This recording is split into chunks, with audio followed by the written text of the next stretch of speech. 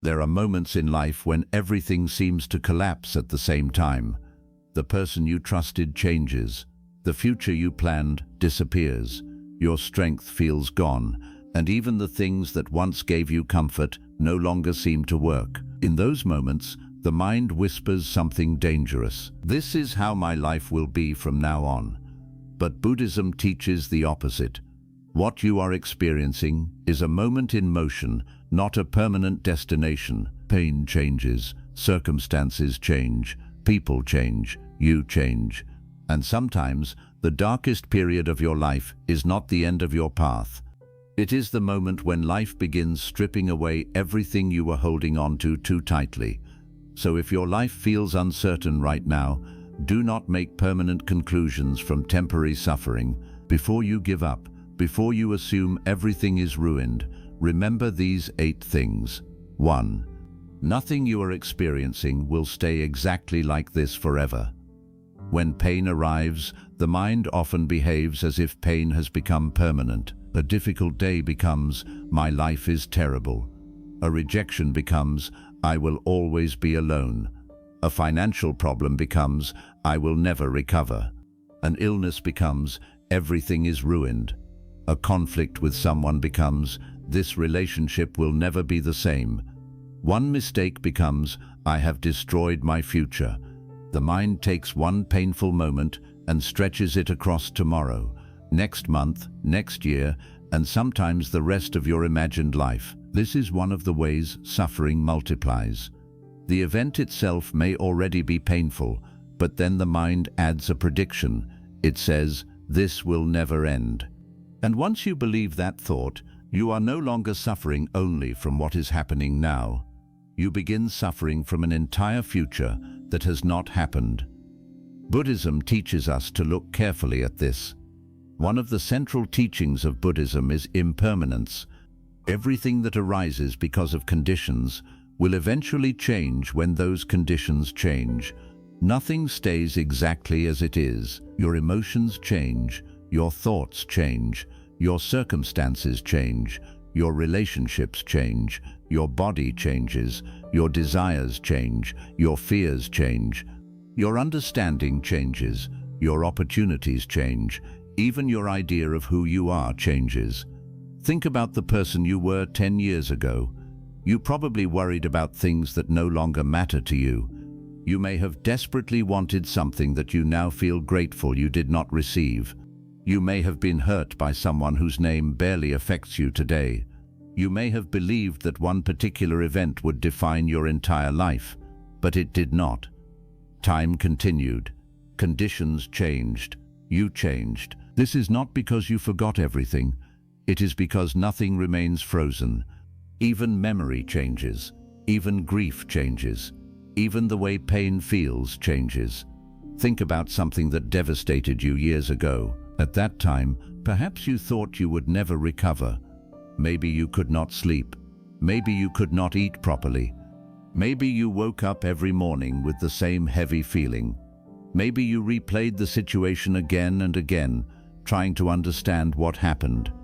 Maybe you wished you could return to the past and change one decision. Maybe you wondered how life could continue, and yet life continued.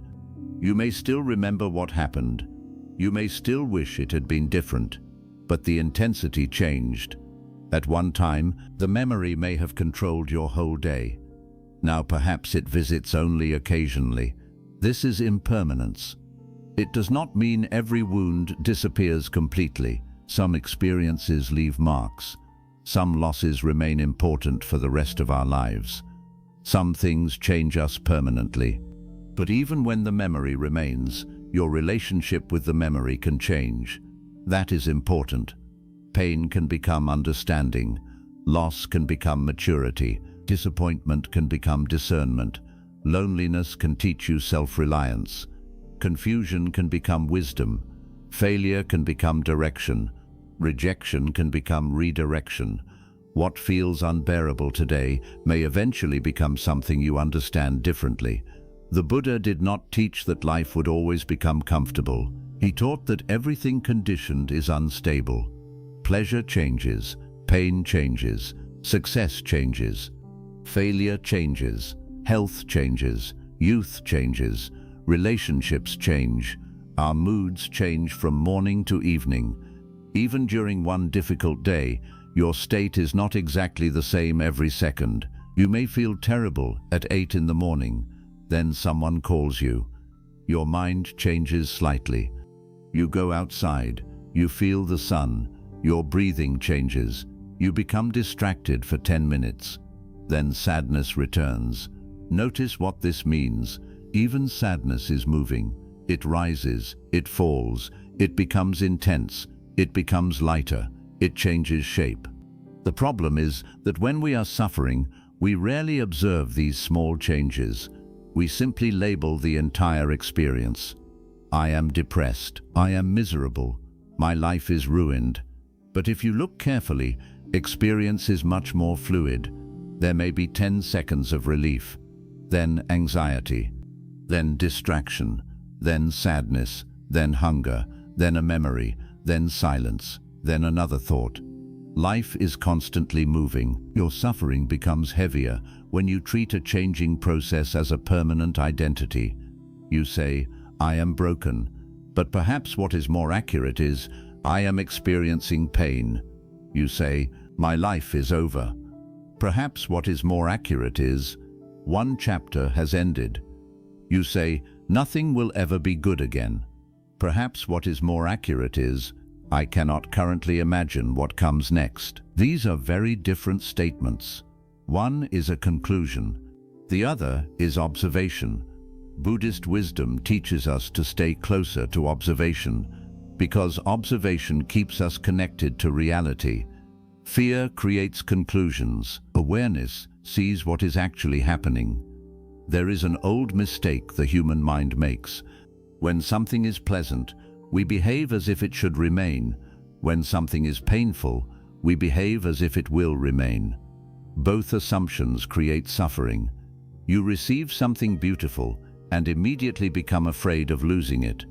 You lose something important and immediately become afraid that the pain will never leave. Impermanence teaches another way. When something good is here, appreciate it because it will change. When something difficult is here, endure it wisely because it will also change. This is not pessimism. It is realism. A flower is beautiful partly because it does not remain forever. A sunset matters because it passes. Childhood matters because it ends. A conversation matters because it cannot be repeated exactly. Life becomes precious when we stop demanding permanence from it. And suffering becomes more manageable when we stop assuming pain is permanent. When things are good, remember impermanence so that you do not become arrogant, careless, or possessive. Enjoy what is here, but do not build your entire identity around it. When things are painful, remember impermanence so that you do not become hopeless. Do what needs to be done. Ask for help when you need it. Rest when you need rest. Take practical action, but do not mentally sentence yourself to a lifetime of suffering because today is difficult. Everything passes through stages. The storm changes. The body adapts. The mind settles. New conditions arise. People enter your life. People leave your life. New opportunities appear. New interests develop. Your priorities shift. What once felt like the center of your world can eventually become a small part of your story. There may come a morning when the thing you think about every 5 minutes today enters your mind only once.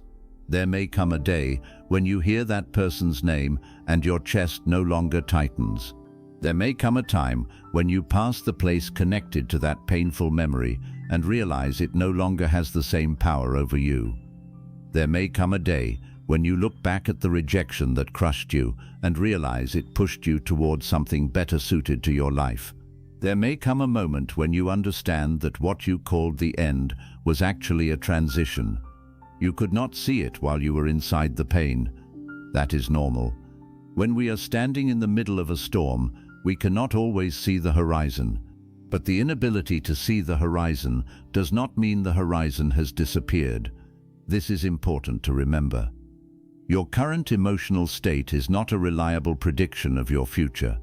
If you are exhausted today, the future looks exhausting. If you are lonely today, the future looks lonely.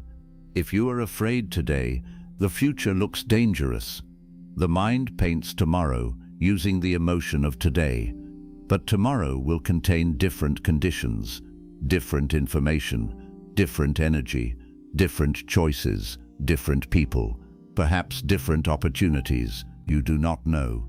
And Buddhism invites you to become comfortable with saying, I do not know. That statement can be freeing. I do not know what happens next. This is very different from, I know nothing good will happen. You do not know that.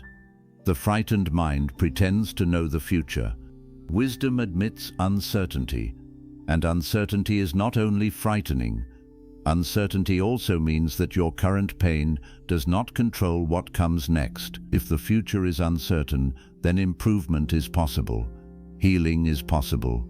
Understanding is possible. Change is possible. So when your mind says, this is forever, do not automatically believe it. Say to yourself, this is what I am experiencing now. Notice the difference. Not forever. Now. I am lonely now. I am afraid now. I am grieving now. I am confused now. I am financially struggling now. I do not know what to do now. The word now creates space. It reminds you that this is a moment in time, not a final judgment on your entire life. You do not need to survive the next 10 years today. You do not even need to solve the next year today. You only need to meet this moment, and then the next one, and then the next. Life never arrives all at once. Life arrives moment by moment. Your suffering becomes heavier when you carry imaginary years of pain that have not happened. Imagine someone going through a breakup. The actual reality is, the relationship has ended. That hurts. But then the mind says, I will spend every birthday alone. I will never love again. I will never trust again. I will grow old alone. Now the person is not only grieving today, they are grieving 20 imaginary years. This is unnecessary suffering. Those years do not exist yet. Return to what is actually here. Perhaps right now, you are sitting in a room. You are breathing. Your body is touching the chair. Your feet are touching the floor. There are sounds around you. There is air entering your lungs. This is reality. The future story is thought. Return to reality. You are breathing now. You are sitting now. You are listening now. This moment may be difficult, but this moment is also changing while you are inside it.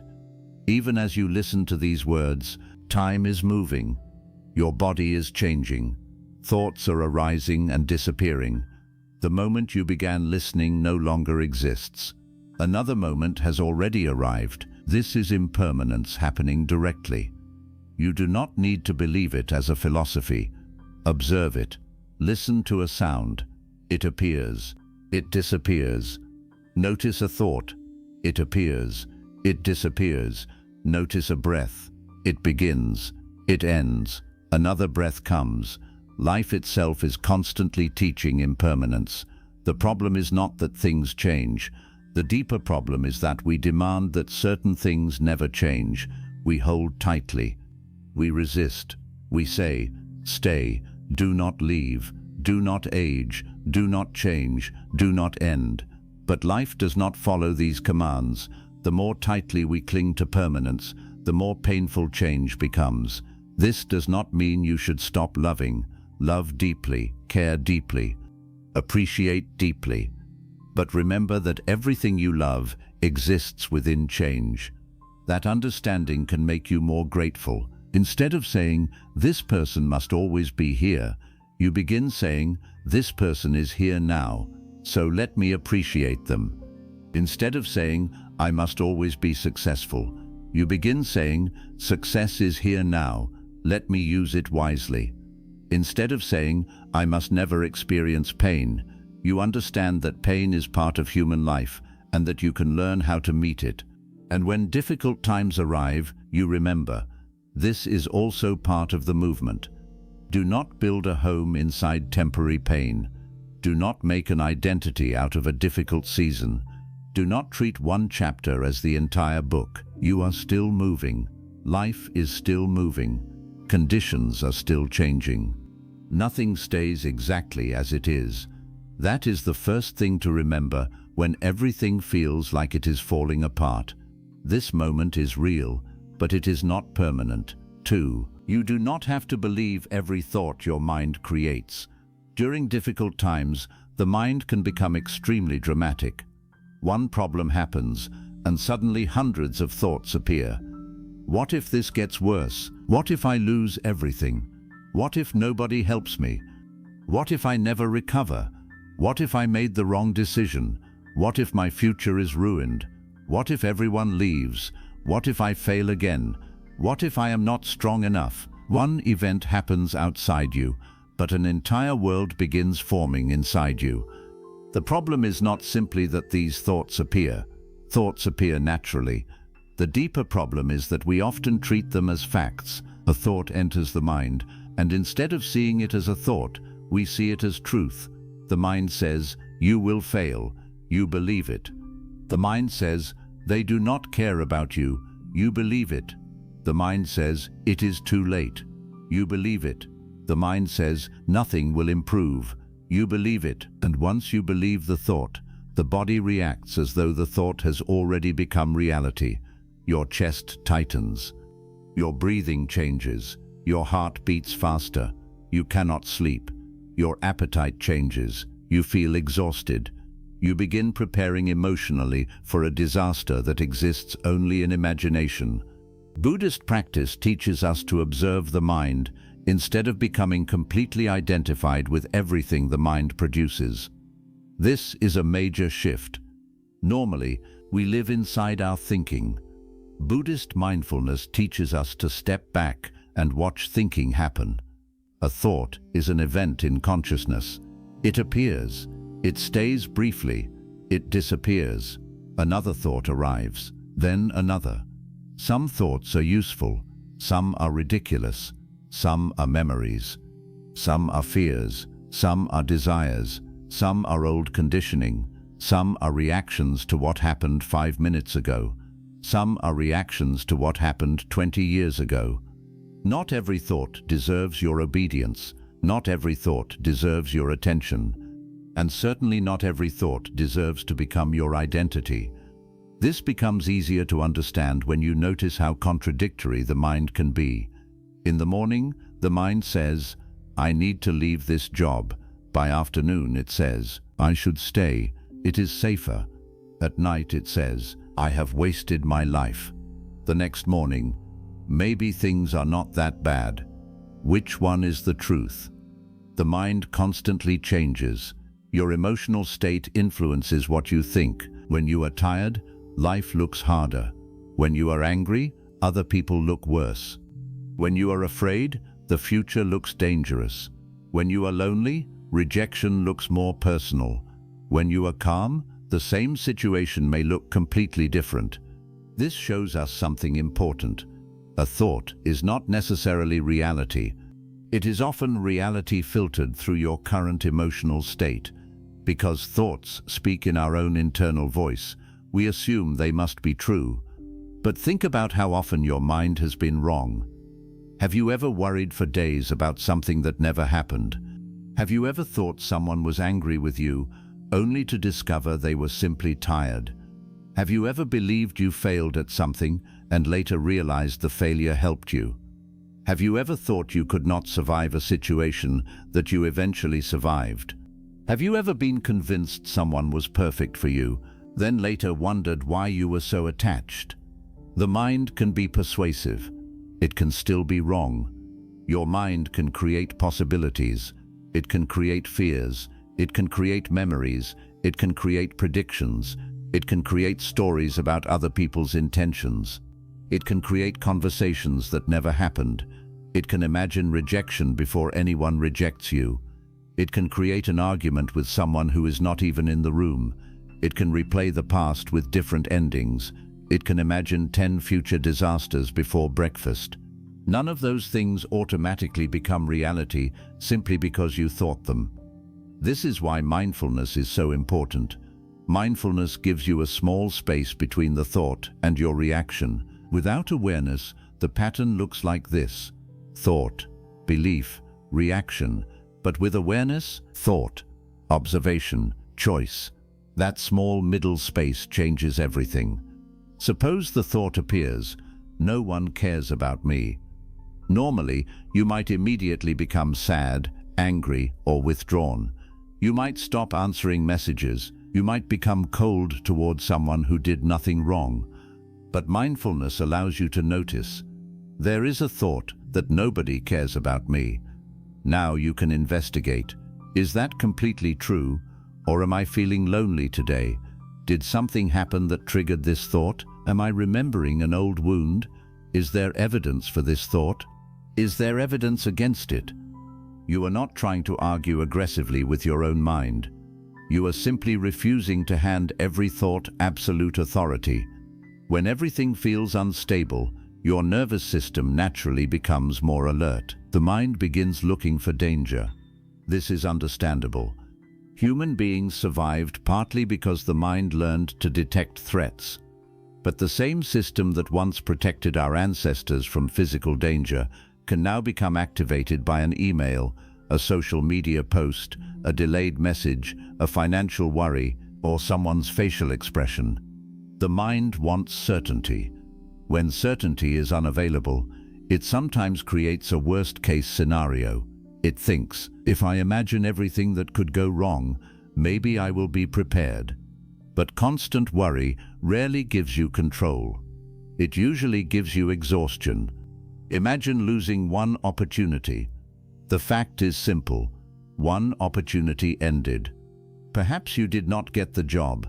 Perhaps someone did not choose you. Perhaps your business idea failed. Perhaps an application was rejected. That is the event. Then the mind adds, no one will ever choose me. I always fail. I am getting too old. Everyone else is moving ahead. I have wasted my time. My entire future is collapsing. Notice what happened. One event became a global judgment about your whole life. This is how the mind multiplies suffering. One rejection becomes, I am rejected. One failure becomes, I am a failure. One person leaving becomes, everyone leaves me. One mistake becomes, I ruin everything. This is where Buddhist awareness becomes practical. You learn to separate an event from the identity you attach to it. You failed at something. That does not mean you are a failure. Someone did not choose you. That does not mean you are unworthy. Someone misunderstood you. That does not mean nobody will ever understand you. You made a mistake. That does not mean your entire life is a mistake. The mind loves absolute language. Always, never, everyone, nobody, everything, nothing. When you hear these words inside your mind, become curious. I always fail. Always? Really? Every single time? I have nobody. Nobody? Not one human being? My entire life is ruined. Entire life? Or one important area of life? This is not about pretending everything is wonderful. It is about becoming accurate. A frightened mind speaks in absolutes. Wisdom looks at specifics. Instead of saying, my life is falling apart, you might say, my relationship is currently difficult. My finances need attention. I am worried about my health. I feel uncertain about my career. These statements are less dramatic, but more useful. Why? Because specific problems can be addressed. A vague statement like, my entire life is ruined, gives you nowhere to begin. But I need to reduce my expenses this month, gives you an action. I need to have an honest conversation, gives you an action. I need professional advice about this problem, gives you an action. Specificity turns panic into something you can work with. This is why Buddhist practice encourages clear seeing, not positive seeing, not negative seeing. Clear seeing. You learn to say, there is fear, there is uncertainty, there is a thought about the future, there is anger, there is sadness, there is jealousy, there is shame. There is a powerful difference between saying, "I am angry," and saying, "Anger is present." There is a difference between saying, "I am anxious," and saying, "Anxiety is present." There is a difference between saying, "I am hopeless," and saying, "Hopelessness is present right now." One turns a temporary condition into an identity. The other sees it as something arising in awareness. This is not merely changing words. It changes your relationship with the experience. If anger is something that is present, then anger can also leave. If fear is something that has arisen, fear can also pass. If sadness is being experienced, sadness does not have to define the entire person experiencing it. You become the observer rather than the prisoner. You do not need to fight your thoughts. This is important. Many people hear teachings about the mind and immediately begin another battle. I should not think negatively. I must stop worrying. I need to control every thought. That creates more tension. The mind says something fearful. Then you become angry at yourself for thinking it. Now you have fear and self-criticism. Buddhist practice is gentler and more intelligent. Notice, do not immediately obey. Let the thought be there. Watch it. A thought is like someone knocking on your door. You do not have to invite every visitor inside. You can hear the knock without opening the door. The thought says, "You are going to fail." You can respond internally. Maybe, maybe not. The thought says, "Everything is going wrong." You can ask, "Is that actually true?" The thought says, "You should send that angry message right now." You can wait. The thought says, "You need an answer immediately." You can breathe. That pause is practice. Sometimes the wisest response to a thought is no response. You do not need to solve every thought. Imagine sitting beside a road watching cars pass. You do not chase every car. You notice it. Then it disappears into the distance. Thoughts can be treated the same way. One arrives. Something bad might happen. There it is. Another arrives. I should have done things differently. There it is. Another. They probably hate me. There it is. You observe. You do not jump into every vehicle. This is difficult at first because we have spent years jumping into thoughts automatically. But awareness becomes stronger through practice.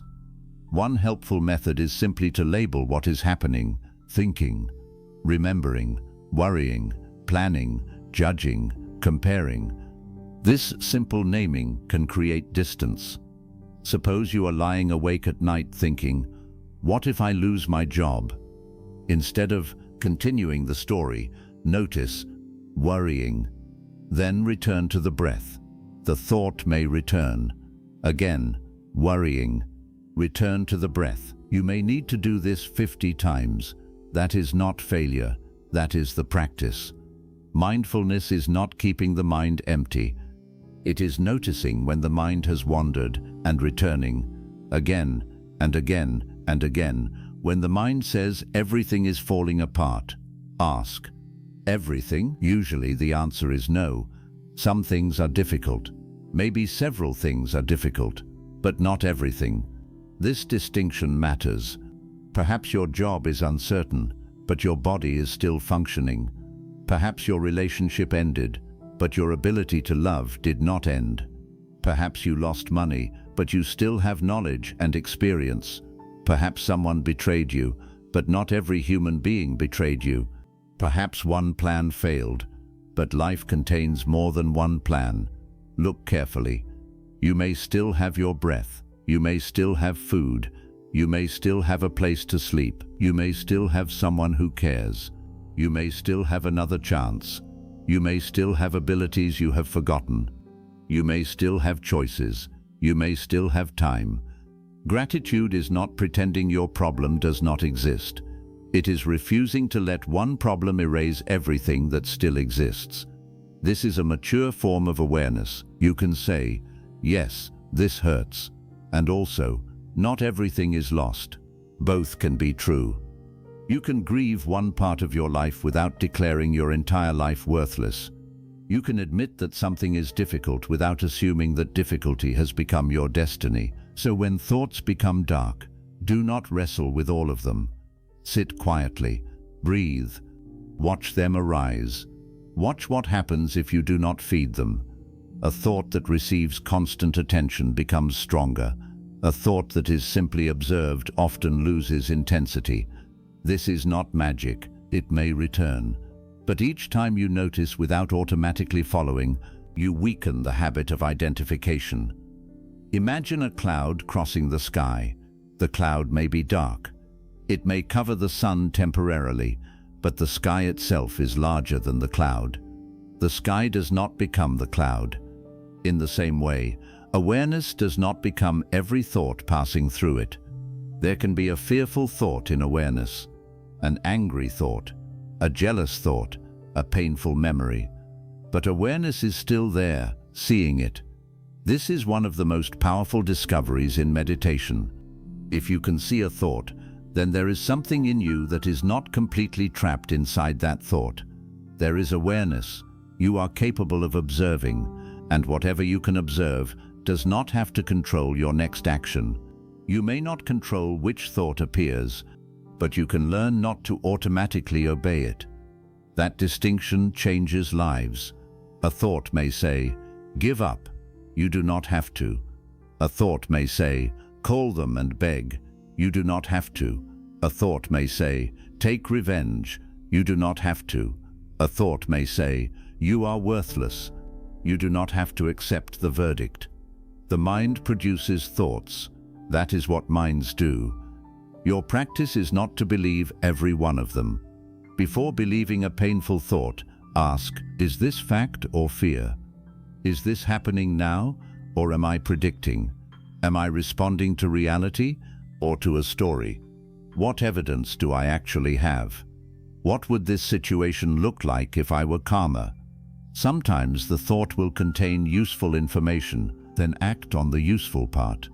If you think, "I am worried about money," maybe the useful action is checking your finances.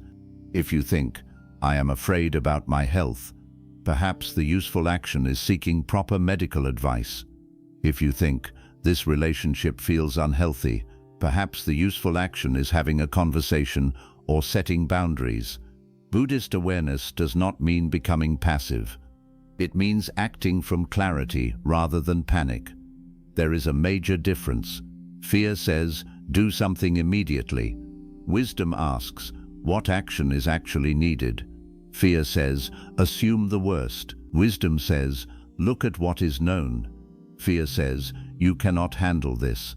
Wisdom says, "Handle the next part."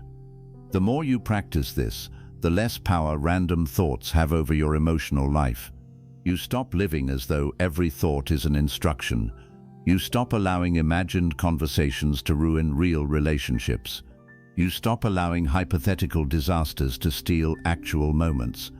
You begin meeting life as it is, instead of constantly reacting to what the mind predicts it might become. And this is one of the deepest freedoms Buddhism points toward. The freedom is not having a perfectly quiet mind. The freedom is being able to hear the noise without becoming its servant. Thoughts will come. Let them come. Thoughts will go. Let them go. Notice them. Learn from the useful ones. Question the fearful ones. Release the unnecessary ones. And remember, your mind can produce a thought. That does not mean the thought is true. Your mind can produce fear. That does not mean danger is present. Your mind can predict a future. That does not mean the future has been decided. You are capable of seeing the thought. And because you can see it, you can choose whether to follow it. That is the second thing to remember when everything feels like it is falling apart. You do not have to believe everything your mind tells you, too. You do not have to believe every thought your mind creates. One of the most important things you can learn during difficult times is this: not everything your mind tells you is true. That sounds simple, but most people live as though every thought that enters their mind deserves to be believed. A thought appears, and immediately they accept it. The mind says, something bad is going to happen. They become afraid. The mind says, nobody really cares about me. They become lonely. The mind says, I have ruined everything. They become ashamed. The mind says, I will never recover from this. They become hopeless. The mind says, they are probably thinking badly about me. They become anxious. Nothing has actually happened in that moment except a thought. But because the thought feels convincing, the whole body begins reacting to it as if it were reality. This is one of the reasons difficult periods can become much heavier than they need to be. You are not only dealing with what is happening, you are also dealing with everything your mind imagines might happen. One problem enters your life, and suddenly your mind creates 10 more. You lose one opportunity. Then the mind says, what if no other opportunity comes? What if I am falling behind? What if everyone else succeeds except me? What if I wasted too much time? What if I chose the wrong path? What if my future is ruined? You receive one negative message. The mind says, they do not respect me. They never respected me. Nobody respects me. I should have known. I should cut everyone off. A person does not reply for a few hours. The mind says, they are ignoring me. They are losing interest. I must have done something wrong. They have probably found someone else. They do not care anymore. Notice how quickly the mind can move from something small and uncertain to something enormous and painful. This happens because the mind does not like uncertainty. When something is unknown, the mind wants to fill the empty space. And unfortunately, during stressful periods, it often fills that space with fear. If you do not know why someone has become quiet, the mind invents an explanation. If you do not know what will happen with your career, the mind invents a future. If you do not know whether something will work, the mind starts preparing for failure. If you do not know how a problem will end, the mind often imagines the worst ending possible. Then we make a mistake. We confuse imagination with information. We think that because something can happen, it probably will happen. But possibility is not certainty. Fear is not prophecy. A thought is not evidence. Buddhist teachings place enormous importance on observing the mind because the Buddha understood that much of human suffering is created not only by external circumstances, but by the way the mind relates to those circumstances. Two people can experience a similar event and suffer very differently. Why? Because the event is only one part of the experience. The interpretation is another part. Suppose two people lose their jobs. The first person thinks, this is difficult, I am frightened, but jobs change. I will reduce my expenses, ask for help if necessary, and begin searching. The second person thinks, this is a disaster, I am a failure, nobody will hire me again, everyone will think I am useless, my whole life is collapsing. The external event may be similar, but internally, the experience becomes completely different. The second person is suffering not only from unemployment, they are suffering from humiliation that has not occurred, rejection that has not occurred, future poverty that has not occurred, judgment from people who may not even be judging them, failure that has now been turned into an identity. This is how thinking multiplies pain. Buddhism does not teach you to stop thinking. That would be unrealistic. The mind thinks. That is what it does. Just as the ears hear sounds and the eyes see shapes, the mind produces thoughts. The goal is not to make the mind completely empty. The goal is to understand thoughts correctly. A thought is something appearing in awareness. That is all. Some thoughts are useful. Some are accurate. Some warn you about real problems. Some help you plan. Some help you remember important things. But other thoughts are fear. Some are old habits. Some are exaggerations. Some are assumptions. Some are memories that no longer describe the present. Some are emotional reactions pretending to be facts. Wisdom means learning the difference. Imagine that your mind is like a radio that never completely turns off. All day it broadcasts. This is good. This is bad. I like this. I hate that. They should not have done that. I should have said something different. What will happen tomorrow? Why did that happen yesterday? What if I fail? What do they think of me? You have listened to this radio for so many years that eventually you begin assuming that the voice is you. But Buddhist meditation begins showing you something extraordinary. You can hear the voice, therefore you can observe it. You can notice thinking happening. Sit quietly for even 5 minutes and watch. A thought appears. Maybe it says, I need to remember something. Then another appears. I wonder what happened yesterday. Then, this is boring. Then, I should check my phone. Then suddenly a memory from 5 years ago appears. Then an imaginary conversation about tomorrow. None of this was deliberately chosen. Thoughts simply arose. That observation teaches you something extremely important. If you did not deliberately choose every thought, why should you automatically believe every thought? This becomes especially important when you are emotionally vulnerable. When you are frightened, the mind produces frightened thoughts. When you are angry, it produces angry interpretations. When you are jealous, it searches for evidence of betrayal. When you are lonely, it notices rejection more easily. When you are exhausted, problems seem larger. When you are ashamed, you imagine that everyone is judging you. This means the state of your mind affects the story your mind tells. Have you ever had a serious problem late at night? At 2 in the morning, everything seemed impossible. You could not stop thinking. You imagined terrible outcomes. Maybe you made decisions in your head. Maybe you thought, I cannot do this anymore. Then you slept. You woke up. The problem still existed.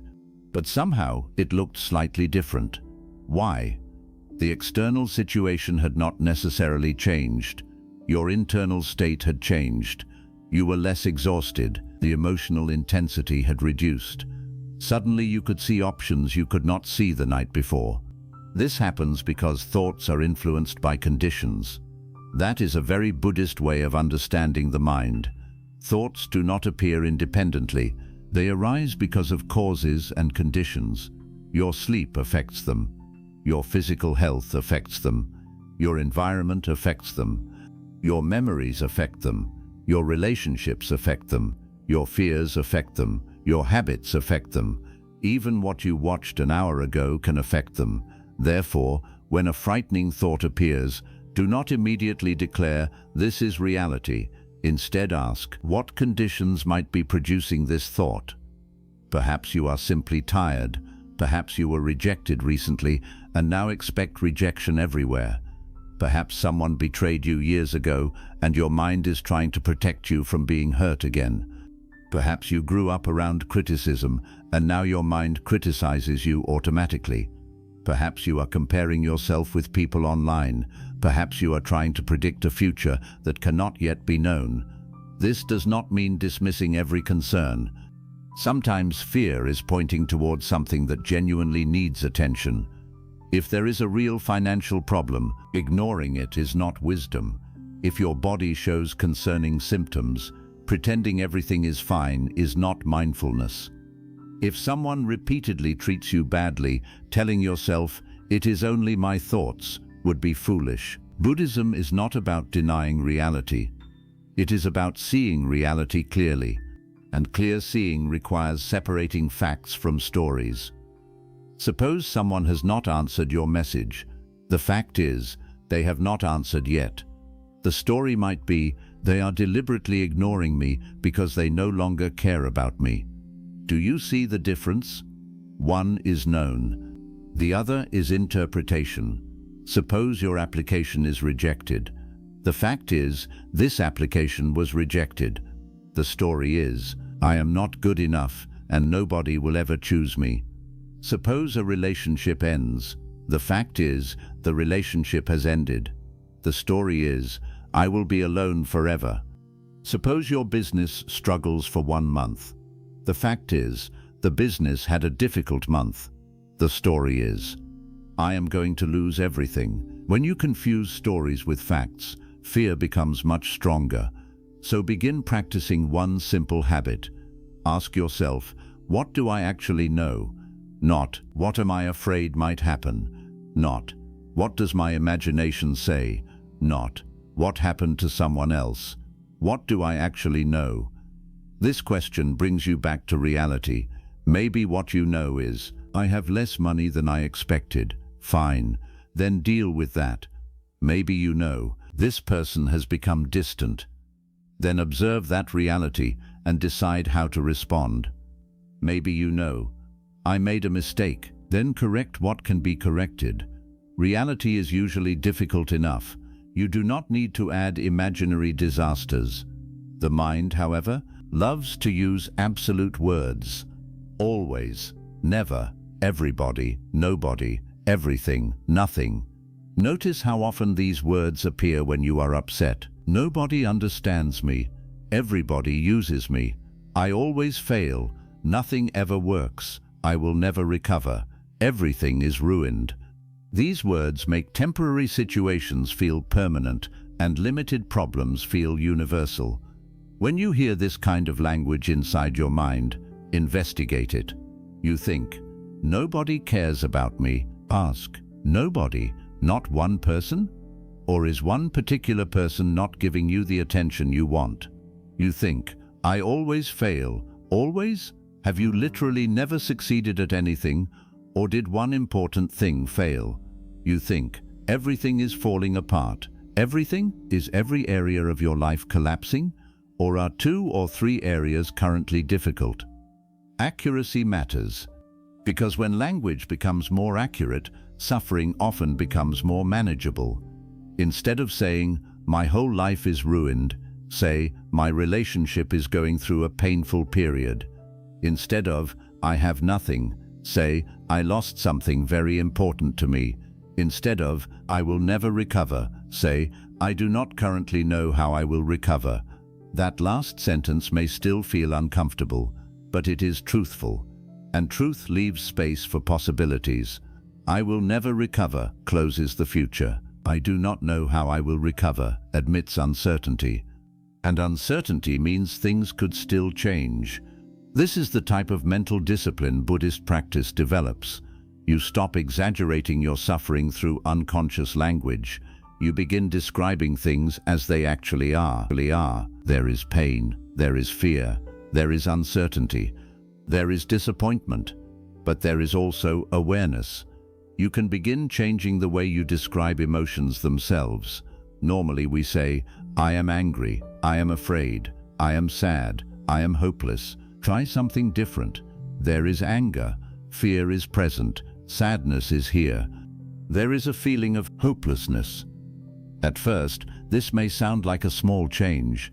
It is not. When you say, I am hopeless, you are turning hopelessness into who you are. When you say hopelessness is present, you are recognizing it as an experience passing through you. The Buddha constantly directed attention toward the arising and passing of phenomena. Feelings arise, thoughts arise, sensations arise. Then, because their supporting conditions change, they pass. You can observe this directly. Anger comes. For a few minutes, it feels enormous. But if you do not constantly feed it with memories and imagined arguments, eventually its intensity changes. Fear comes, your body tightens, then something interrupts you. Maybe your phone rings, maybe somebody enters the room. For a few moments the fear disappears. Then the thought returns, and the fear returns. This shows you that fear is not a permanent object. It is a process. Thought, reaction, and because it is a process, awareness can change your relationship to it. Suppose someone insulted you. Hours later, you are still angry. But notice what is happening. Is the person still insulting you? Probably not. Maybe they are not even near you. So what keeps the anger alive? Memory. You replay what they said. Then your body becomes angry again. You imagine what you should have said. More anger. You imagine seeing them tomorrow. More anger. You imagine proving them wrong. More anger. The external event happened once. The mind recreates it 50 times. This is why observing thoughts matters. Without awareness, you can continue experiencing something long after the actual event ended. The same thing happens with embarrassment. Perhaps you said something awkward in front of a group. The moment lasts 20 seconds. Later you replay it 10 times.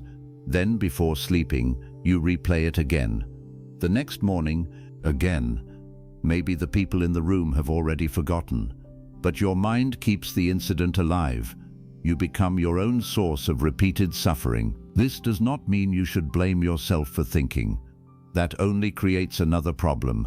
Now you would have the original painful thought and another thought saying, "I should not be thinking like this." Do not fight the mind. Observe it. Imagine you are sitting beside a river. Leaves are floating past. Each leaf is a thought. One leaf says, "You should have done better." Another says, "They do not like you." Another says, "What if tomorrow goes badly?" Another says, "You are not good enough." You do not need to jump into the river after every leaf. You can sit on the bank and watch. There is another thought. Then let it continue. This is much closer to Buddhist mindfulness. You are not forcing the river to stop. You are learning not to be carried away by everything floating through it. A practical method is to label thoughts.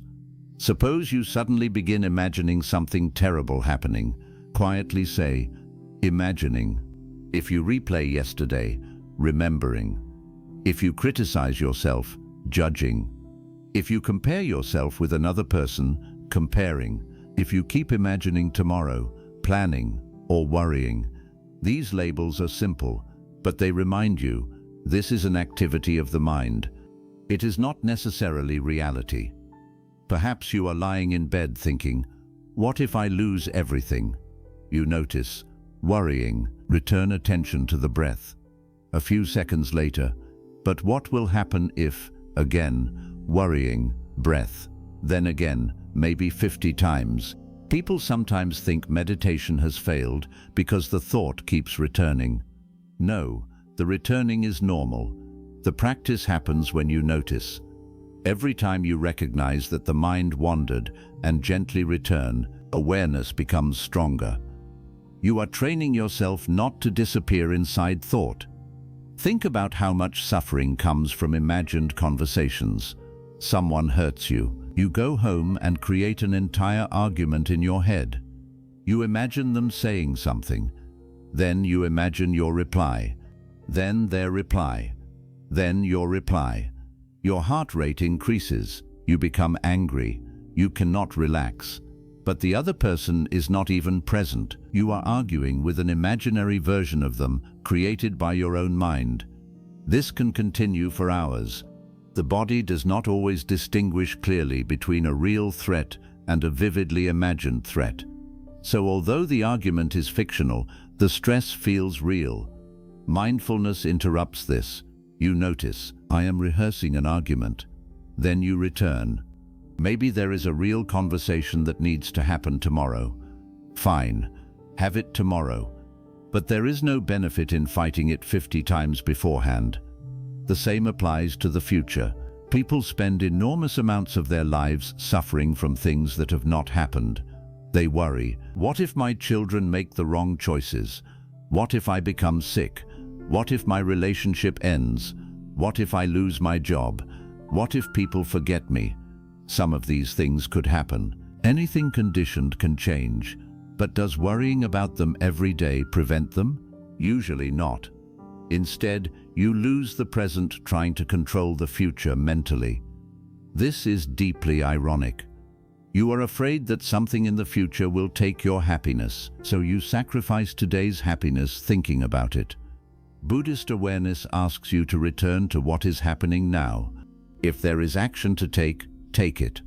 If there is no useful action available right now, notice the worry and let it pass. Suppose you are concerned about money. There may be useful actions. Review your expenses. Reduce unnecessary spending. Look for additional income. Ask for advice. Make a plan. These actions are different from lying awake for 3 hours imagining becoming homeless. One is problem solving. The other is suffering. The mind often confuses worrying with problem solving. It says, if I stop worrying, I will become careless. But worry and responsibility are not the same. You can be responsible without constantly frightening yourself. You can make plans calmly. You can face unpleasant truths calmly. You can take precautions calmly. In fact, a calmer mind usually makes better decisions than a panicked one. This is why the practice is not about replacing negative thoughts with positive fantasies. The answer to everything will definitely go wrong is not necessarily everything will definitely be perfect. Neither statement may be true. A wiser response is, I do not know exactly what will happen. I will deal with what actually happens. That is much stronger. It does not require pretending. You do not have to convince yourself that life will always work the way you want. Buddhism never promised that. You simply learn that uncertainty does not need to become catastrophe inside your imagination. When the mind says, what if something goes wrong? You can answer, then I will respond to what actually happens. When the mind says, what if they reject me? You can answer, then rejection will be painful and I will continue. When the mind says, what if this plan fails? You can answer, then I will learn what I can and decide what comes next. This is different from false confidence. This is resilience grounded in reality. Another important thing to understand is that many thoughts are old. They appear to describe the present, but they actually come from the past. Perhaps as a child, you were often criticized. Years later, whenever you make a small mistake, the thought appears, you are useless. That voice may feel like truth, but perhaps it is simply something you heard so many times that your mind learned to repeat it. Maybe you experienced betrayal. Now when someone takes longer than usual to answer you, the mind says, they are hiding something. Maybe you were abandoned. Now small changes in someone's behavior create panic. Maybe you failed publicly once. Now every new challenge produces the thought, do not try. You will embarrass yourself again. The mind is trying to protect you using old information, but old information does not always fit the present. This is why awareness asks, is this thought about now, or is an old wound speaking? That question alone can create enormous clarity. You begin realizing that some thoughts are not instructions, they are echoes, and an echo does not need to determine your next decision. Buddhist practice also teaches us to notice craving and aversion behind our thoughts. Much thinking comes from wanting reality to be different. I need them to love me. I need this opportunity.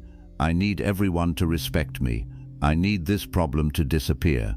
Or, I cannot tolerate this. I cannot accept being rejected. I cannot allow myself to fail. I cannot stand uncertainty. Watch what happens when the mind uses words like must and cannot. Life becomes narrow. You create a condition for your well-being. This specific thing must happen, otherwise I cannot be okay. Now your emotional state is handed over to something you may not control. Awareness allows another possibility. I strongly want this, but I can survive without getting exactly what I want. I dislike this experience, but I can be present with it. I would prefer certainty, but life is uncertain. I would prefer approval, but another person's opinion does not determine my entire worth. This is not indifference. It is freedom from being completely controlled by mental demands. Another trap of the mind is comparison. When your life feels difficult, you look around and suddenly everyone seems to be doing better. You see somebody getting married, somebody buying a home, somebody traveling, somebody becoming successful, somebody celebrating. And the mind says, look at everyone moving forward while you remain behind. Again, investigate. Everyone? You are seeing selected moments. You do not see their private fears, their debts, their family problems, their loneliness, their regrets, their health concerns, their arguments. You are comparing your complete inner life with a small piece of their outer life. That comparison is naturally unfair, but the mind does it automatically. Buddhist awareness says, comparing. Then return to your own path. Another person's timing is not your life. Another person's success is not your failure. Their relationship does not prove you are unlovable. Their wealth does not make your life worthless. Their appearance does not reduce your value. Comparison is simply another form of thought. You do not have to enter it. This does not mean becoming passive or refusing to improve yourself. You can learn from other people. You can be inspired. But once comparison turns into self-hatred, it is no longer helping you. Drop it. Your responsibility is the life in front of you. The mind may resist all of this. It may say, but what if my negative thought is actually true? Sometimes it will be. If you think your relationship is struggling, maybe it genuinely is. If you think your finances are in trouble, maybe they are. If you think someone has treated you badly, perhaps they did. Again, Buddhism does not teach denial. The question is not, is every unpleasant thought false? The question is, does every unpleasant thought deserve immediate belief without investigation? No, investigate. Look directly, see what is true, then respond wisely. Suppose someone repeatedly disrespects you. Clear seeing may reveal, this person's behavior is unhealthy for me. Then awareness may lead to a boundary. That is wisdom. But the mind may add, nobody can be trusted. That is a generalization. Wisdom separates the two. This particular person has repeatedly behaved in a harmful way. That is enough. You do not need to condemn the entire human race. Suppose you lose money. Clear seeing says, I made a bad financial decision. Useful. You can learn from it. The mind adds, I am an idiot. I ruin everything. Useless. One statement contains information. The other contains punishment. Learn to separate correction from self-attack. You do not become wiser by constantly insulting yourself. If self-hatred created wisdom, humanity would already be enlightened. Instead, awareness sees mistakes clearly without turning them into permanent identities. I acted foolishly. That may be true. I am permanently foolish. That does not follow. I failed. Maybe. I am a failure. Different statement. The distinction matters. One describes an event. The other creates a prison. The more closely you observe thoughts, the more you begin recognizing patterns. Perhaps your mind catastrophizes. Maybe every small problem becomes the worst possible outcome. Perhaps it reads minds. They must think I am stupid. Perhaps it predicts the future. This will never work. Perhaps it personalizes everything. They were quiet today. It must be because of me. Perhaps it filters out everything good. 10 people praise you. 1 criticizes you. You think about the criticism for 3 days. These patterns are not reality. They are habits, and habits can be observed. What is observed can gradually lose its automatic control. So the next time a thought hurts you, do not immediately ask, how do I make this thought disappear? Instead ask, what is this? Is it fact? Is it fear? Is it memory? Is it prediction? Is it comparison? Is it self-judgment? Is it an old wound? Is there useful information inside it? If yes, take the useful information, then leave the unnecessary suffering behind. Suppose the thought is, I am afraid I will fail the exam because I have not prepared enough. There is useful information, study, but I will fail. Everyone will think I am stupid, and my whole future will be ruined. Contains unnecessary additions. Take the useful part. Drop the drama. Suppose, I am concerned about this relationship because communication has become worse. Useful. Perhaps have an honest conversation. But they obviously stopped loving me. They are probably going to leave, and nobody will ever love me again. Is a story built around the original concern. Wisdom acts on reality. Fear reacts to imagination. This distinction can change your entire emotional life. You will still experience difficult thoughts. Buddhist practice does not turn you into a person who never worries. The difference is that eventually, thoughts stop owning you completely. A fearful thought appears. You notice. An angry thought appears. You notice. An insecure thought appears. You notice. Then instead of immediately acting, you create a pause. And inside that pause lives freedom. Someone insults you. The thought comes. Attack them. Pause. Someone ignores you. The thought says, send another message. Pause. Someone disappoints you. The thought says, cut them out forever. Pause. You feel lonely. The thought says, go back to the person who repeatedly hurt you. Pause. You feel rejected. The thought says, prove your worth. Pause. That small space between thought and action can prevent enormous suffering. Many of the decisions people regret were not carefully chosen. They were reactions. A thought came, an emotion followed. Action happened immediately. Then later, when the mind became calm, regret arrived. Mindfulness interrupts that chain. Thought, emotion, awareness, then choice. Sometimes you still choose to act, but now the action is deliberate. Maybe confrontation is necessary. Maybe leaving is necessary. Maybe speaking is necessary. Maybe apologizing is necessary. Maybe doing nothing is wiser. The important thing is that fear is no longer making every decision for you.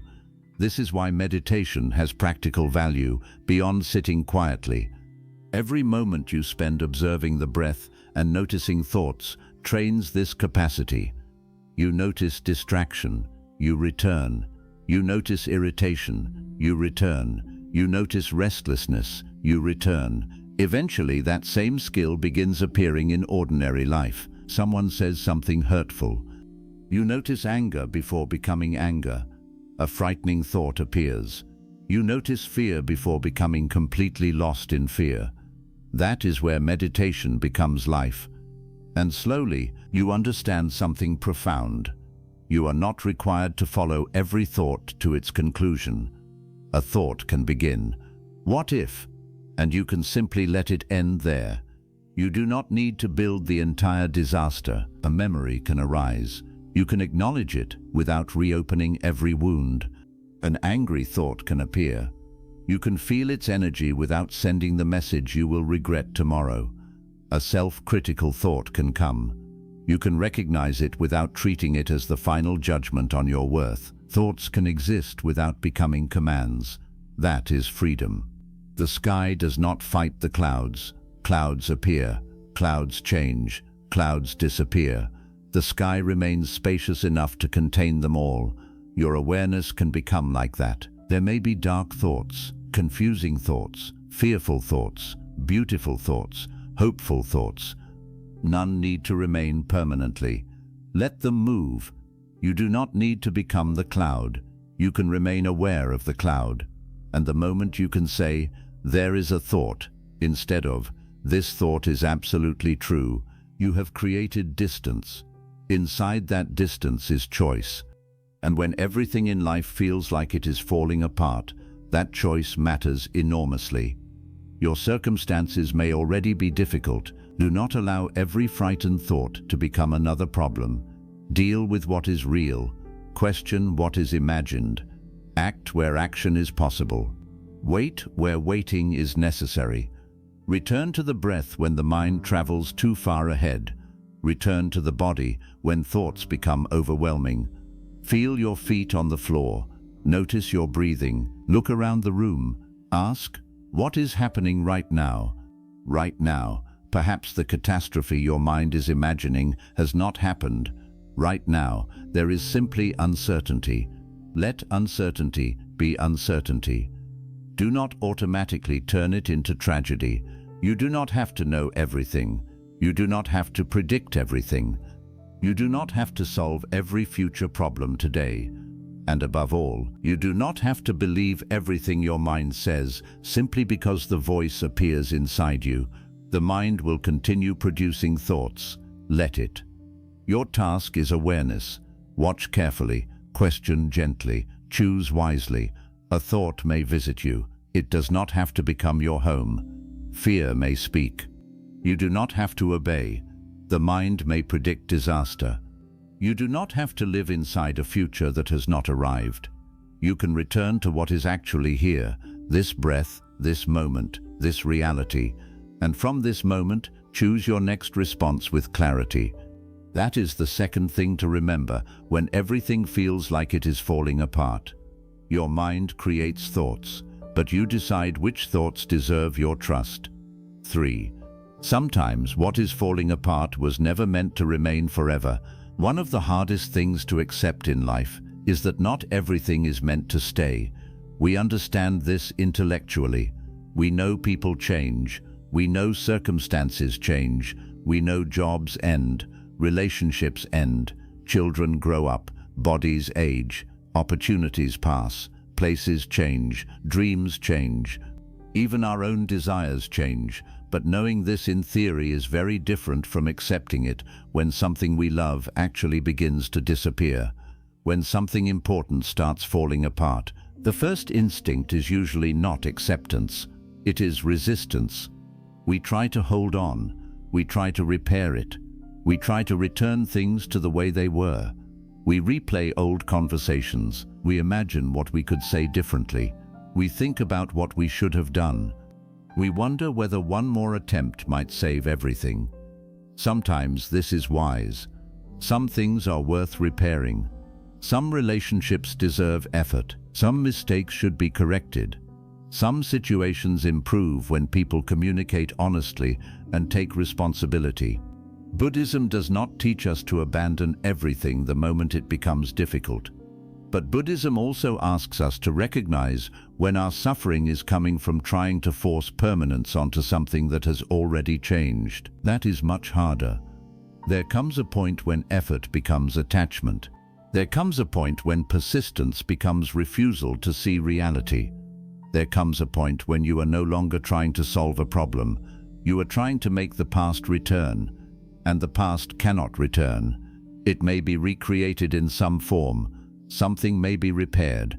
A relationship may begin again. A career may recover. A family may reconcile. But it will never be exactly what it was. Once change has happened, the conditions are different. You are different. The other person is different. The circumstances are different. This is where the Buddhist teaching of impermanence becomes more than philosophy. It becomes something deeply personal. You begin to understand that part of suffering comes from asking temporary things to behave as though they are permanent. You want the person you love to always feel the same. You want your parents to always be there. You want your children to always need you. You want your body to remain strong.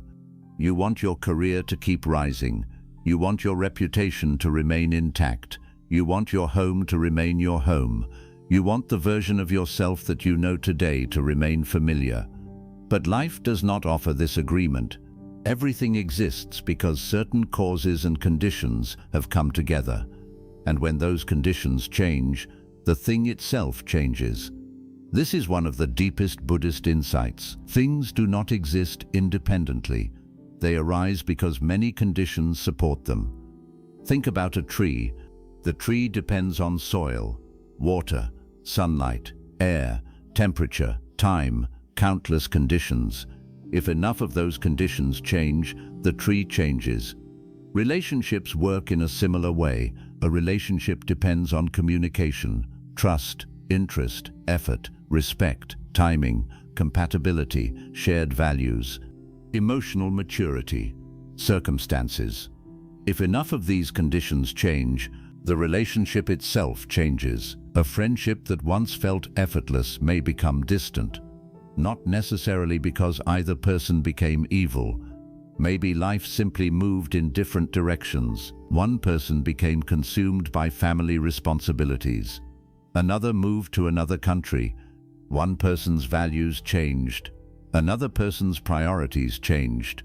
The friendship that existed 10 years ago depended on conditions that may no longer exist today, but the mind says, it should still be the same. Why? Because it once was? That is not how life works. Something having existed beautifully once does not guarantee that it will remain forever.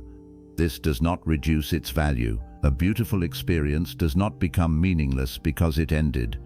A relationship does not become fake simply because it did not last forever. A chapter can be real, meaningful, and important without being permanent.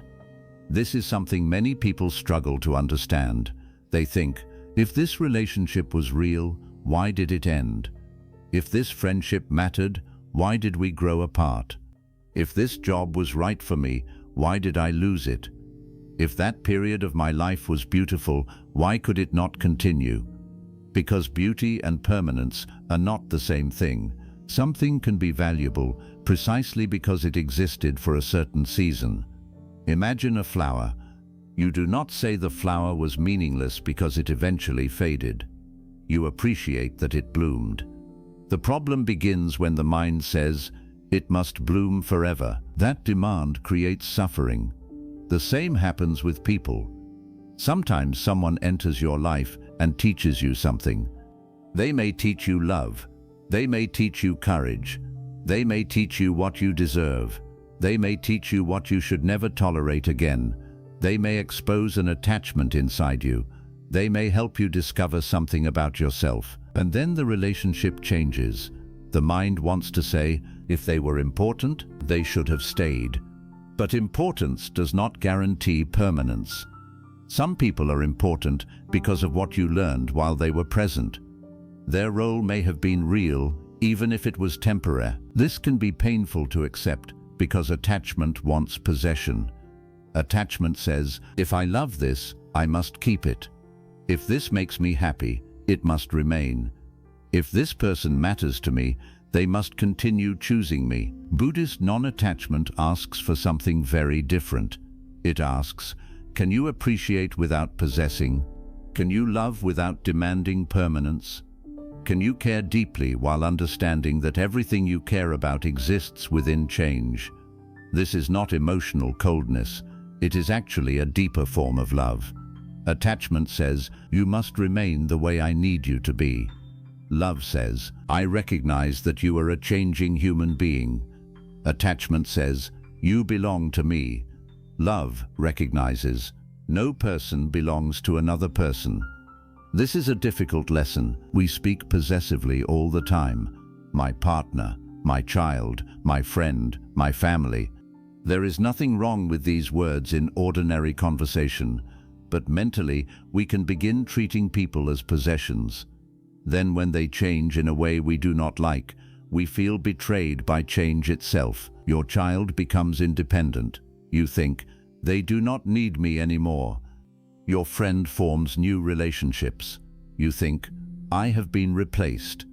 Your partner develops different interests. You think, they are becoming someone else. But every person is becoming someone else. You are too. You are not exactly the person you were 5 years ago. Why should anyone else remain frozen? This does not mean accepting betrayal or mistreatment. Again, non-attachment is not passivity. If someone treats you badly, you can leave. If someone repeatedly breaks your trust, you can create distance. If a relationship becomes harmful, you can protect yourself. But your response becomes wiser when you stop asking, how can I force this to become what it used to be? And begin asking, what is actually true now? This question is powerful. What is true now? Not what was true 3 years ago. Not what you hoped would be true. Not what somebody promised. Not what you imagined. What is true now? Perhaps the truth is that the relationship has changed. Perhaps the truth is that the other person no longer wants what you want. Perhaps the truth is that you have grown in different directions. Perhaps the truth is that an environment that once suited you no longer does. Perhaps the truth is that you are staying because you are afraid of uncertainty. Perhaps the truth is that you no longer love the situation. You love the memory of the situation. That distinction matters. People often remain attached not to what exists now, but to what once existed. They say, this person used to be so kind. This job used to make me happy. This family used to be close.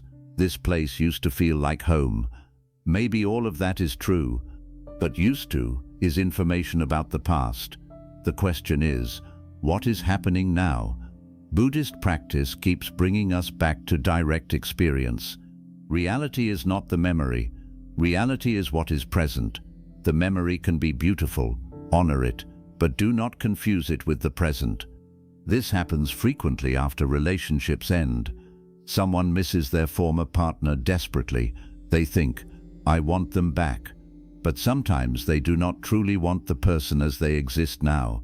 They want certain moments back. The laughter, the affection, the feeling of being chosen, the routine, the messages, the comfort, the plans for the future. They are grieving an experience, but because memory naturally highlights certain moments, the mind may ignore everything that was difficult. It forgets the repeated arguments, the incompatibility, the loneliness inside the relationship, the disrespect, the anxiety, the reasons the relationship ended. Memory can become selective. Then attachment begins chasing a version of the past that no longer exists. The person may even return, and you discover something painful. What you wanted was not them. You wanted the feeling you had before everything changed, but that feeling cannot simply be commanded back into existence. This is why Buddhism encourages us to see things without illusion, not cruelly, not cynically, clearly. Sometimes things fall apart because the conditions supporting them are gone. A business may close because the market changed. A career may end because an industry changed. A relationship may dissolve because trust disappeared. A friendship may fade because shared circumstances disappeared. A dream may no longer fit the person you have become. This is not always a moral failure. The mind wants someone to blame. We often prefer blame because blame gives us a simple story. It ended because they were terrible. It ended because I ruined everything. It ended because life is unfair. Sometimes one person genuinely behaved badly. Sometimes we made serious mistakes. Responsibility matters. But sometimes life is more complicated. Things change because many conditions changed. Understanding this can reduce unnecessary hatred. You may not need to turn every ending into a courtroom. You do not always need to decide who was completely right and who was completely wrong. Maybe two people loved each other and still could not create a healthy life together. Maybe both tried. Maybe both failed in different ways. Maybe both were carrying wounds they did not understand. Maybe timing mattered. Maybe circumstances mattered. Maybe compatibility mattered. Not every ending requires a villain. This understanding can help you let go without poisoning your own heart. Many people believe they cannot move on until they completely understand why something happened, so they keep analyzing. Why? Why? Why? Why did they leave? Why did they change? Why did I not see it? Why did this opportunity disappear? Why did life allow this? Sometimes understanding is valuable. If a pattern keeps repeating, you should investigate it. If you made mistakes, learn from them. If someone manipulated you, understand the warning signs. But there is a point where analysis becomes rumination. You are no longer learning, you are circling. The mind believes, if I think about this long enough, maybe I will finally find the answer that removes the pain. But sometimes there is no answer that will make an ending painless. You may understand exactly why someone left and still miss them. You may understand exactly why the company closed and still feel frightened. You may understand why a friendship ended and still feel sad. Understanding does not erase human emotion. Sometimes healing requires accepting that you will never receive a perfect explanation. That can be extremely difficult. We want closure, but sometimes closure does not arrive as an explanation from another person. Sometimes closure is a decision you make.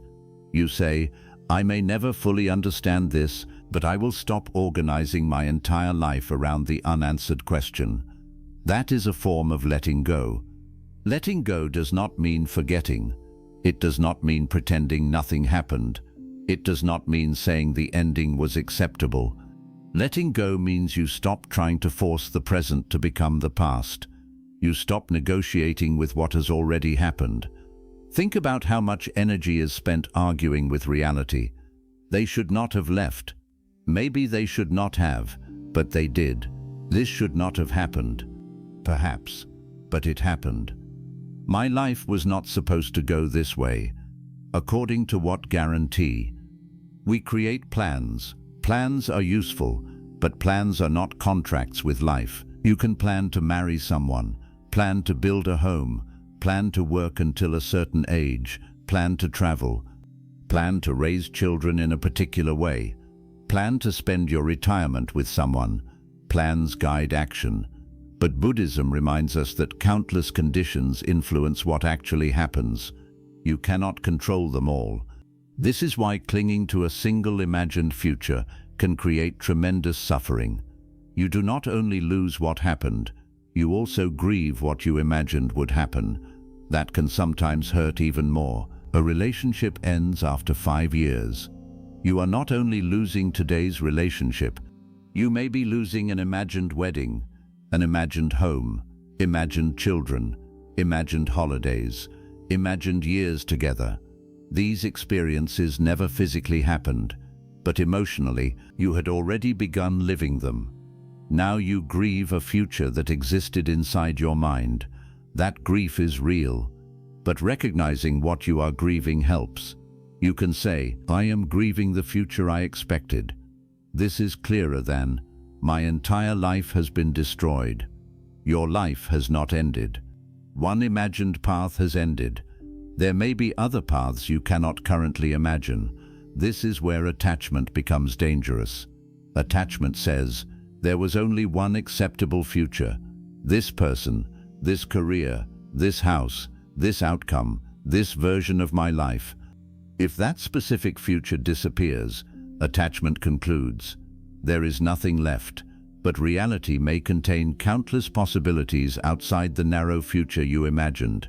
You cannot see them because grief narrows attention. Imagine walking toward a door for years. You believe everything you want is behind it. Then you arrive and discover the door is locked. Naturally, you are devastated. You sit outside the door, you knock, you push, you beg, you become angry, you ask, why will this door not open? Years may pass, and because you are staring at one closed door, you do not notice there is an entire landscape behind you. This is how attachment can operate. You become so focused on one outcome that you stop seeing life. One person did not choose you. Therefore, you stop noticing everyone else. One career ended. Therefore, you assume your usefulness has ended. One dream failed. Therefore, you stop dreaming. The closed door becomes your identity, but sometimes the greatest act of wisdom is turning around, not because the door was meaningless, not because you never wanted it, but because it is closed. You can grieve and turn around at the same time. This is something people misunderstand. They think moving forward means they did not care enough. If I truly loved them, how can I move on? If this dream mattered, how can I choose something else? Because letting go does not prove the past was meaningless. It proves you recognize that life is still happening. You can honor something without living there forever. Buddhism teaches the middle way. This can be applied emotionally as well. You do not have to deny your attachment, and you do not have to become completely consumed by it. You can acknowledge, yes, I wanted this. Yes, I am hurt. Yes, part of me wishes things were different. And yes, I recognize what is true now. Both can exist. Acceptance and sadness are not opposites. You can accept an ending while still grieving it. Acceptance does not mean feeling good about reality. It means no longer insisting reality must be different before you can continue living. This distinction is essential. Imagine standing in heavy rain. You can say, I hate that it is raining. That may be true, but if you stand outside shouting, it must not rain, the rain continues. You are wet and angry. Acceptance says, It is raining, then you decide what to do. Find shelter. Use an umbrella. Wait. Walk through it. Acceptance gives you options because it begins with reality. Resistance keeps you arguing with something that has already occurred. Many people stay stuck for years because psychologically they are still demanding that the past change. They may be living in 2026, but internally they are arguing with something that happened in 2018. They should not have betrayed me. They should have stayed. My parents should have treated me differently. I should not have made that decision. Maybe all those statements are true, but the past is not listening. It cannot be negotiated with. You can learn from it. You can process it. You can seek accountability where appropriate. You can change how you live now, but you cannot enter yesterday and rewrite the scene. This is why Buddhist practice places so much emphasis on returning to the present, because the present is the only place where freedom exists. You cannot act yesterday. You cannot act tomorrow yet. You can act now. Ask, what is mine to do now? This may be one of the healthiest questions you can ask after something falls apart. Not, how do I make everything return? But, what is mine to do now? Perhaps you need to apologize. Do it. Perhaps you need to accept someone's apology. Consider it. Perhaps you need to create distance. Do that. Perhaps you need to stop checking their social media. Stop. Perhaps you need to find new work. Begin. Perhaps you need to speak to someone wiser than you. Reach out. Perhaps you need to grieve. Grieve. Perhaps you need to sleep. Sleep. Perhaps you need to spend some time alone without rushing into the next relationship, the next job, or the next distraction. Do that. When something ends, there is often a temptation to immediately fill the empty space. A relationship ends, and you immediately search for another. A job ends, and you panic into the first available option. A friendship ends, and you surround yourself with people so you will not feel lonely. Silence feels threatening because silence allows grief to appear. But sometimes the empty space contains an important lesson. Do not always rush to fill it. Sit with it long enough to discover what it is showing you. Maybe you gave too much of yourself away. Maybe your identity became completely dependent on being wanted. Maybe you tolerated disrespect because you feared being alone. Maybe your career became your entire sense of worth. Maybe you were living a life that no longer matched your values. Sometimes collapse reveals what success was hiding. When everything seems stable, we rarely question the structure. But when the structure breaks, suddenly we can see where it was weak. Imagine a house that looks beautiful from the outside.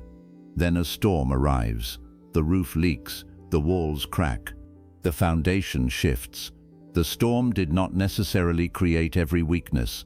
Sometimes it revealed weaknesses that were already there. Difficult periods can do the same thing. A crisis reveals which relationships were strong. It reveals which friendships were based only on convenience. It reveals whether your confidence was internal or dependent on praise. It reveals whether you actually enjoyed your life or simply stayed busy enough not to question it. This is why something falling apart is not always only destruction. Sometimes it is information. That information may be painful, but it is useful. You begin seeing things you could not see while everything seemed normal. Maybe the relationship was held together mostly by your effort. Maybe the workplace was draining you for years. Maybe the friendship depended on you never having boundaries. Maybe the dream you were pursuing belonged to a younger version of you. Maybe you were afraid to admit any of this because change felt too dangerous. Then life changed it for you. This is not to say every painful event happens for some special spiritual reason. That claim can become insensitive. Sometimes bad things happen because conditions produce bad outcomes. Sometimes people behave selfishly. Sometimes illness arrives. Sometimes accidents happen. Sometimes loss is simply loss. Buddhism does not require us to romanticize suffering. You do not need to say, "This happened for a beautiful reason." Maybe you do not know why it happened. That is fine. The more useful question is, given that this has happened, how can I meet it wisely? That places responsibility where it belongs, not on controlling the past, on your response in the present.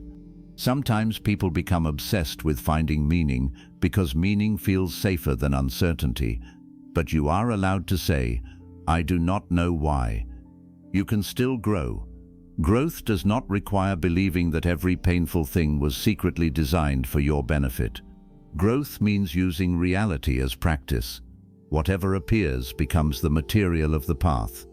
Loss teaches you about attachment. Anger teaches you about aversion. Jealousy teaches you about comparison. Loneliness teaches you about your relationship with yourself. Uncertainty teaches you about control. Aging teaches you about impermanence. You do not need to ask suffering to become beautiful. You learn from what is already there. This is one reason Buddhist practice can become strongest when life is difficult. When everything works, teachings about impermanence sound philosophical. Then something ends. Suddenly impermanence becomes personal. When everyone loves you, teachings about non-attachment sound easy. Then someone stops choosing you. Now the teaching becomes real. When you feel healthy, you can casually say, "The body is temporary." Then illness arrives. Now you discover whether you can actually sit with uncertainty. Spiritual practice is not measured only by how calm you feel when circumstances are calm. It is also revealed by how you meet change when change is unwanted. This does not mean never crying. A person who never cries is not necessarily wise. They may simply be disconnected from their emotions. You can grieve deeply and still practice non-attachment. The Buddha's teaching does not demand that you become a stone. You are human. If someone dies, grief is natural. If a relationship ends, sadness is natural. If you lose something you worked for, disappointment is natural. The practice is not, feel nothing. The practice is, do not build a permanent identity around what you feel. Cry, but know that crying changes. Grieve, but know grief changes. Remember, but know memory changes. You can let the emotion move without making it your entire existence. One of the greatest mistakes people make after an ending is asking, "How quickly can I get over this?" This turns healing into another demand. You begin judging yourself. Why am I still sad? It has been 6 months. I should be over this. Something must be wrong with me. But grief does not follow a strict calendar.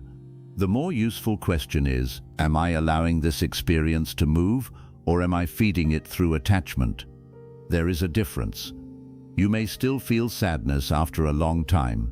That does not automatically mean you are stuck.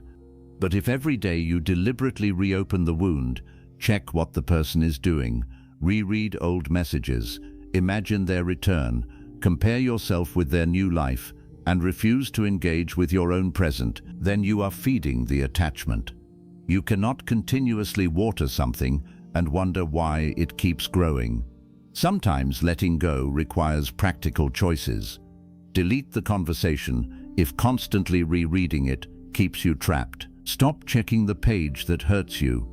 Move the photographs somewhere you do not see them every day. Stop asking mutual friends for updates. Do not create excuses to send another message. This is not cruelty. It is recognizing how craving works. Every small contact can reactivate the attachment.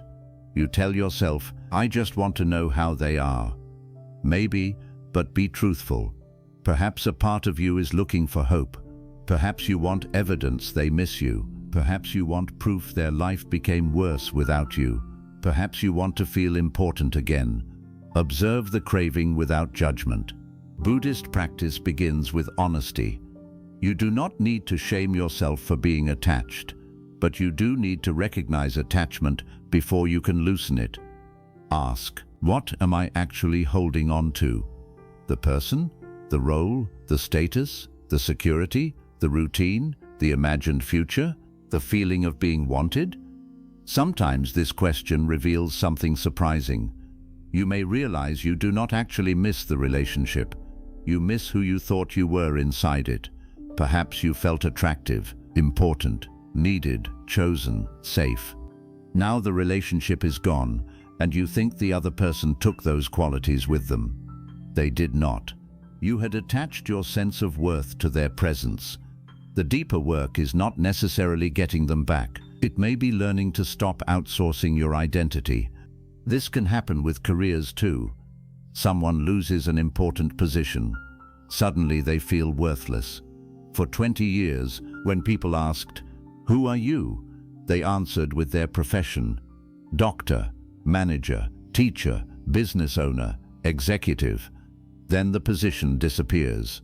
Now they do not know who they are. This reveals attachment to identity. There is nothing wrong with being proud of your work. But if your entire self exists inside a title, the loss of the title becomes the loss of self. Buddhism asks you to look deeper. Before the title, who were you? After the title, awareness remains. The role changed. The human being continues. This also happens with age. A person may be attached to being young, to beauty, strength, attention, physical ability. Then aging begins changing those things. They become angry at the mirror, angry at younger people, angry at their own body. But what are they really fighting? Impermanence, a battle nobody wins. This does not mean neglecting the body. Care for it, exercise, eat sensibly, receive appropriate medical care, dress well if you enjoy it. But do not demand that a changing body behave as though time does not exist. Acceptance makes aging gentler because you stop turning every change into an insult. The same lesson applies everywhere. Things fall apart. Sometimes they can be rebuilt. Sometimes they should be rebuilt. But sometimes they are asking to be released. Wisdom is knowing the difference. Ask yourself, am I fighting for something because it is still healthy and valuable? Or am I fighting because I cannot tolerate losing it? Those are not the same. You may fight for a marriage because both people still love each other and want to heal. Good. You may fight for a marriage because you are terrified of being alone while the relationship has become cruel and destructive. Different situation. You may fight for a business because there is a realistic plan for recovery. Good. You may keep pouring everything into a dead business because admitting failure hurts your identity. Different situation. Persistence is a virtue only when it is serving wisdom. Otherwise, persistence can become another form of attachment. Sometimes courage means staying. Sometimes courage means leaving. Sometimes courage means rebuilding. Sometimes courage means allowing something to end. There is no simple rule. This is why awareness matters. Look clearly. Remove the story. Remove pride. Remove fear as much as possible. Ask, what is actually happening? Then respond to that. One of the most peaceful moments in a difficult period can come when you finally stop trying to force something. You say, I have done what I reasonably can. I cannot control the rest. There is sadness in that sentence, but there can also be release. Your hands were clenched around life. Now they begin to open. Imagine holding sand. If you place sand gently in your open palm, much of it remains. But if you squeeze tightly because you are afraid of losing it, the sand escapes between your fingers. Attachment often works this way. The desperate attempt to control something can sometimes damage the very thing you want to preserve. You fear losing someone, so you become possessive. You demand constant reassurance. You monitor them. You pressure them. Eventually, the relationship suffocates. You fear losing status, so you become defensive. You refuse feedback. You attack anyone who questions you. Eventually, your behavior damages your reputation. You fear losing money, so you become so afraid that you cannot make reasonable decisions. Fear itself begins driving the loss. Holding tightly does not guarantee safety. Sometimes openness is wiser. Buddhist non-attachment says, I will care fully while this is here. I will act responsibly. I will protect what is worth protecting. But I will remember that I cannot possess changing reality. This changes how you love. You become more grateful. You stop assuming there will always be another conversation. You stop delaying apologies. You stop treating people carelessly because you believe they will always remain. Impermanence does not make love less meaningful. It makes attention more urgent. You listen because this moment will not repeat exactly. You appreciate because this person will change. You express gratitude because opportunities disappear. Awareness of endings can make you more alive. And when endings do arrive, you understand that they do not erase what came before. A chapter ending does not delete the chapter. It simply means the story is moving. You do not tear the first 100 pages from a book because chapter 10 ended. Why do that with your life? That relationship mattered. Fine. That career mattered. Fine. That friendship mattered. Fine. That period of your life mattered. Honor it. Then turn the page. Some people keep rereading the same chapter because they are afraid the next one will not be as good. But you cannot discover what comes next while refusing to move forward. Perhaps the next chapter will be difficult, perhaps beautiful, probably both. Life usually contains both, but it deserves the chance to arrive. You may never fully stop missing what you lost. That is okay.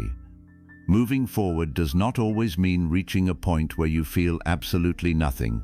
Sometimes moving forward means the memory still matters, but it no longer controls your direction. You can look backward without walking backward. You can say, I loved that, I miss that, and I am still going forward. That is maturity. Buddhist wisdom does not ask you to erase your humanity. It asks you to understand it. You attach. You fear loss. You resist change. Then, through awareness, you gradually learn to hold life more gently. Not because nothing matters, because everything matters enough to be appreciated without trying to imprison it.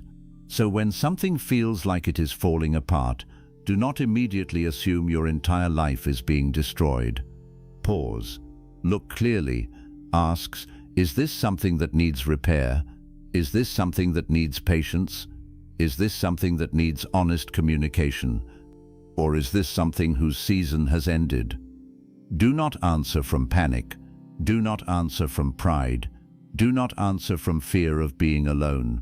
Observe. Sometimes the most painful truth is also the truth that eventually frees you. This person changed. This relationship ended. This opportunity passed. This version of life is over, and now something else must begin. You do not have to know what that something is yet. You do not need a complete plan. There may be an empty period first. Let there be emptiness. Not every empty space needs to be filled immediately. Sometimes emptiness is where a new life begins forming. The mind calls it nothing, but perhaps it is simply space. Space to reconsider, space to heal, space to see clearly, space to discover what you actually want, space to stop living from habit, space to become someone different. Do not fear every ending. Some endings protect you from spending years inside something that no longer belongs in your life. Some endings reveal the truth. Some endings make space, and some endings simply remind you of the Buddhist truth that nothing conditioned remains forever. You cannot stop all endings, but you can stop destroying yourself trying to prevent every one of them. Let what needs care receive care. Let what needs repair receive effort. Let what needs grieving receive tears. And let what is truly finished be finished. This is not defeat. Sometimes it is wisdom. That is the third thing to remember when everything feels like it is falling apart. Not everything that ends has gone wrong. Sometimes life is simply changing. Sometimes the old structure can no longer hold who you are becoming.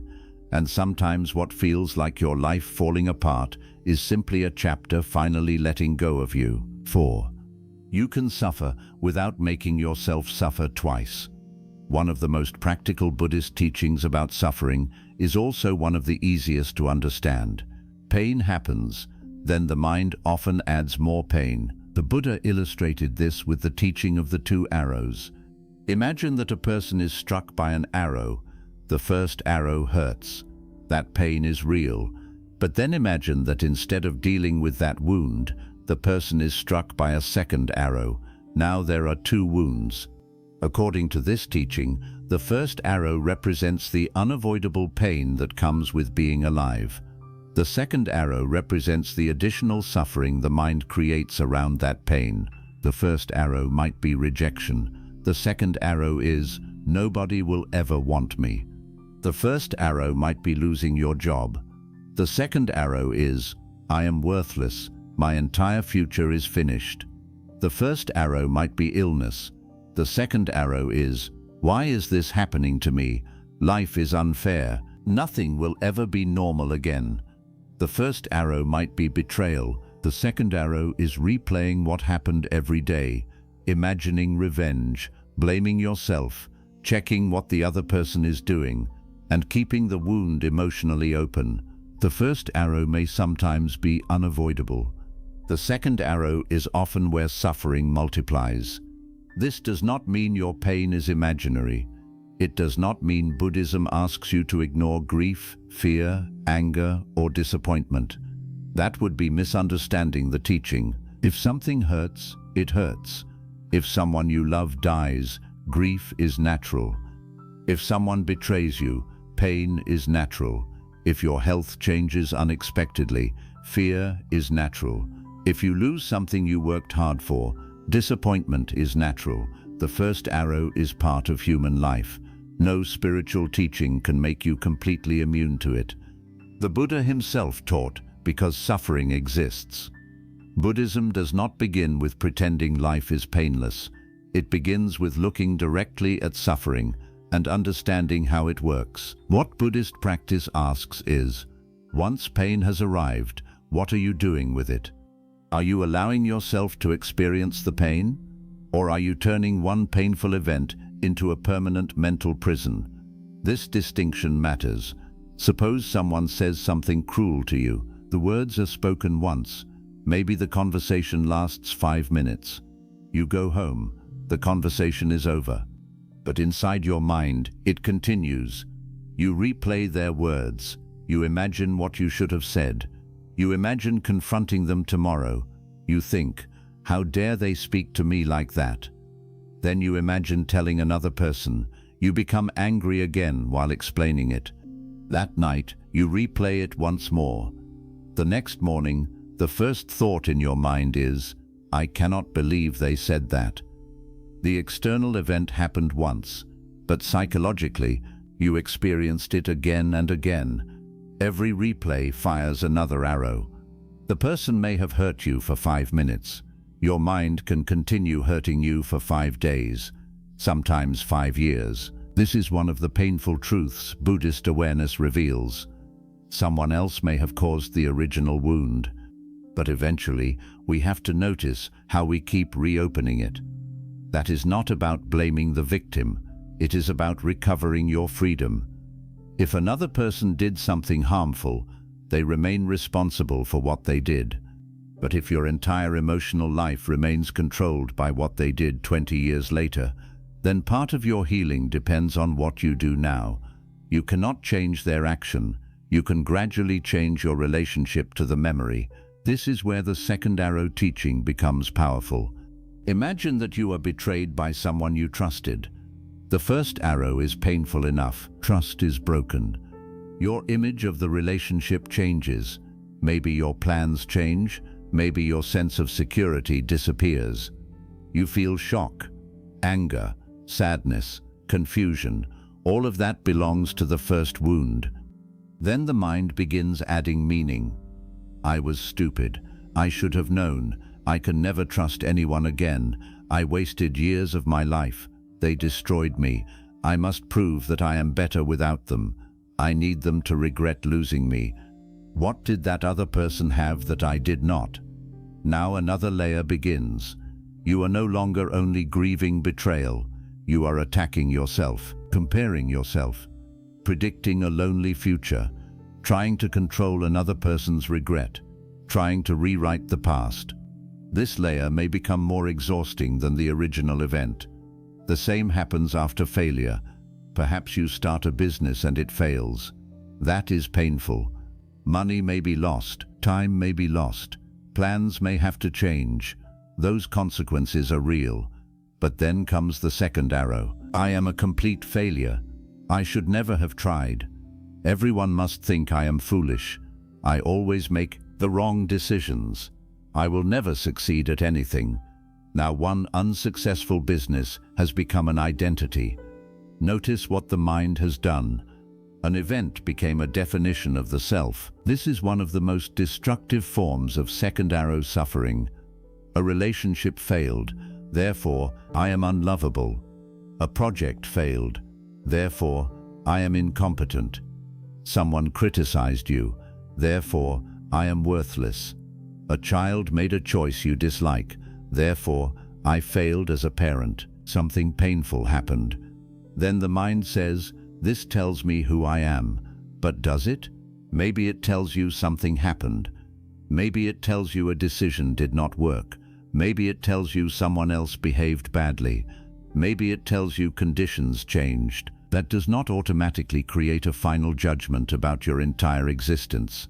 Buddhist wisdom asks you to separate the pain from the story built around the pain. This sounds simple until you begin observing yourself. Suppose you feel sadness. Sadness itself can be surprisingly simple. There may be heaviness in the chest, a feeling behind the eyes, low energy, a desire to be quiet, maybe tears. That is the direct experience. But then the thinking begins. I should not feel this way. I am weak. Why am I still sad? Other people recover faster. I will never feel normal again. Now sadness has become sadness plus judgment, pain plus resistance. The first arrow, I feel sad. The second arrow, there is something wrong with me because I feel sad. That second part is unnecessary. You can allow sadness to be present without creating an identity from it. This is something Buddhist meditation teaches very directly. You sit down, an uncomfortable sensation appears. Maybe your knee hurts. The physical sensation itself is one thing. Then the mind says, I cannot stand this. How much longer do I have to sit? This is getting worse. I need this to stop. Now there is physical discomfort plus mental resistance. Sometimes, when you simply observe the sensation, you discover something interesting. It changes. The pain pulses. It moves. It becomes stronger, then weaker. Maybe it changes location slightly. You realize the direct experience is not exactly what your mental label pain made it seem. The mind says, this is unbearable. Observation says, there is pressure, there is heat, there is throbbing, there is tightness. You become curious instead of immediately resistant. This same skill can be used with emotional pain. Instead of, I cannot bear this heartbreak, try observing. What is heartbreak right now? Maybe it is tightness in the chest, a hollow feeling in the stomach, a memory, tears, a desire to contact someone, a thought about the future. Notice each part. When you stop calling everything one enormous word, heartbreak, and begin observing the actual components, the experience becomes less solid. This is a core part of Buddhist practice. We investigate experience. We do not only believe our labels. The label says, I am devastated. Awareness asks, what is devastation in this exact moment? Breathing, a sensation, a thought, another sensation, a memory, a tear, another breath. This does not magically remove pain, but it prevents the mind from turning pain into an enormous permanent object. The experience becomes something moving through awareness. And because it moves, you begin understanding that you can stay present with it. One of the reasons people fire the second arrow is that they resist pain. We have been trained to think, if something feels bad, it should not be happening. We treat sadness like a mistake, fear like a failure, grief like something that needs to be fixed immediately, loneliness like proof that our lives are defective. So when difficult emotions appear, we begin fighting them. I do not want to feel this. I need this to go away. I should be stronger than this. But resistance often gives the emotion more power. Imagine holding a beach ball underwater. The ball naturally wants to rise. You push harder. The deeper you force it down, the more energy you need. Eventually, your arms become exhausted. Emotion can work similarly. When you constantly suppress something, much of your energy goes into keeping it down. You avoid being alone because sadness appears when you are alone. You keep the television playing. You scroll through your phone. You stay busy. You talk constantly.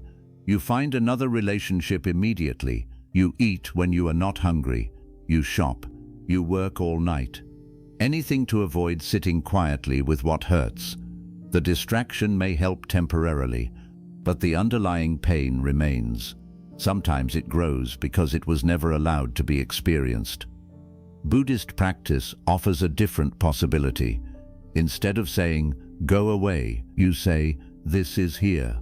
Sadness is here. Fear is here. Anger is here." There is no need to welcome it enthusiastically. You do not need to enjoy it. You simply stop pretending it should not exist. This is acceptance. Acceptance is one of the most misunderstood ideas in emotional life. People hear, "Accept what happened," and think it means, "Approve of what happened." No. Acceptance and approval are not the same. Suppose someone betrays you. Acceptance means, "This betrayal happened." It does not mean, "The betrayal was acceptable." Suppose somebody treats you unfairly.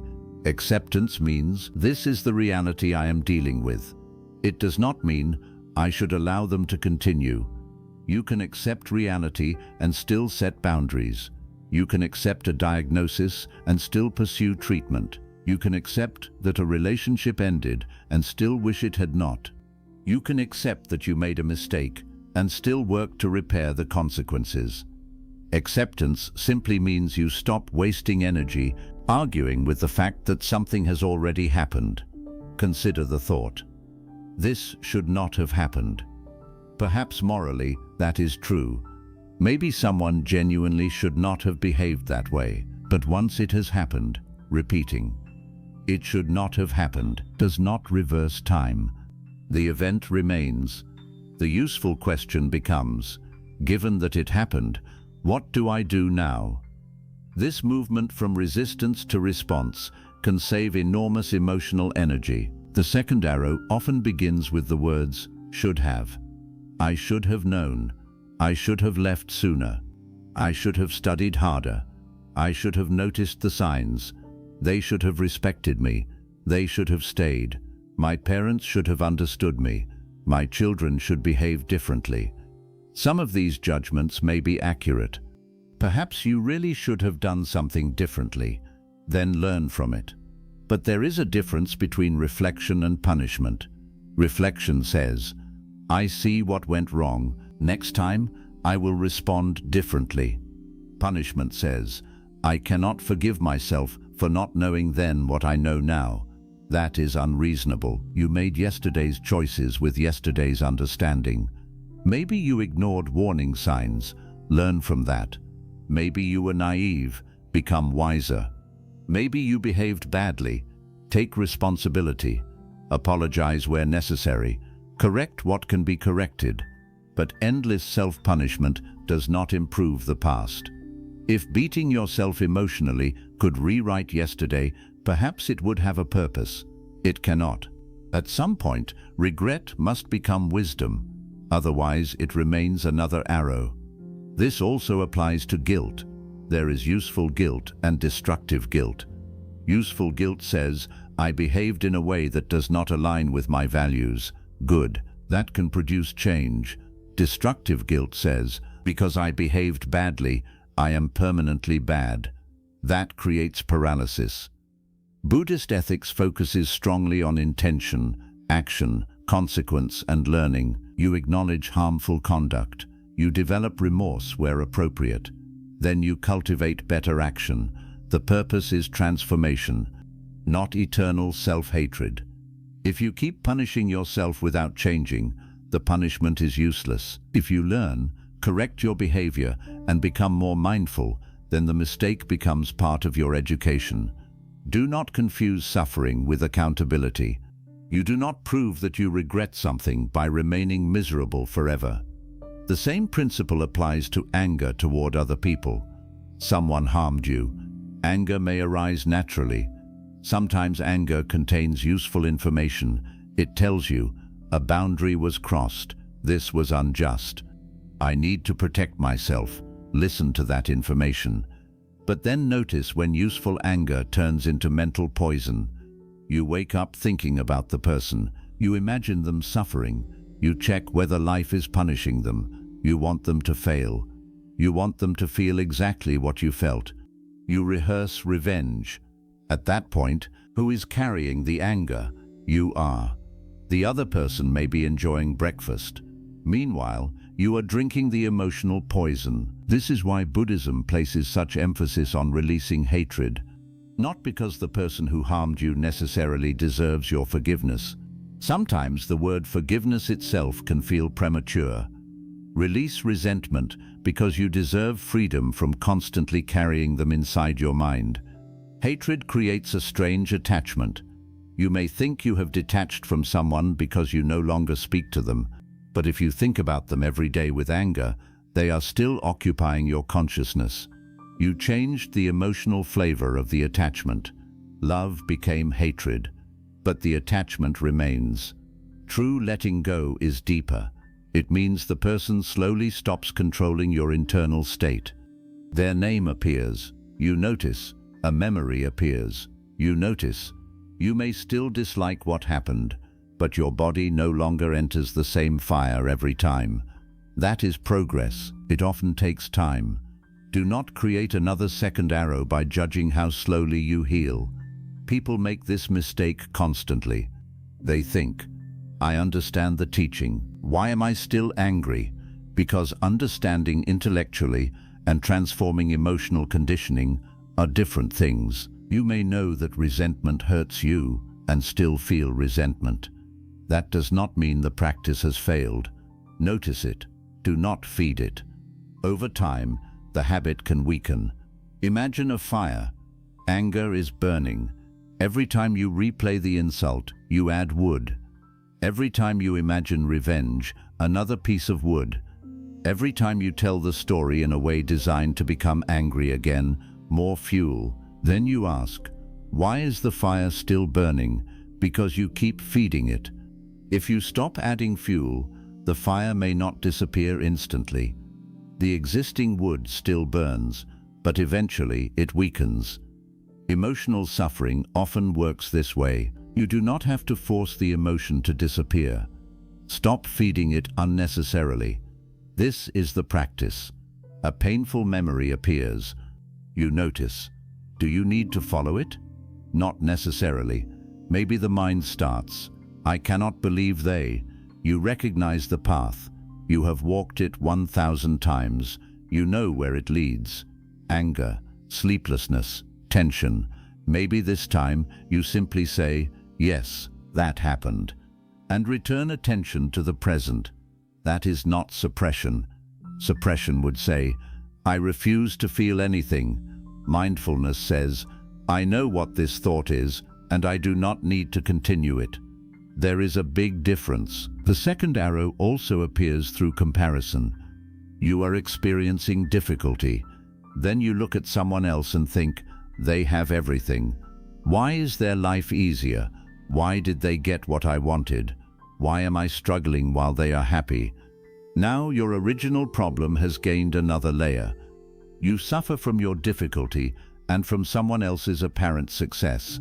This is unnecessary. You usually do not know the full reality of another person's life anyway. You see the result. You do not see the private struggles. Even if their life genuinely is easier in that area, what does comparison change? Your work remains the same. If you are sick, another person's health does not change the treatment you need. If your relationship ended, someone else's marriage does not change your healing. If your business failed, someone else's success does not change what you need to learn. Comparison takes energy away from the place where it is needed. Bring attention back. What is mine to do? This question is the antidote to many second arrows. You cannot control their life. What is yours to do? You cannot change yesterday. What is yours to do? You cannot control whether someone regrets hurting you. What is yours to do? You cannot control every outcome. What is yours to do? Maybe the answer is rest. Call someone, make a plan, apologize, set a boundary. Seek medical help, walk away, try again, wait, meditate. Sometimes the answer is simply, do not make things worse tonight. That can be enough. There are moments when you are emotionally overwhelmed and a perfect solution is unavailable. In those moments, wisdom may be very simple. Do not send the angry message. Do not make the permanent decision during a temporary emotional storm. Do not call the person you know will reopen the wound. Do not spend money impulsively because you feel empty. Do not destroy tomorrow because tonight hurts. Sometimes, not adding another problem is the most intelligent thing you can do. This is the essence of avoiding the second arrow. Pain says, I am hurting. Wisdom says, then let me not create more hurt unnecessarily. This matters especially during heartbreak. Heartbreak can become an entire lifestyle if you are not careful. The relationship ends. That is the first arrow. Then you begin checking their social media. Second arrow. You see them looking happy. Third arrow. You compare yourself with someone in a photograph. Another arrow. You reread old messages. Another. You listen to songs specifically because you know they will reopen the memory. Another. You ask friends whether they heard anything. Another. You imagine the person coming back. Another. Then you imagine them never coming back. Another. You are surrounded by arrows you are firing at yourself. At some point, healing requires honesty. Some of your suffering may be coming from habits that keep the attachment alive. This does not mean the heartbreak was not real. It means you need to stop continuously rehearsing it.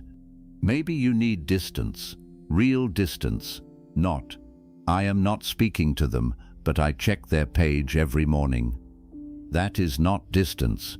Your body may be distant, your attention is still attached. Where attention repeatedly goes, emotional energy tends to follow. Protect your attention. This is deeply compatible with Buddhist practice. Attention is precious. What you repeatedly attend to strengthens certain mental patterns. If you constantly attend to resentment, resentment grows easier. If you constantly attend to comparison, comparison becomes automatic. If you practice returning to the present, presence becomes more available. This is why meditation is training. You sit, the mind wanders. You return, the mind wanders. You return, again, again, again. You are learning not to follow every mental invitation. Then real life comes. Someone hurts you. The mind invites you into hours of rumination. You recognize, this is another invitation. You can decline, maybe not perfectly. Maybe you follow the thought for 10 minutes before noticing. Fine. Notice and return. The practice does not require perfection. It requires recognition. One of the most important distinctions to understand is the difference between processing and rehearsing. Processing pain helps you move through it. Rehearsing pain keeps you inside it. Processing asks, what happened? What am I feeling? What can I learn? What action is needed? What do I need to accept? Rehearsing says, let me replay it again. Let me imagine another version. Let me become angry again. Let me prove again that I was right. Let me keep telling the story in exactly the same way. Processing moves. rehearsing circles. You need to become aware of which one you are doing. People sometimes say, "I need to think about it," but they have already thought about it for 6 months. They do not need more thinking. They need a different relationship with the thought. If the thinking is not producing new understanding, new action, or greater acceptance, it may simply be rumination. Buddhist mindfulness helps you recognize this. Ask, is this thought useful right now? Simple question. If yes, continue. If not, return. Maybe you are reviewing a mistake to learn from it. Useful. Maybe you are planning tomorrow. Useful. But if it is midnight and you are replaying something from 12 years ago for the 500th time, ask, what exactly am I solving? Often the answer is nothing. Then let this repetition be seen for what it is, a mental habit. You do not need to hate the habit. You simply stop treating it as sacred. Another second arrow comes from needing life to be fair. This is a painful one.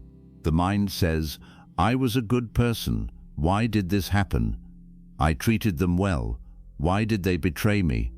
I worked hard. Why did I fail? They behaved terribly. Why are they succeeding? These questions arise because we want life to operate like a simple moral accounting system. Good actions should produce immediate pleasant results. Bad actions should produce immediate punishment. But causes and conditions are more complicated than that. Buddhist teachings on karma are much more nuanced than the simplistic idea that every present misfortune is some obvious punishment. Life contains countless causes, other people's choices, social conditions, biology, accidents, past actions, present actions, natural processes. You cannot always look at one painful event and declare exactly why it happened. Sometimes you did everything reasonably well and still lost. That happens. Sometimes somebody behaves badly and appears to prosper. That happens too. If your emotional stability depends on seeing immediate fairness everywhere, life will torture you. Wisdom does not require you to approve of injustice. Fight injustice where action is possible. Protect yourself. Protect others. But do not assume your mind will receive a satisfying explanation for every painful event. Sometimes it will not. And then acceptance becomes necessary. This happened. I did not want it. I may never completely understand it. What will I do now? There is strength in that. You stop demanding that the universe explain itself before you continue living. You begin working with the reality that is actually present. Another second arrow appears when we confuse pain with weakness. You cry and think, I should be stronger. You feel afraid and think, a spiritual person would not be afraid. You become angry and think, I should be beyond anger. No. Spiritual practice does not make you biologically inhuman. Fear can arise. Anger can arise. Grief can arise. The question is, what happens next? Buddhist teachings repeatedly remind us that mental states arise because of conditions. Your task is to recognize them clearly. If anger is present, know anger is present. If sadness is present, know sadness is present. Do not add shame. Imagine a child comes to you crying because they fell. Would you shout, "You should not be in pain"? Hopefully not. You might say, "You are hurt. Let me see." Give your own suffering that same basic compassion. This hurts. Not, this hurts, and I am pathetic for being hurt. That is another arrow. Sometimes self-compassion is simply refusing to insult yourself while you are already struggling. You do not need inspirational statements. You do not need to pretend you are powerful. You can say, "This is difficult, and I will treat myself carefully while I move through it." That is enough. There is also a strange way people become attached to their suffering. The pain eventually becomes familiar. The story becomes part of identity. I am the person who was betrayed. I am the person whose family abandoned them. I am the person who lost everything. I am the person whose life never worked. If someone suggests letting go, part of you may resist. Because if the story disappears, Who are you? This is subtle. Buddhism asks us to be careful about turning experiences into fixed identities. Something happened to you. That is different from saying the event is who you are. You experienced betrayal. You are not betrayal. You experienced failure. You are not failure. You experienced grief. You are not grief. Your life contains these experiences. Your life is larger than them. If you hold suffering as identity, every new experience gets filtered through the old story. Someone treats you kindly. You think, they will eventually betray me too. An opportunity appears. You think, I always fail, so why try? A healthy person enters your life. You think, everyone leaves. The old wound starts deciding the future. This is another way the second arrow continues. Awareness gives you a chance to say, yes, that happened. And this moment is new, not guaranteed to be perfect, simply new. You do not have to make every new person pay for what an old person did. You do not need to make every opportunity carry the weight of an old failure. You can use wisdom without using fear. Wisdom says, I learned warning signs. Fear says, I trust nobody. Wisdom says, I will take reasonable precautions. Fear says, I will never risk anything again. Wisdom says, I know this can hurt. Fear says, therefore, I will never love. The first protects you. The second imprisons you. This is why healing does not mean becoming naive again. It means becoming discerning without becoming completely closed. You carry the lesson. You do not need to carry the entire wound. There will always be first arrows in life. You cannot build a life where nothing ever goes wrong. People who spend their lives trying to eliminate every possibility of pain often eliminate much of life itself.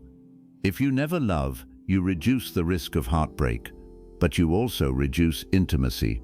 If you never attempt anything, you reduce the risk of failure, but you also guarantee stagnation. If you never trust, you may avoid certain betrayals, but you also prevent closeness. Buddhist wisdom does not promise safety from all pain. It teaches us how to stop adding unnecessary suffering to unavoidable pain. That is a much more realistic promise. You will age. You will lose things. People will misunderstand you. Some plans will fail. Some people will leave. Your body will change. Eventually, everyone we love is separated from us in one way or another. This is not pessimism. It is part of the truth of impermanence. But knowing this can make you wiser. If first arrows are unavoidable, stop wasting your strength firing the second ones. When pain comes, meet the pain. Do not immediately build 10 years of imagined suffering around it. When grief comes, grieve. Do not decide you will never love life again. When failure comes, learn. Do not convert one event into your identity. When someone hurts you, protect yourself. Do not allow hatred to make them a permanent resident in your mind. When fear comes, listen for useful information, then let the unnecessary story go. When uncertainty comes, allow yourself not to know. Do not fill every empty space with catastrophe. You can practice this today. When something difficult arises, stop and ask, what is the first arrow? Name the actual problem, then ask, what second arrows am I adding?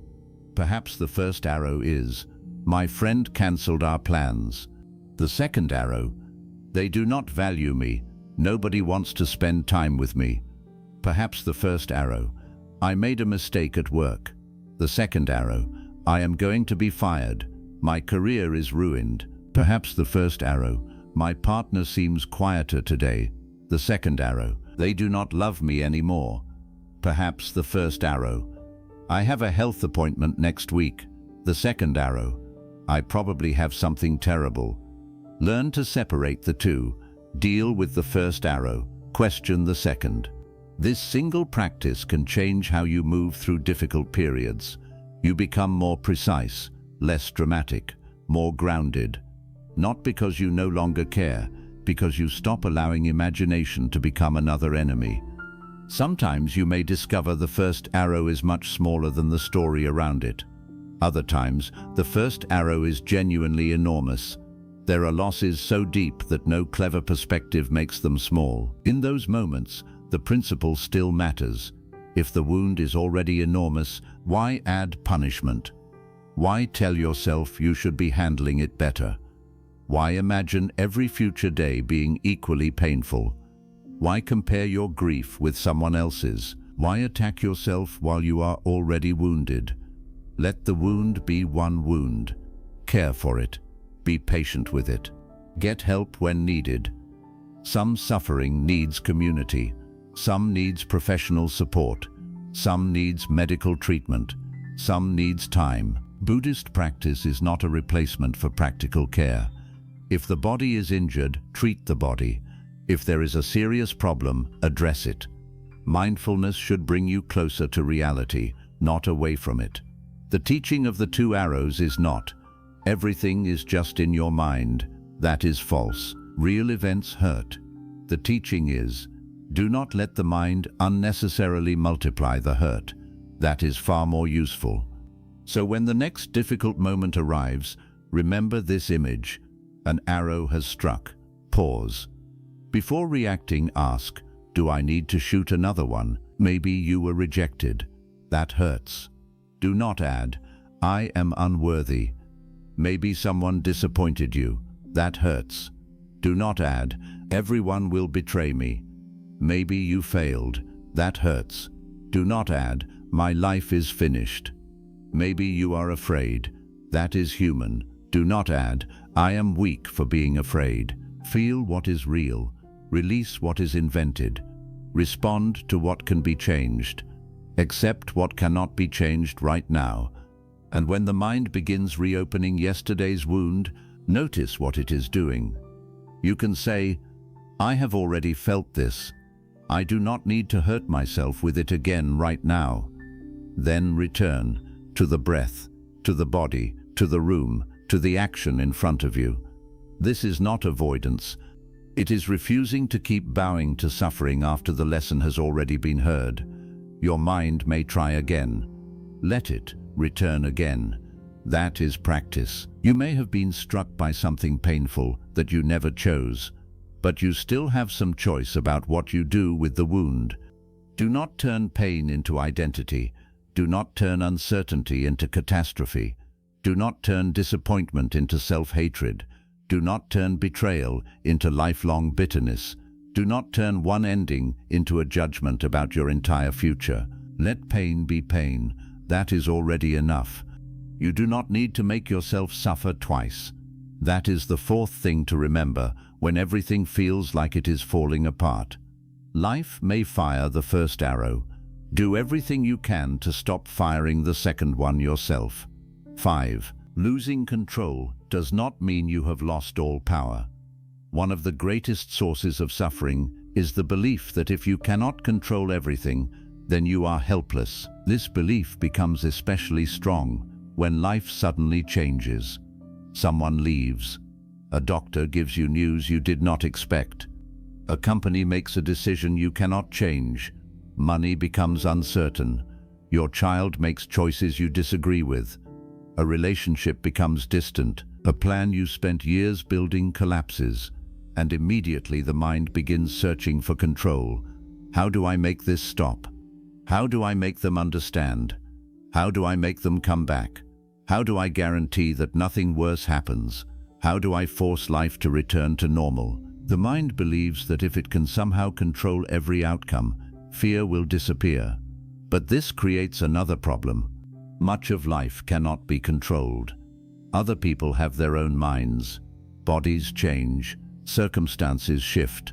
Economies change. Weather changes. Opportunities disappear. People misunderstand us. Accidents happen. Aging continues. Nothing you do can create complete certainty. And when you demand control over what cannot be controlled, you create a battle that you cannot win. Buddhist wisdom asks us to understand the difference between control and influence. You can influence many things. You cannot command everything. You can communicate honestly with someone. You cannot command them to understand you. You can love someone deeply. You cannot command them to love you in exactly the same way. You can raise your children carefully. You cannot command every decision they will make as adults. You can work hard. You cannot guarantee the company will never close. You can take care of your health. You cannot guarantee that your body will never become ill. You can plan for tomorrow. You cannot command tomorrow to follow your plan. There is enormous freedom in understanding this difference. Because once you stop demanding control over everything, you can finally see where your actual power exists. Your power is often smaller than your ego wants, but it is also much greater than your fear tells you. You may not control the situation, but you often control your next response. That matters. Suppose someone rejects you. You cannot control their decision. You may have communicated clearly.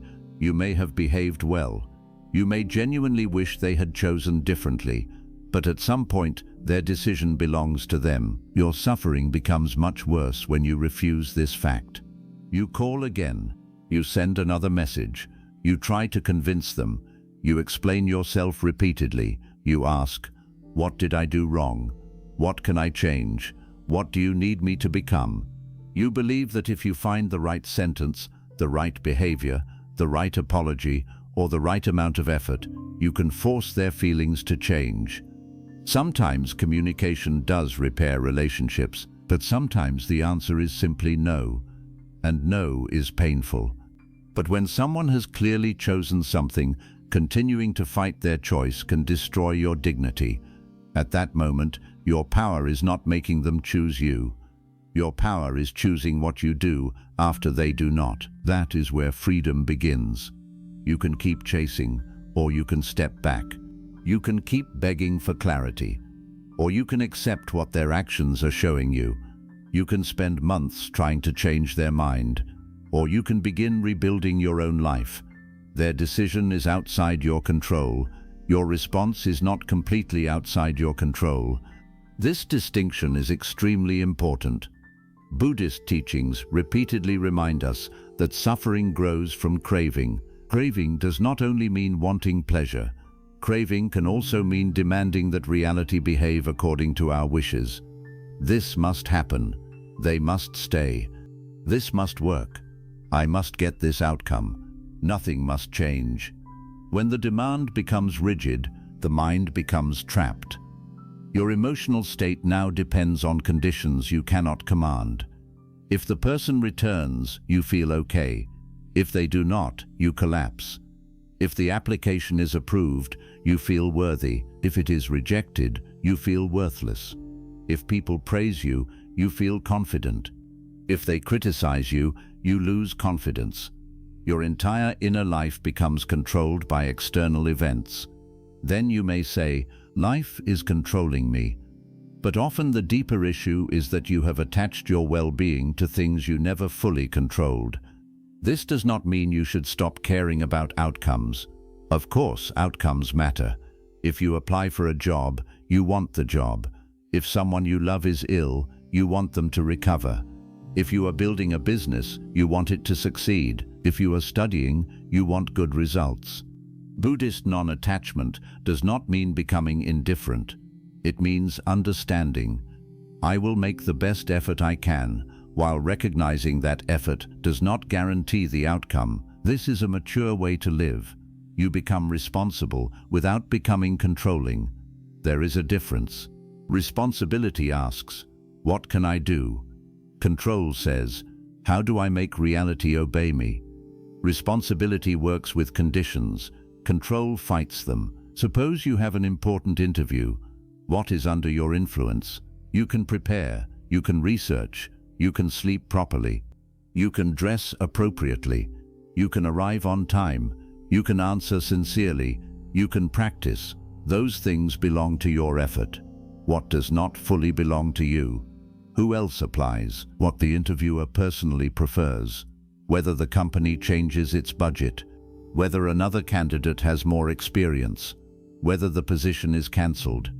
You cannot control those things. So what is wiser? Spend your energy preparing for what you can influence. Then allow the rest to unfold. But most people do the opposite. They spend 10% of their energy preparing and 90% worrying about things they cannot control. What if they do not like me? What if someone better applies? What if I say something wrong? What if this is my last chance? This creates exhaustion without improving the outcome. Ask yourself, can I do something useful about this right now? If yes, do it. If no, notice the mind trying to control what is beyond you. This question can simplify your life. Imagine that someone is angry with you. Can you control whether they remain angry? No. Can you ask what happened? Maybe. Can you explain your side honestly? Yes. Can you apologize if you did something wrong? Yes. Can you force them to forgive you? No. Once you understand this, you know where your work ends. This is something many people never learn. They continue taking responsibility for another person's emotional state long after they have done everything reasonable. They think, I need to make them forgive me. No, you may need to apologize sincerely. Forgiveness belongs to them. I need to make them understand me. You can explain clearly. Understanding belongs partly to them. I need to make them see that I am a good person. You can behave according to your values. Their opinion belongs to them. You cannot climb inside another person's mind and arrange their thoughts. Yet people waste years trying. They change their personality for approval. They stay silent when they should speak. They tolerate disrespect. They over-explain. They become exhausted proving themselves, all because they are trying to control an opinion that does not belong to them.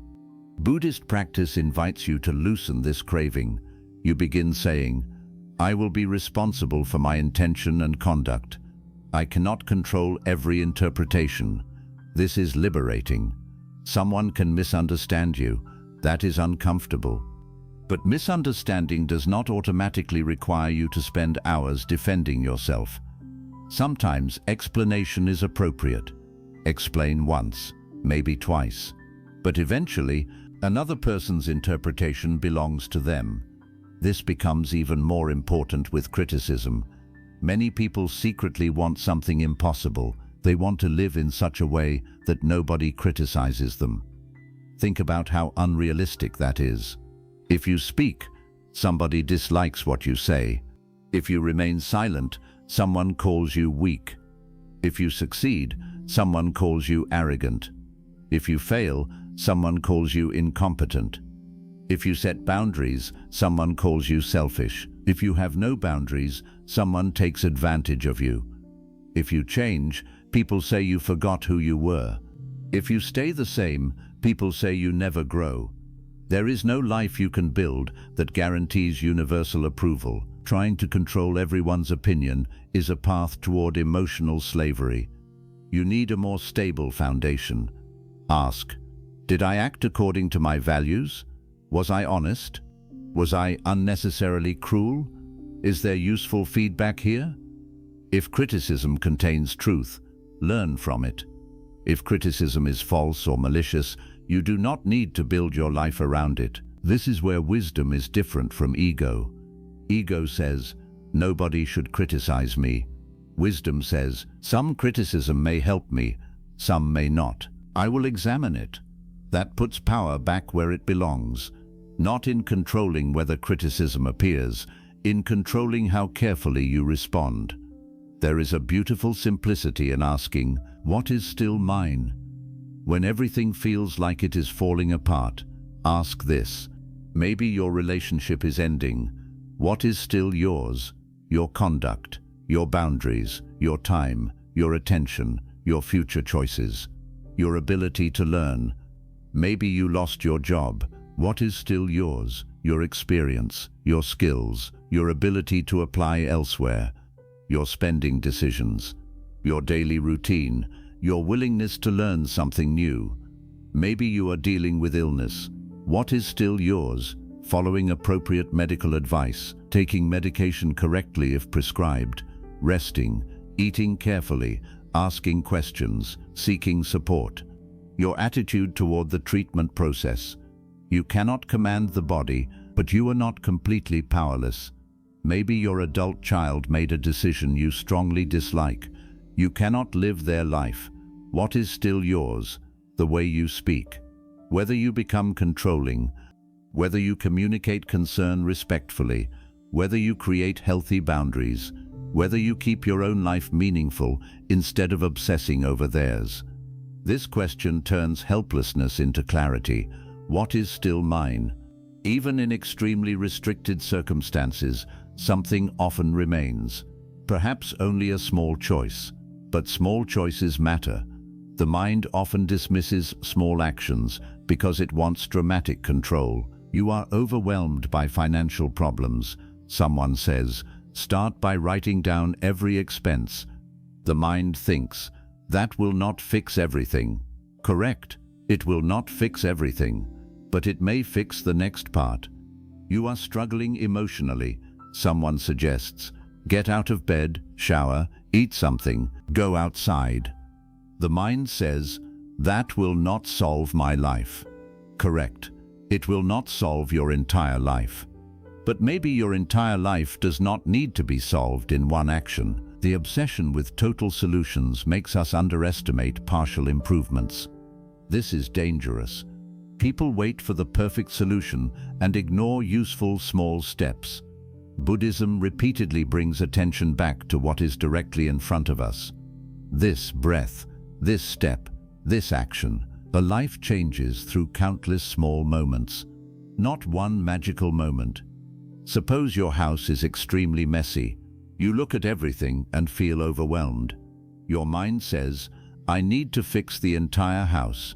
Then you do nothing because the task feels too large. What if you ask, what can I control for the next 15 minutes? One table, clean it, then another. The same principle applies emotionally. Your entire future feels uncertain. Do not try to emotionally control the next 10 years. What can you do today? Maybe make one appointment, send one application, have one conversation, cancel one unnecessary expense, ask one person for help. Go for one walk. Meditate for 10 minutes. There is dignity in small action. You stop waiting for circumstances to make you feel powerful. You behave with intention, even while circumstances remain uncertain. This is one of the most useful lessons during difficult times. Action and certainty are not the same. You do not need certainty before taking a step. Many people waste years waiting to feel sure. I need to know this will work. You cannot. I need to know I will not be rejected. You cannot. I need to know I will not fail. You cannot. I need to know that this is the perfect decision. You usually cannot. What you can ask is, based on what I know right now, what is the wisest reasonable step? Then take it. That is enough. Buddhist practice is not built on perfect certainty.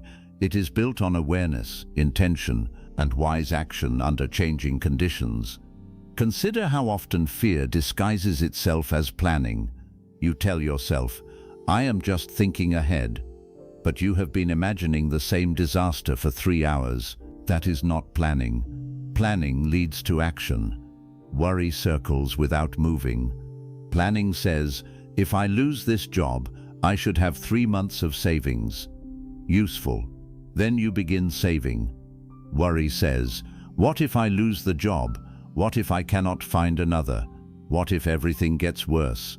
What if? No action, just fear. You need to learn the difference. When the mind worries, ask, is there an action hidden inside this thought? If yes, find it. Take the action. Then stop rehearsing the catastrophe. For example, I am worried about money. Action. Review the numbers. Create a budget. Contact someone if there is debt. Look for additional work. Good. Once useful action is taken, worrying for another 5 hours does not make you more responsible. It simply makes you tired. The same happens in relationships. I am worried because communication has changed. Action. Have an honest conversation. Ask what is happening. Listen. Observe behavior. Good. After that, you may have to wait. Waiting is where control becomes difficult. The mind hates waiting because waiting exposes the truth. You have done your part. Now something depends on conditions outside you. Someone needs to answer. A medical test needs to return. A company needs to decide. A person needs time. A process needs to unfold. During this period, the mind becomes desperate. Check again, message again, call again, think again, do something. Sometimes there is nothing useful to do. That is one of the hardest truths to accept. There are situations where the wise action is waiting, not passive, helpless waiting.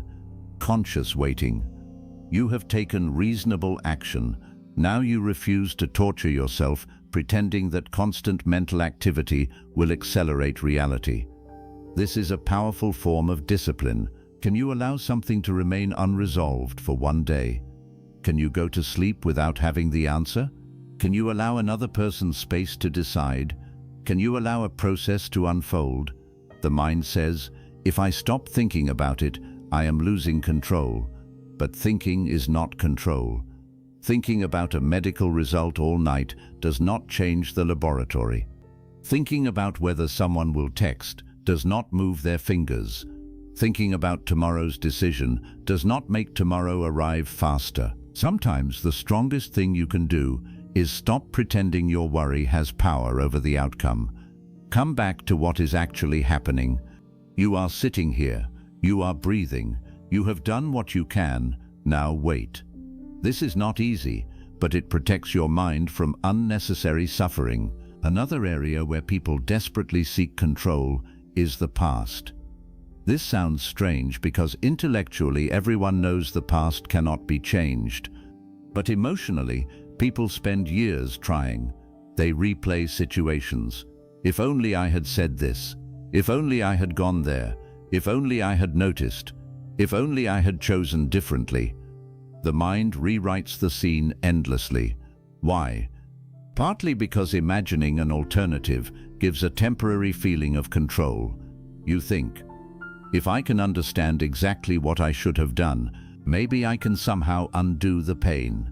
But you cannot. You can learn. That is your power. You cannot edit the event. That is outside your power. This distinction turns regret into wisdom. Suppose you trusted someone who betrayed you. You may discover warning signs you ignored.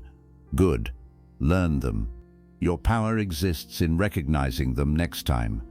But you cannot return to the day you met them and make a different decision. Stop asking yourself to perform an impossible task. You are allowed to learn without endlessly punishing yourself. The past gives information. The present gives choice. That is where your power lives. The same is true of aging. People spend huge amounts of money and emotional energy fighting the basic fact that the body changes. There is nothing wrong with taking care of yourself. Exercise, eat appropriately, sleep, use medical care. Maintain your appearance if it matters to you, but understand what you can and cannot control. You can influence health. You cannot stop time. You can strengthen the body. You cannot make it permanently young. You can care for your skin. You cannot demand that it never change. When you confuse influence with control, aging feels like a personal failure. Every wrinkle becomes an enemy. Every limitation becomes humiliation. Buddhist teaching asks us to remember the nature of the body. It changes. That is not the body betraying you. That is the body being a body. The same body that gives you strength also changes. The same body that allows pleasure can feel pain. The same body that was once young becomes old if life continues long enough. Fighting this reality mentally does not stop aging. It only makes aging more bitter. Acceptance lets you use your remaining power wisely. What does this body need now? maybe not what it needed 20 years ago. Respond to the body that exists, not the body you wish you still had. This is wisdom. Another illusion of control appears in parenting. Parents often struggle when children become adults. When children are young, parents have enormous responsibility. They set routines, choose schools, make many decisions. Then gradually, the child becomes independent. But sometimes the parent's mind does not adjust. They continue believing, if I say the right thing, my child must make the decision I want. When the adult child chooses differently, the parent suffers. They call repeatedly, lecture, pressure, compare, threaten, try to control through guilt. The relationship becomes damaged. The parent may say, I am doing this because I care. Maybe they do care. But care does not give control over another adult's mind. Love must mature. At some point, loving your children may mean accepting that they will make decisions you would not make. You can advise, you can express concern, you can maintain boundaries. But unless there is some immediate safety or dependency issue, you often cannot live their life for them. They must experience consequences. They must learn. They must become themselves. If your well-being depends on your adult children making every choice according to your preferences, you are placing your emotional state inside something you cannot control. That will create suffering. Let love remain. Release ownership. The same principle applies to people trying to rescue everyone. Some people feel responsible for every problem around them. A friend is unhappy. They must fix it. A family member makes bad choices. They must save them. Someone becomes angry. They must calm them. Someone struggles financially. They must solve it. This can look compassionate. Sometimes it is, but sometimes underneath is another attachment to control. You cannot rescue someone who refuses to participate in their own life.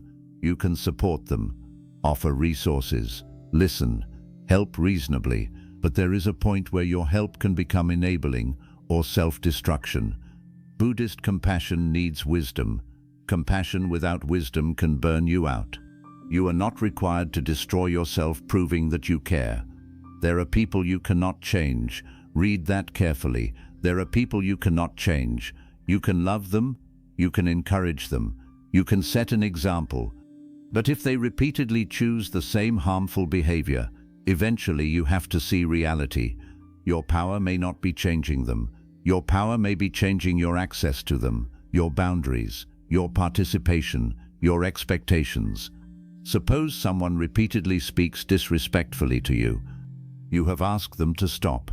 You explained your feelings. Nothing changes. At that point, continuing to explain may not be power. It may be avoidance. You are avoiding the harder choice. The harder choice may be creating distance. You cannot control whether they become respectful. You can control how much access disrespect receives. That is power. This is why boundaries are so important. A boundary is not, you must behave this way. That is a demand. A boundary is, if this behavior continues, this is what I will do. Notice the difference. You cannot yell at me.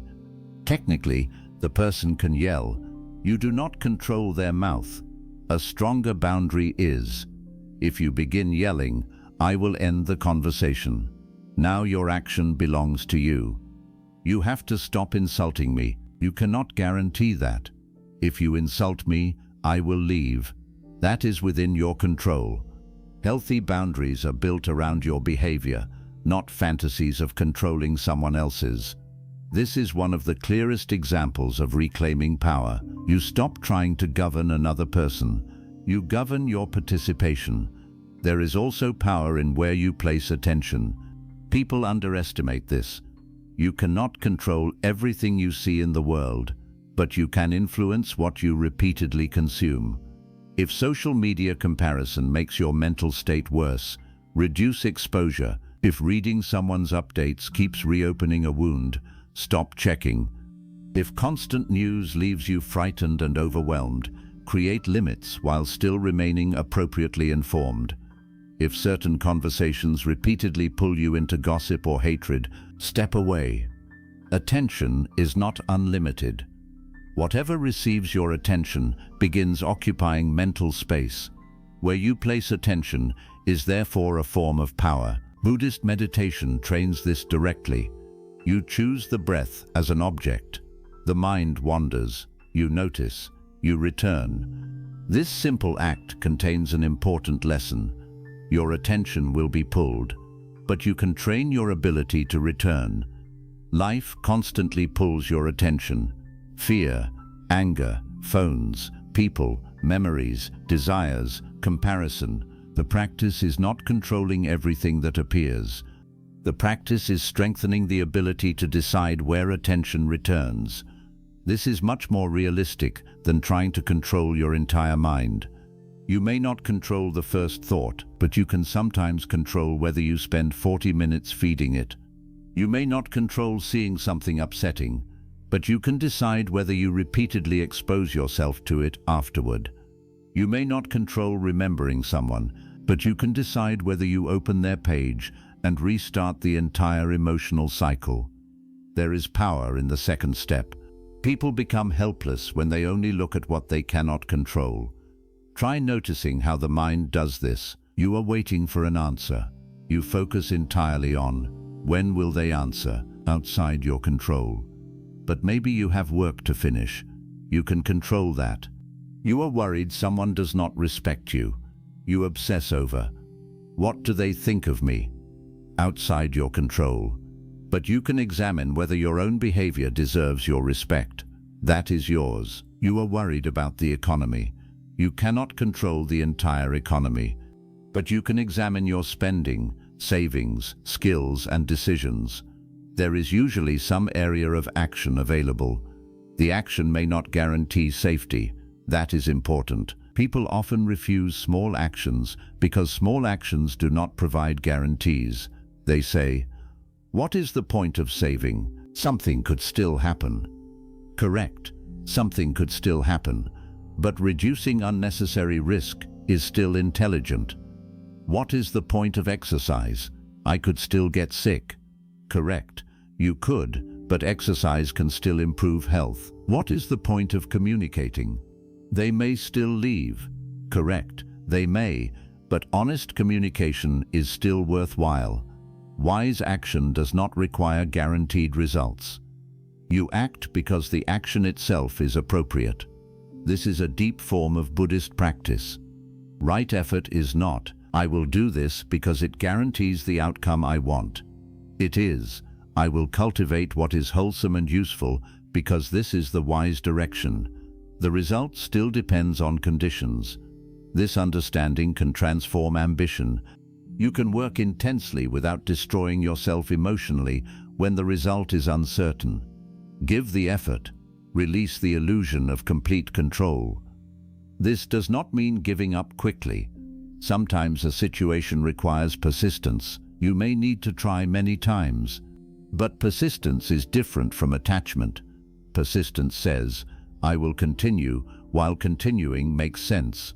Attachment says, this outcome must happen, or I cannot be okay. That is where suffering begins. Imagine an archer. The archer can train, choose the bow, control posture, control breathing, aim carefully, release skillfully. But after the arrow leaves the bow, conditions matter. Wind, movement, distance, many things. You do everything that belongs to you. Then you let the arrow travel. Much of life is like this. Your effort is the drawing of the bow. The outcome is not entirely yours. People exhaust themselves trying to mentally chase the arrow after it has already left. They have made the application, then check the email every 5 minutes, had the conversation, then replay it all night, taken the test, then obsess over every answer. At some point, the arrow is already moving. Let it move. Return to what belongs to you now, perhaps another task, another breath, another day. This is not emotional detachment in the sense of not caring. You may care deeply, but you refuse to confuse caring with controlling. This distinction also applies to loss. When someone you love dies, the mind may experience the ultimate absence of control. You cannot bring them back. There is no correct conversation that changes what happened.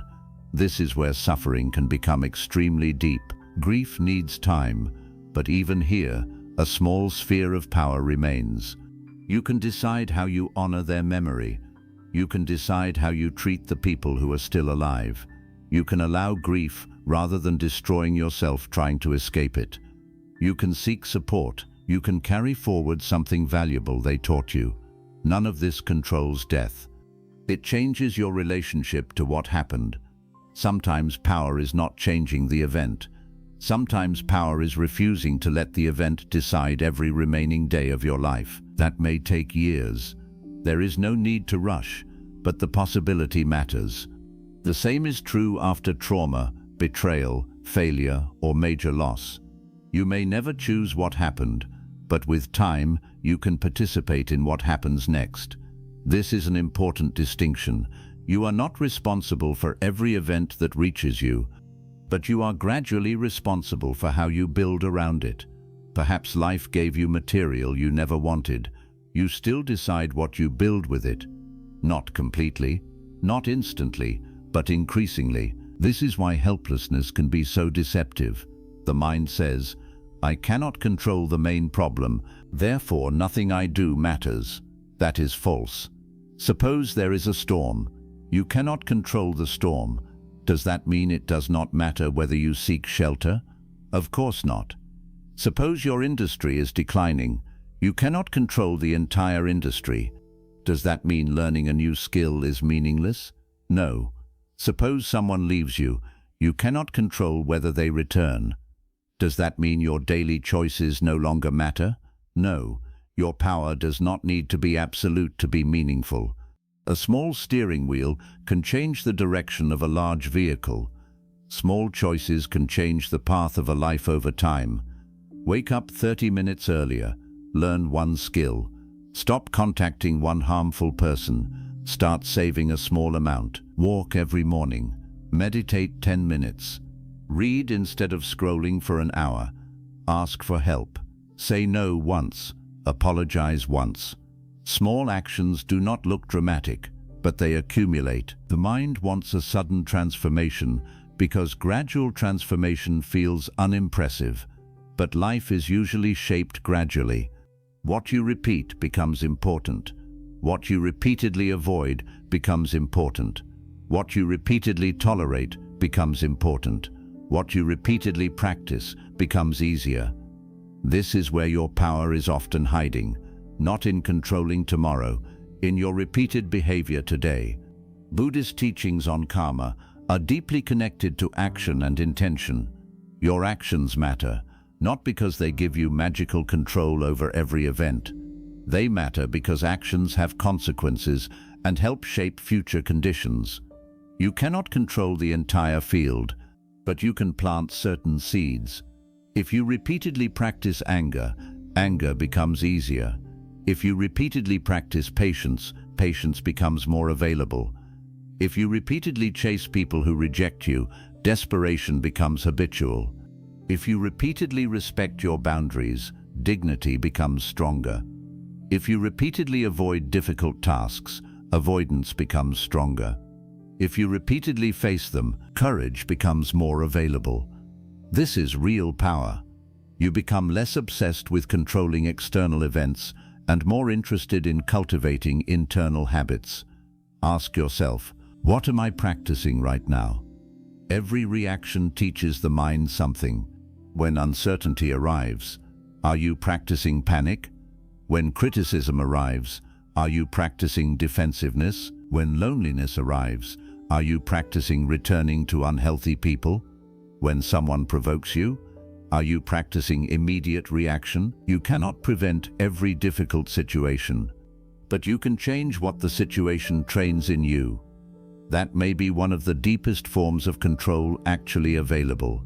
Not controlling life, training how you meet life, and this training takes time. Do not expect yourself to become completely calm after hearing one Buddhist teaching.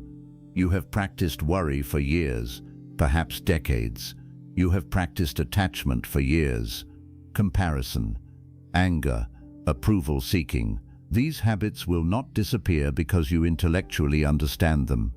Practice must replace practice. When fear appears, return to what is controllable. Again, when someone provokes you, pause. Again, when the mind runs 10 years ahead, return to today. Again, when you begin trying to control someone's opinion, remember that belongs to them. Again, the repetition is the path. Eventually, something changes. The external world may remain unpredictable, but you become less easily destroyed by unpredictability. You begin trusting something different. Not that everything will work out exactly as you want. That would be another illusion. You begin trusting that you can meet change more wisely.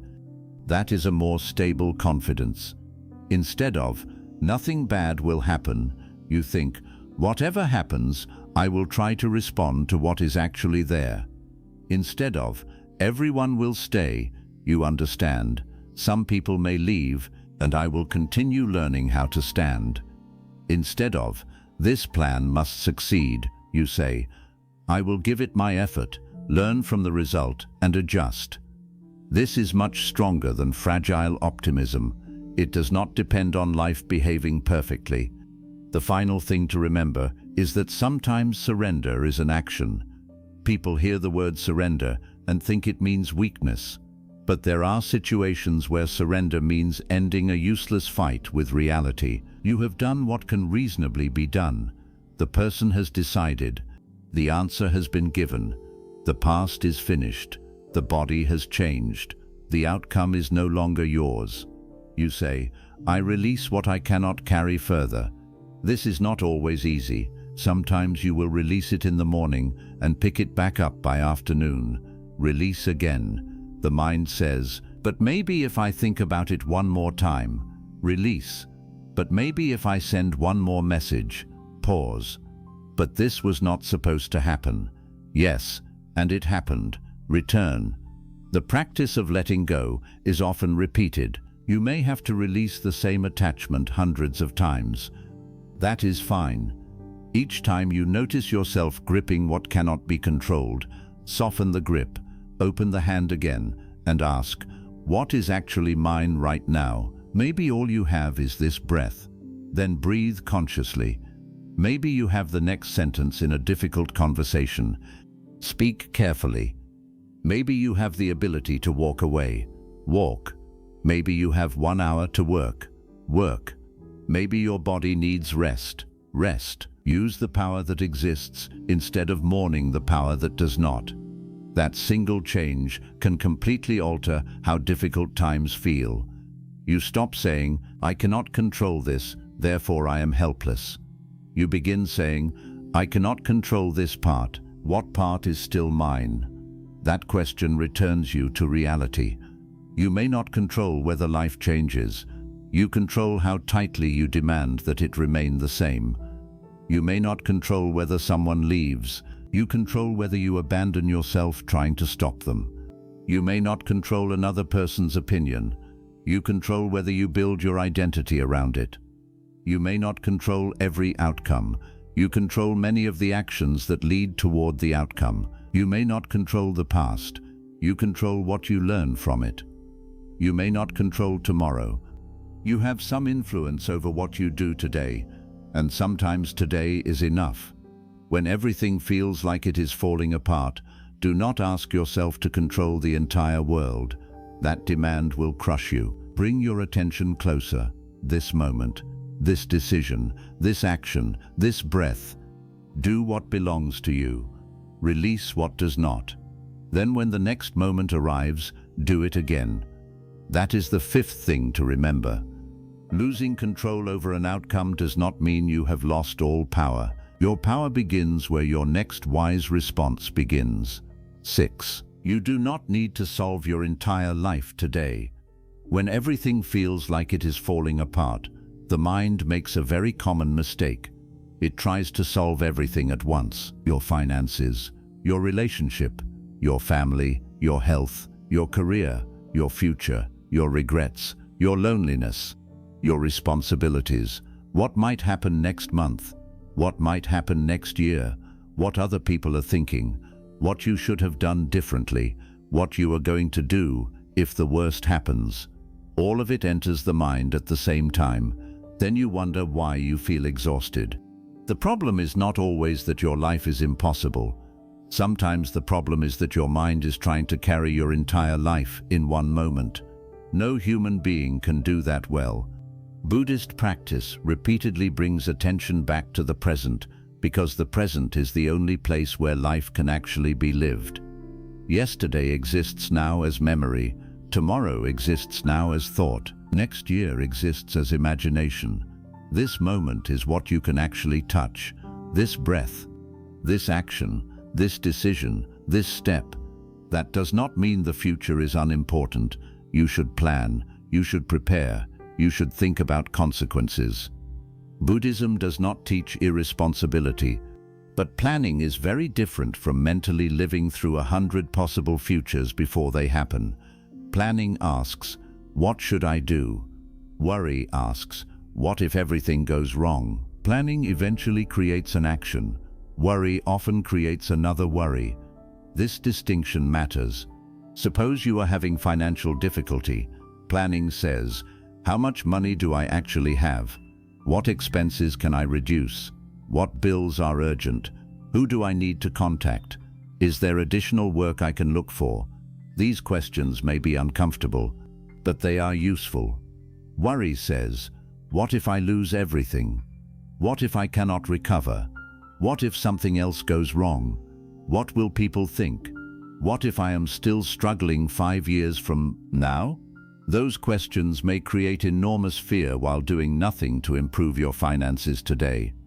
The mind often believes that worrying far into the future is a form of preparation. It is usually not. You cannot prepare for every possible version of tomorrow.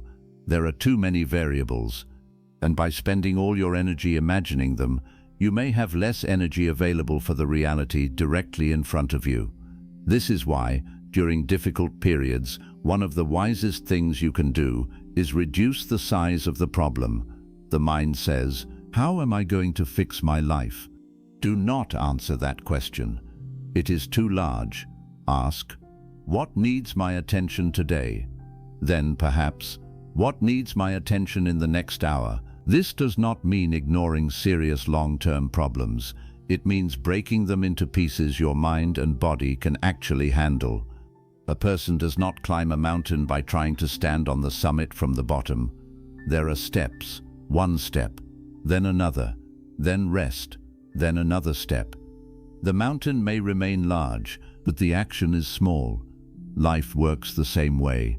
Imagine waking up and feeling that your entire life is out of control. Your room is messy.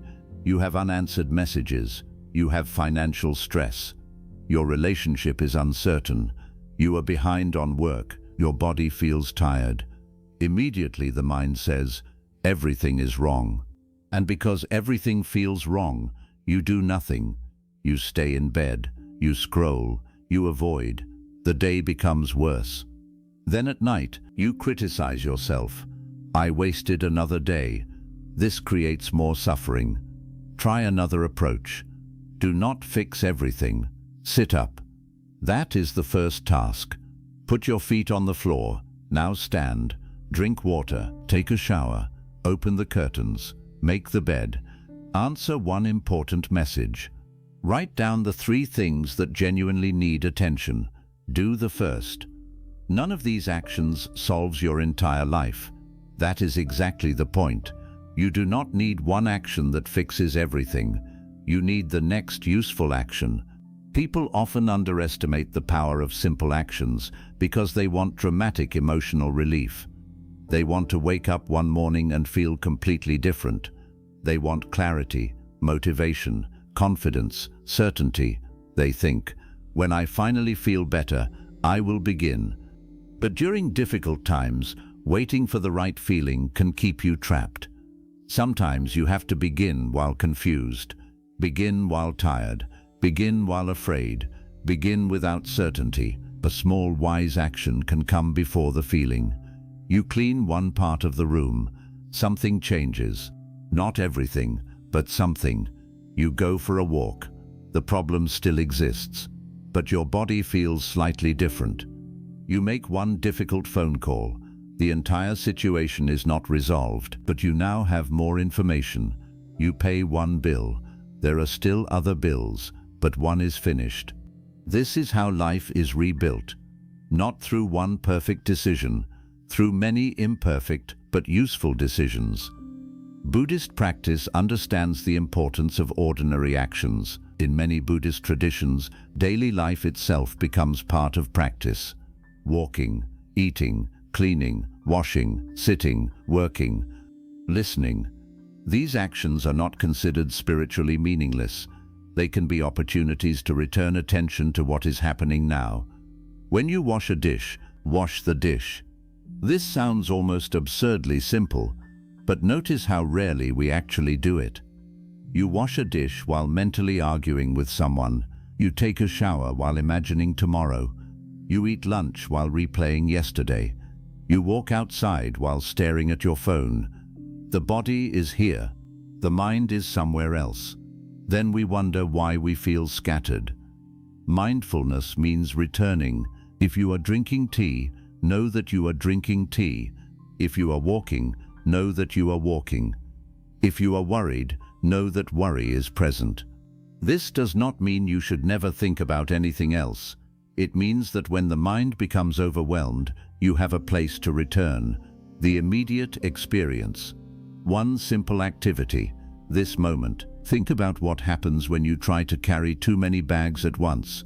Maybe you could make 2 trips, but you think, no, I can carry everything. You put bags on both arms, more bags in your hands, something under your elbow. Then something falls. You become frustrated. Emotionally, people do the same thing. They try to carry today, yesterday, tomorrow, their own problems, their children's problems, their partner's problems, their parents' problems, the opinions of strangers, things that might happen, things that probably will not happen. Then something falls, and they say, I am not strong enough. Perhaps strength is not the problem. Perhaps you are carrying things that do not belong in this moment. Ask, what am I carrying right now that does not need to be carried right now? Maybe you are carrying next month's problem. Put it down until planning for it becomes useful. Maybe you are carrying another person's decision. That belongs to them. Maybe you are carrying an old conversation. It has ended. Maybe you are carrying a hypothetical disaster. It has not happened. This does not mean these things never matter. It means you stop forcing every problem into the same moment. There is a time to plan, a time to act, a time to wait, a time to rest, a time to grieve. Wisdom recognizes which time you are actually in. People create enormous suffering by trying to act when it is time to wait, or by waiting when action is needed. Sometimes there is something practical you can do. Do it. Sometimes you have already done what can be done. Then the next task is patience. This is difficult because patience does not feel productive. Imagine waiting for medical results. You want an answer. You cannot have it yet. You think about the result every 15 minutes. Does this produce the answer faster? No. Perhaps the wise action was getting the test done. That part is complete. Now there is waiting. The mind refuses to accept this stage. It says, think more. Search online again. Imagine every outcome, but none of that changes the result. You are using today to mentally live inside information you do not yet have. Buddhist awareness asks you to recognize uncertainty is present, not I must eliminate uncertainty immediately. Sometimes uncertainty cannot be eliminated immediately. Can you allow yourself to not know? That is a powerful practice. I do not know what the result will be. I do not know whether they will return. I do not know whether this application will succeed. I do not know exactly how my life will look next year. That is honest. The mind may demand more. It wants guarantees. You cannot provide them. So give it reality instead. I do not know, and right now, I am here. That can be enough. A major reason people feel overwhelmed is that they believe they should already know the answer. They think, at my age, I should know what I am doing. I should have my life figured out. I should know what comes next. But life does not remain solved. Even if you had everything figured out 10 years ago, conditions change. A plan that made sense at 30 may not make sense at 50. A career that once suited you may change. A relationship changes. Your health changes. Your priorities change. There is no final point where you solve life and never need to adjust again. Life is not a puzzle you complete once. It is a process you keep responding to. This realization can reduce enormous pressure. You are allowed to not know the whole path. Think about walking through fog. You may only see a short distance ahead. If you refuse to move until you can see the entire road, you remain standing still. But if you can see the next few steps, perhaps that is enough. You walk. Then more of the road becomes visible. This is how many important decisions work. You rarely receive complete certainty before acting. Perhaps you know, this job is harming me. You do not yet know the perfect next career. That does not mean you have no direction. Maybe the next step is researching options, then learning a skill, then applying. More information appears as you move. Perhaps you know, this relationship needs change. You may not know where the conversation will lead. The next step may simply be having the honest conversation. Perhaps you know, my finances are becoming dangerous. The next step might be looking at the numbers honestly, not solving the next 20 years, looking at the numbers. People often avoid the next step because they cannot see the last step. This is a mistake. You do not always need to know where something ends before beginning what is clearly necessary now. Buddhism asks for awareness of causes and conditions. You create helpful conditions now, then see what arises. You do not control every result, but you can participate wisely. Another important thing to understand is that an overwhelmed mind is not always a reliable mind. When you are exhausted, everything seems urgent. Everything feels bigger. A small problem becomes enormous. An uncertain future becomes terrifying. Sometimes the wise thing is not another hour of thinking. Sometimes it is sleep. People underestimate sleep because it feels too simple. They want a philosophical answer. But a sleep-deprived mind often produces darker interpretations. You lie awake at 2 in the morning thinking, my life is completely ruined. Then you sleep 7 hours. You wake up and think, this is difficult, but maybe I can handle the first part. What happened? Did your entire life transform overnight? No. Your nervous system changed. This does not mean every problem can be slept away. Of course not. It means that basic physical conditions influence mental experience. This is important. Sometimes you need food, sometimes water, sometimes movement, sometimes silence, sometimes proper medical care. Sometimes you need to stop consuming information for an hour. A mind flooded with stimulation struggles to see clearly. Do not make unnecessary major decisions from a state of extreme exhaustion if the decision can reasonably wait. Rest first, then look again. This is not weakness, it is practical wisdom. Imagine trying to read through dirty glasses. Everything looks unclear. Do you conclude the entire world is blurry? No, you clean the glasses. Your mental state is sometimes like the glasses. Anger colors perception. Fear colors perception. Exhaustion colors perception. Desperation colors perception. If you can, allow the emotional storm to reduce slightly before making decisions that will shape your life for years. Someone hurts you. At that moment you think, I will never speak to them again. Maybe that will eventually be the right decision. But if there is no immediate danger, You may not need to decide your entire future relationship in the hottest moment of anger. Pause, observe, sleep, then decide from a clearer state. There are exceptions. If you are in danger or experiencing abuse, immediate protective action may be necessary. But in ordinary conflict, not every emotion needs an immediate, permanent decision. This is another form of taking life one moment at a time.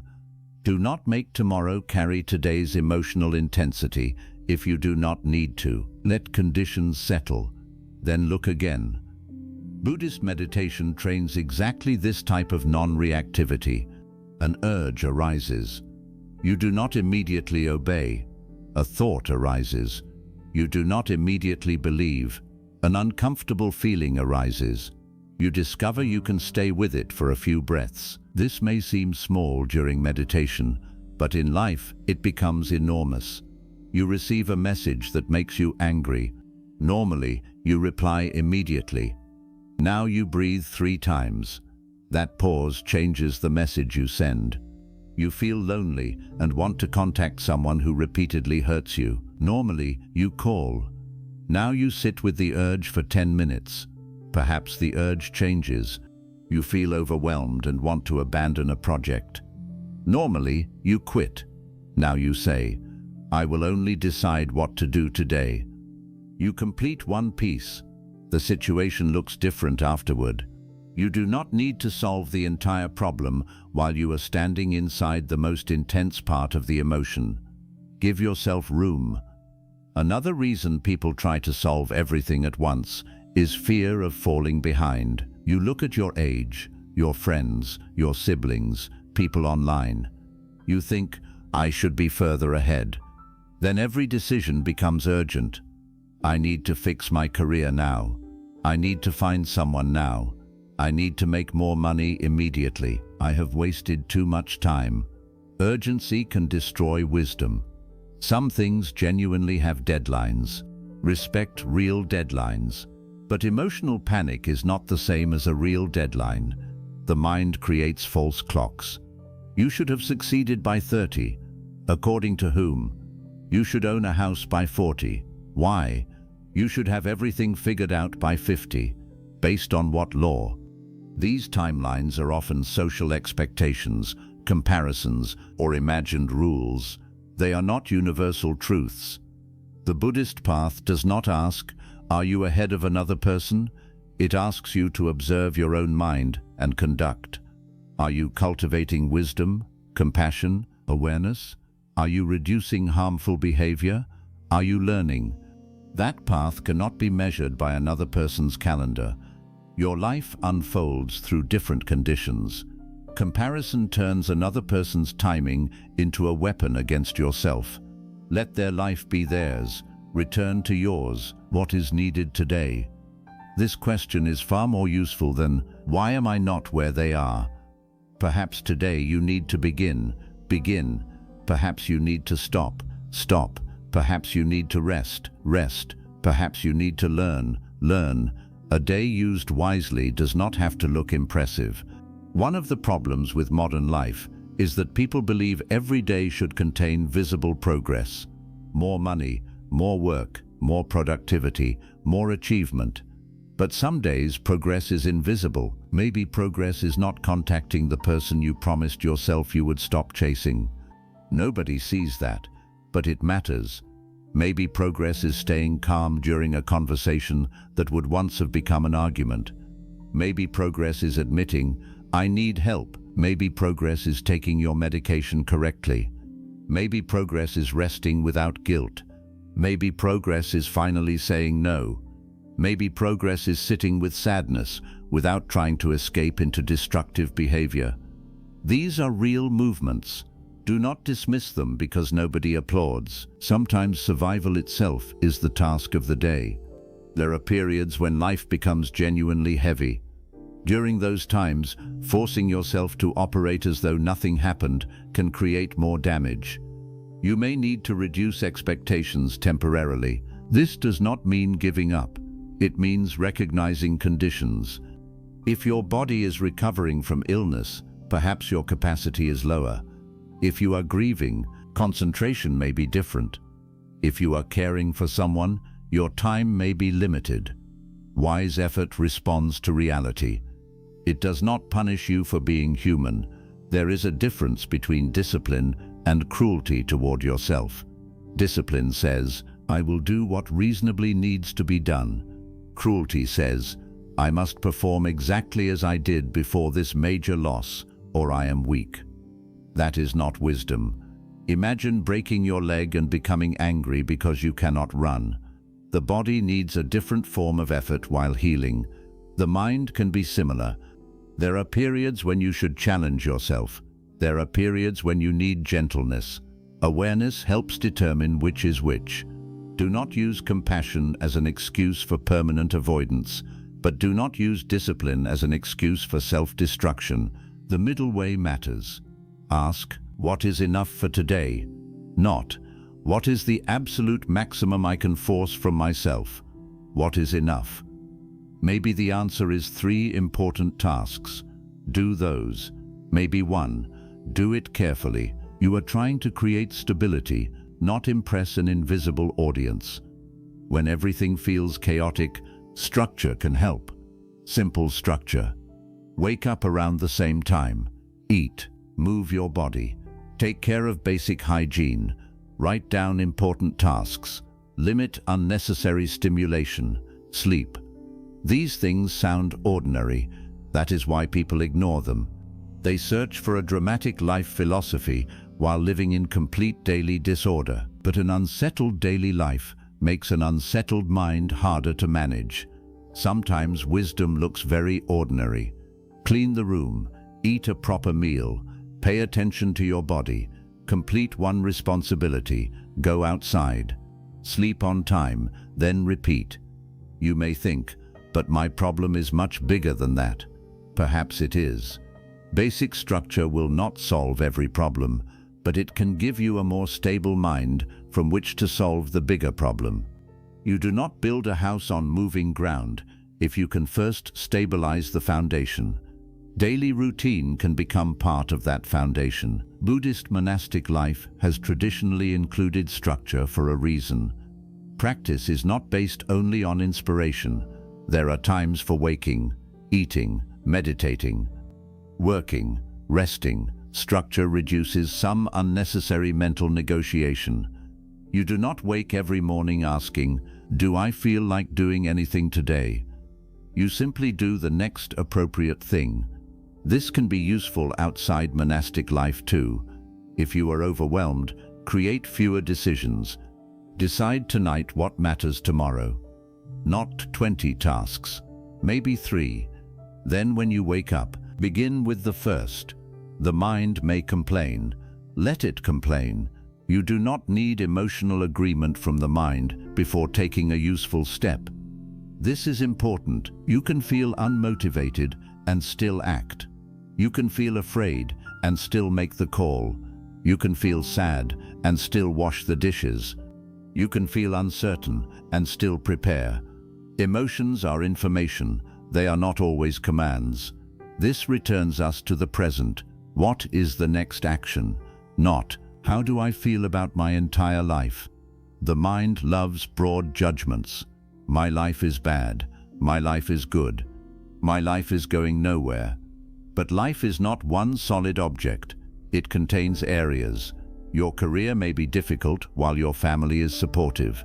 Your relationship may have ended while your health is improving. Your finances may be uncertain while you are learning something valuable. Do not turn one difficult area into a total description. This matters because total descriptions create total overwhelm. My life is falling apart.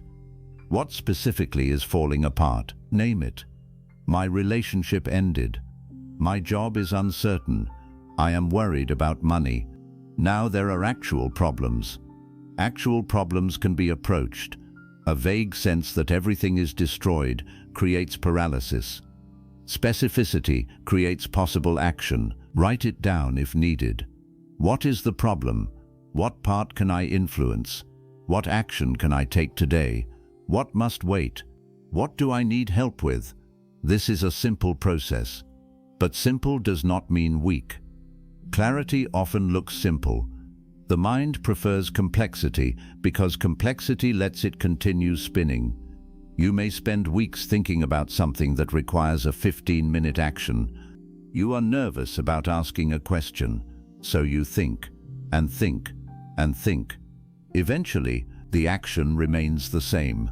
Send the email, have the conversation, make the appointment.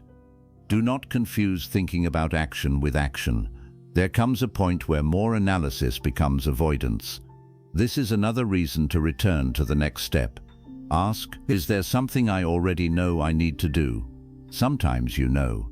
You simply do not like the answer. You know you need to stop contacting someone. You know you need to look at your finances. You know you need to apologize. You know you need to ask for help. You know you need to make an appointment. You know you need to finish the work. The mind says, I need more clarity. Perhaps you do not. Perhaps you need courage. This is worth recognizing. Not every lack of action is caused by lack of understanding. Sometimes the next step is clear and uncomfortable. Take the uncomfortable step. Then clarity may increase. Action reveals information that thinking cannot provide. You cannot think your way into knowing exactly how a difficult conversation will go. Have the conversation. You cannot think your way into knowing whether every application will succeed. Apply. You cannot think your way into discovering whether you enjoy a new skill. Practice it. Reality gives feedback. Let reality participate in the answer. There is also a Buddhist lesson in not becoming attached to one perfect solution. When people feel desperate, they often think, one thing must save me, this one relationship, this one job, this one business, this one opportunity, this one move. Then enormous pressure is placed on a single outcome. If it fails, they collapse. A wiser approach is flexible. This is one path. If it works, continue. If conditions change, adjust. This is not lack of commitment. It is recognizing impermanence. A rigid mind breaks more easily. A flexible mind adapts. Think of a tree in strong wind. The branch that cannot bend may snap. Flexibility is not weakness. It is responsiveness. You may have a plan. Good. But hold the plan lightly enough to update it when reality gives you new information. This applies to identity too. Maybe you spent your whole life thinking, I am this kind of person. Then circumstances require something different. You may need to learn, begin again, accept being inexperienced. People often stay trapped because starting again hurts their pride. They think, at my age, I should not have to start over. Life does not care about that sentence. Sometimes you start over at 20, sometimes 40, sometimes 70. Conditions change. Starting again is not proof your previous life was wasted. What you learned comes with you. You are not truly beginning from zero. You are beginning from experience. This is especially important after loss. Someone loses a long marriage and thinks, my whole life is gone. Part of life has changed dramatically, but everything learned during those years still exists in some form. Experience, skills, memories, understanding. You begin a new chapter carrying what life taught you. The same after career loss. You may lose the position. You do not lose every skill you developed. Do not confuse losing a structure with losing everything that existed inside it. This can make rebuilding less frightening. The next chapter does not need to look like the last. Sometimes that is the point. You do not need to decide exactly what it will become today.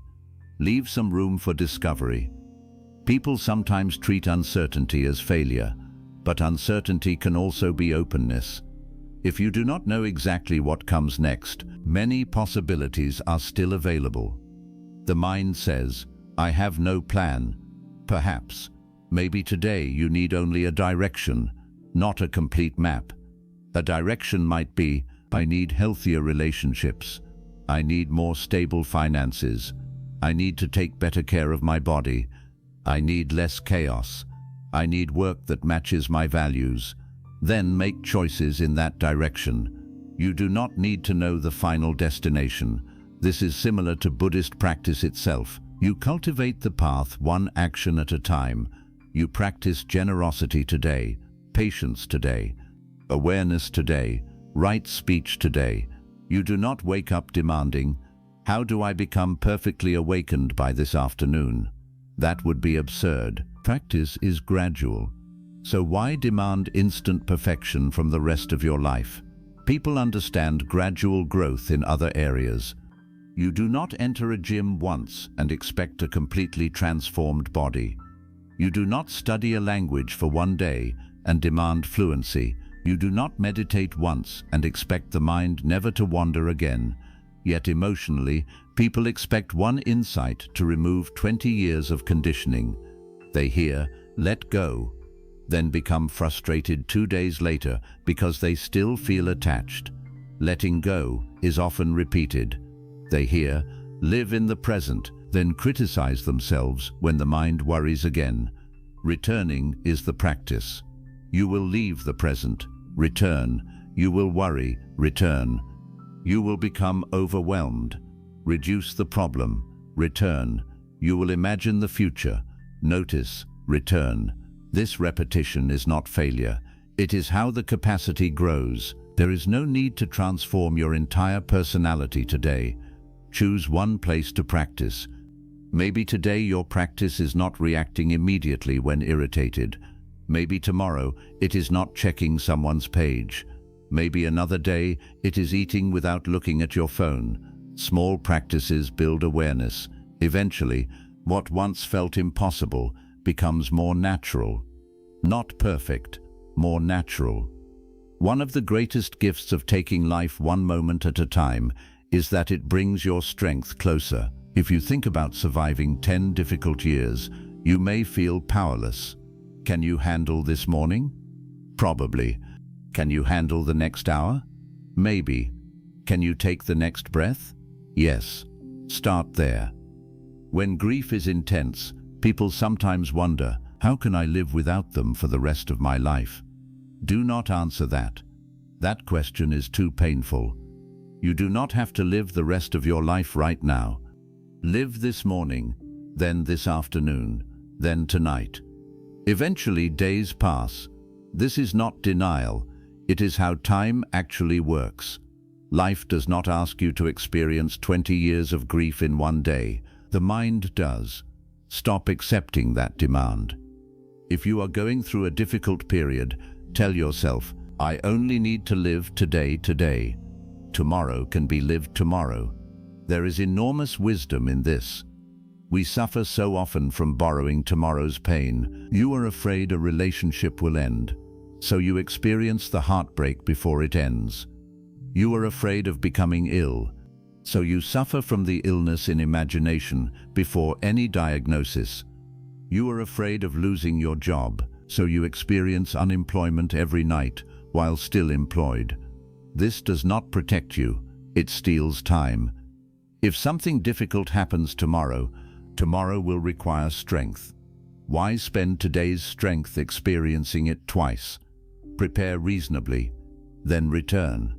This does not mean telling yourself nothing bad will happen. You do not know that. A Buddhist approach does not require false certainty.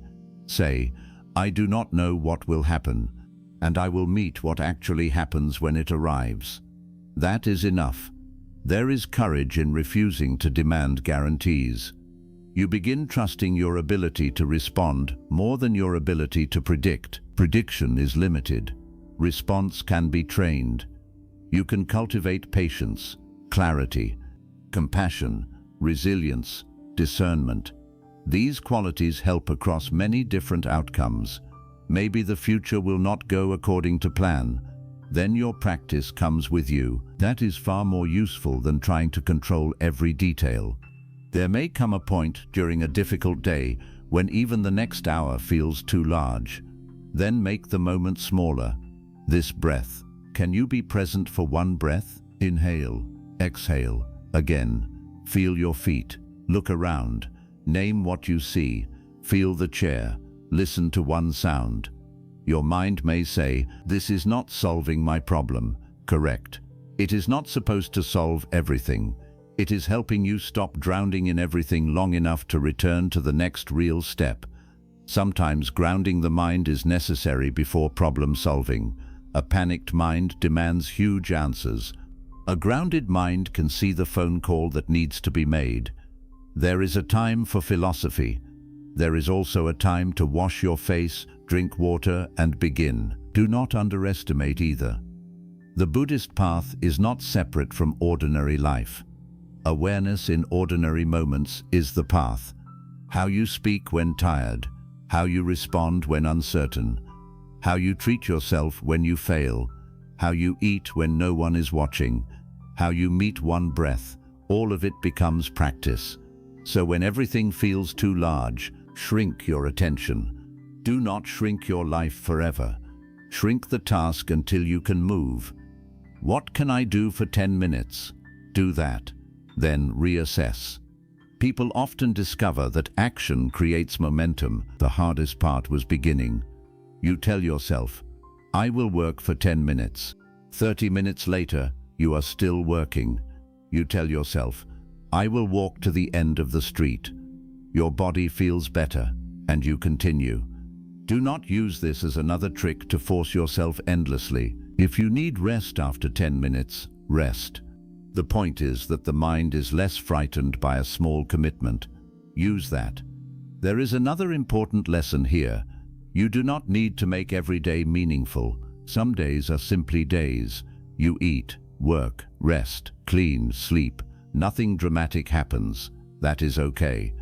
The mind sometimes creates pressure. I need to transform my life. Maybe what you need is to stop damaging it. For a while, stabilization may be the goal. Stop creating new debt. Stop entering the same destructive argument. Stop abandoning your routine. Stop feeding the addiction to comparison. Stop making impulsive decisions. You do not always move forward first. Sometimes you stop moving backward. That is progress. If a boat is taking on water, you may need to plug the leak before worrying about how fast it is traveling. When life is falling apart, ask, what is making things worse? Address that. Then ask, what would create a little stability? Do that. Only then worry about dramatic growth. This is practical wisdom. The ego wants transformation. Wisdom may ask for stability. There is nothing glamorous about it, but stable ground matters. This is why you do not need to reinvent your whole life today. Maybe you only need to stop one harmful pattern, then tomorrow, continue. Your future self will be shaped by these ordinary decisions.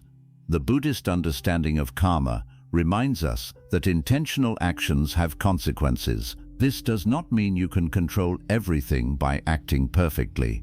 You cannot. It means your actions participate in creating conditions. What conditions are you creating today? If you stay awake until 4 in the morning every night, you are creating certain conditions. If you repeatedly spend money you do not have, conditions. If you speak harshly every time you are angry, conditions. If you practice mindfulness daily, conditions. If you learn a useful skill, conditions. If you surround yourself with certain people, conditions. You do not need to control the future. Create better conditions. That is more realistic. The farmer cannot command the seed to grow by shouting at the soil. The farmer creates conditions, plants, waters, protects, then waits. Growth has its own timing. Your life may need the same patience. Plant, water, wait. Do not dig up the seed every morning asking, "Is it working yet?" People do this emotionally. They begin a new habit for 3 days. Why has my life not changed? They meditate for 1 week. Why am I still overthinking? They set a boundary once. Why am I still afraid? Transformation takes repetition. You may not see visible results immediately. Keep creating better conditions. That is today's work. The final result can wait. Perhaps this is one of the most compassionate things you can tell yourself when you are overwhelmed. I am not required to finish my life today. You are not. You are not required to have the perfect answer. You are not required to know the final outcome. You are not required to heal everything immediately. You are not required to become a completely different person overnight. You are required only to meet the moment you are actually living, sometimes with courage, sometimes with patience, sometimes with action, sometimes with rest, sometimes with tears, sometimes with silence. Let this day be this day. Do not make it carry the weight of every tomorrow. If there is one thing to do, do one thing. If there are 10 things, begin with the first. If nothing can be done yet, wait consciously instead of worrying compulsively. If you are exhausted, restore the body before demanding brilliant answers from the mind. If you do not know the entire path, look for the next visible step. And if the next step is still unclear, become quiet enough to see what is actually happening. You may discover that life is not asking you for a complete solution. It is asking for one wise response, then another, then another. This is how difficult seasons are crossed. Not all at once. One day, one choice, one breath, one step at a time. That is the 6th thing to remember when everything feels like it is falling apart. You do not need to solve your entire life today. You only need to meet this moment wisely enough to reach the next one. 7. Difficult times reveal what you are attached to. Difficult times do more than hurt us. They reveal us. When life is comfortable, many of our attachments remain hidden. We believe we are calm, independent, strong, secure. We think we have learned how to let go. We think other people's opinions no longer matter. We think we are not dependent on anyone. We think we have accepted change. Then life takes something away. A relationship ends. Someone stops giving us attention. Money disappears. Our health changes. We lose status. A child becomes distant. A friend no longer calls. A career ends. Someone criticizes us. Suddenly, emotions rise that we did not know were still there. Fear, jealousy, desperation, anger, possessiveness, shame, resentment. And we wonder, why is this affecting me so deeply? Sometimes the answer is simple, because the event touched an attachment.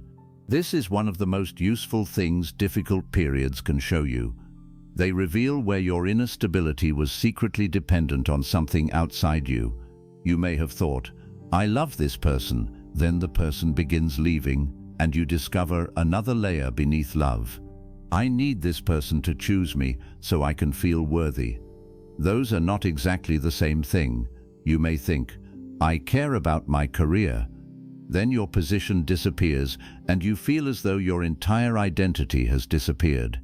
Perhaps the career was not only work, it was proof that you mattered. You may think, I love my children. Then they grow older, begin living independently, and you feel rejected because they do not need you in the same way. Perhaps part of your identity was built around being needed. Difficult times expose these things.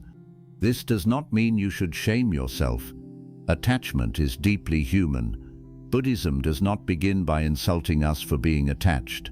It begins by helping us see attachment clearly, because we cannot loosen what we refuse to recognize. The first step is not, I should not be attached. The first step is, what am I actually attached to? That question can change everything. Sometimes the obvious answer is not the deepest answer. You say, I cannot get over this breakup because I miss them. Maybe, but look more carefully. What exactly do you miss? Their presence? Their personality? Their companionship? Or do you miss being wanted? Do you miss having someone message you every morning? Do you miss having plans? Do you miss feeling attractive because they chose you? Do you miss the social identity of being in a relationship? Do you miss the future you imagined? These are different attachments. The more specific you become, the more clearly you understand your suffering. Maybe you are not only grieving the person, You are grieving the version of yourself who existed around them. When they loved you, perhaps you felt important, desired, secure. Now they are gone, and you think those qualities disappeared with them. But perhaps they were never actually owned by the other person. You had simply allowed their attention to become evidence of your worth. Now the attention is gone, and because the evidence disappeared, your self-worth collapses. That is attachment. The mind says, if they choose me, I am valuable. If they stop choosing me, something is wrong with me. This is a dangerous arrangement. You have given another person authority over your identity. Their mood changes, your worth changes, their attention changes. Your worth changes, their feelings change, your worth changes. That is emotional instability. Buddhist wisdom invites you to see that another person's changing mind cannot become a permanent foundation for your identity. People change, feelings change, relationships change. If your entire sense of self depends on another person's approval remaining constant, you are building on unstable ground. This does not mean relationships do not matter. Of course they matter. Love matters, friendship matters, family matters. Human beings need connection. Buddhist non-attachment is not a command to isolate yourself. The question is, can you love without making another person responsible for completing your identity? That is a different kind of relationship. Instead of, I need you so I can feel like someone, it becomes, I value you deeply, but I recognize that my entire existence cannot depend on your constant approval. That is healthier love. Attachment becomes easier to see when attention disappears. Perhaps someone used to call you every day. Then they become busy. They call less often. You feel hurt. Maybe they have done nothing wrong, but your mind immediately says, they do not care anymore. Why does the reduction in attention hurt so much? Sometimes because attention had become reassurance. Every call said, you matter. Every message said, you are remembered. Now fewer messages arrive, and your mind interprets the silence as, you no longer matter. But absence of attention is not always absence of love. People have responsibilities. They become tired. They have families, jobs, health problems, their own inner struggles. Sometimes they become distant for reasons that have nothing to do with you. Attachment personalizes every change. It says, if you loved me, your behavior would always make me feel secure. That is an impossible demand. No human being can continuously regulate your emotional state for you. This becomes especially important as people grow older. There may be a time when your children build their own lives. They may not call as often as you hoped. They may live far away. They may have spouses, children, careers, and pressures you do not fully see. If your entire sense of importance comes from how often they call, every quiet day can become suffering. The mind says, they forgot me, they do not care. I gave them my whole life, and now look. Some situations genuinely involve neglect, and that should not be denied. But other times, the pain comes partly from an attachment to a former role. When the children were young, you were central to almost everything. They needed you for food, transport, advice, protection, money, permission. Then gradually, the role changed. This change can feel like loss. You may interpret independence as rejection, but perhaps life is asking your love to mature, to remain loving without needing constant dependence, to support without controlling, to care without using guilt to pull someone closer. This is difficult. It asks you to develop a life that is still meaningful when you are not the center of somebody else's. That is a powerful form of non-attachment. The same thing happens with status. Imagine someone who has held an important position for decades. People listen when they speak. Their title opens doors. They are introduced with respect. Then retirement comes. Suddenly the phone rings less. People stop asking for decisions. A younger person occupies the role. This can create a deep identity crisis.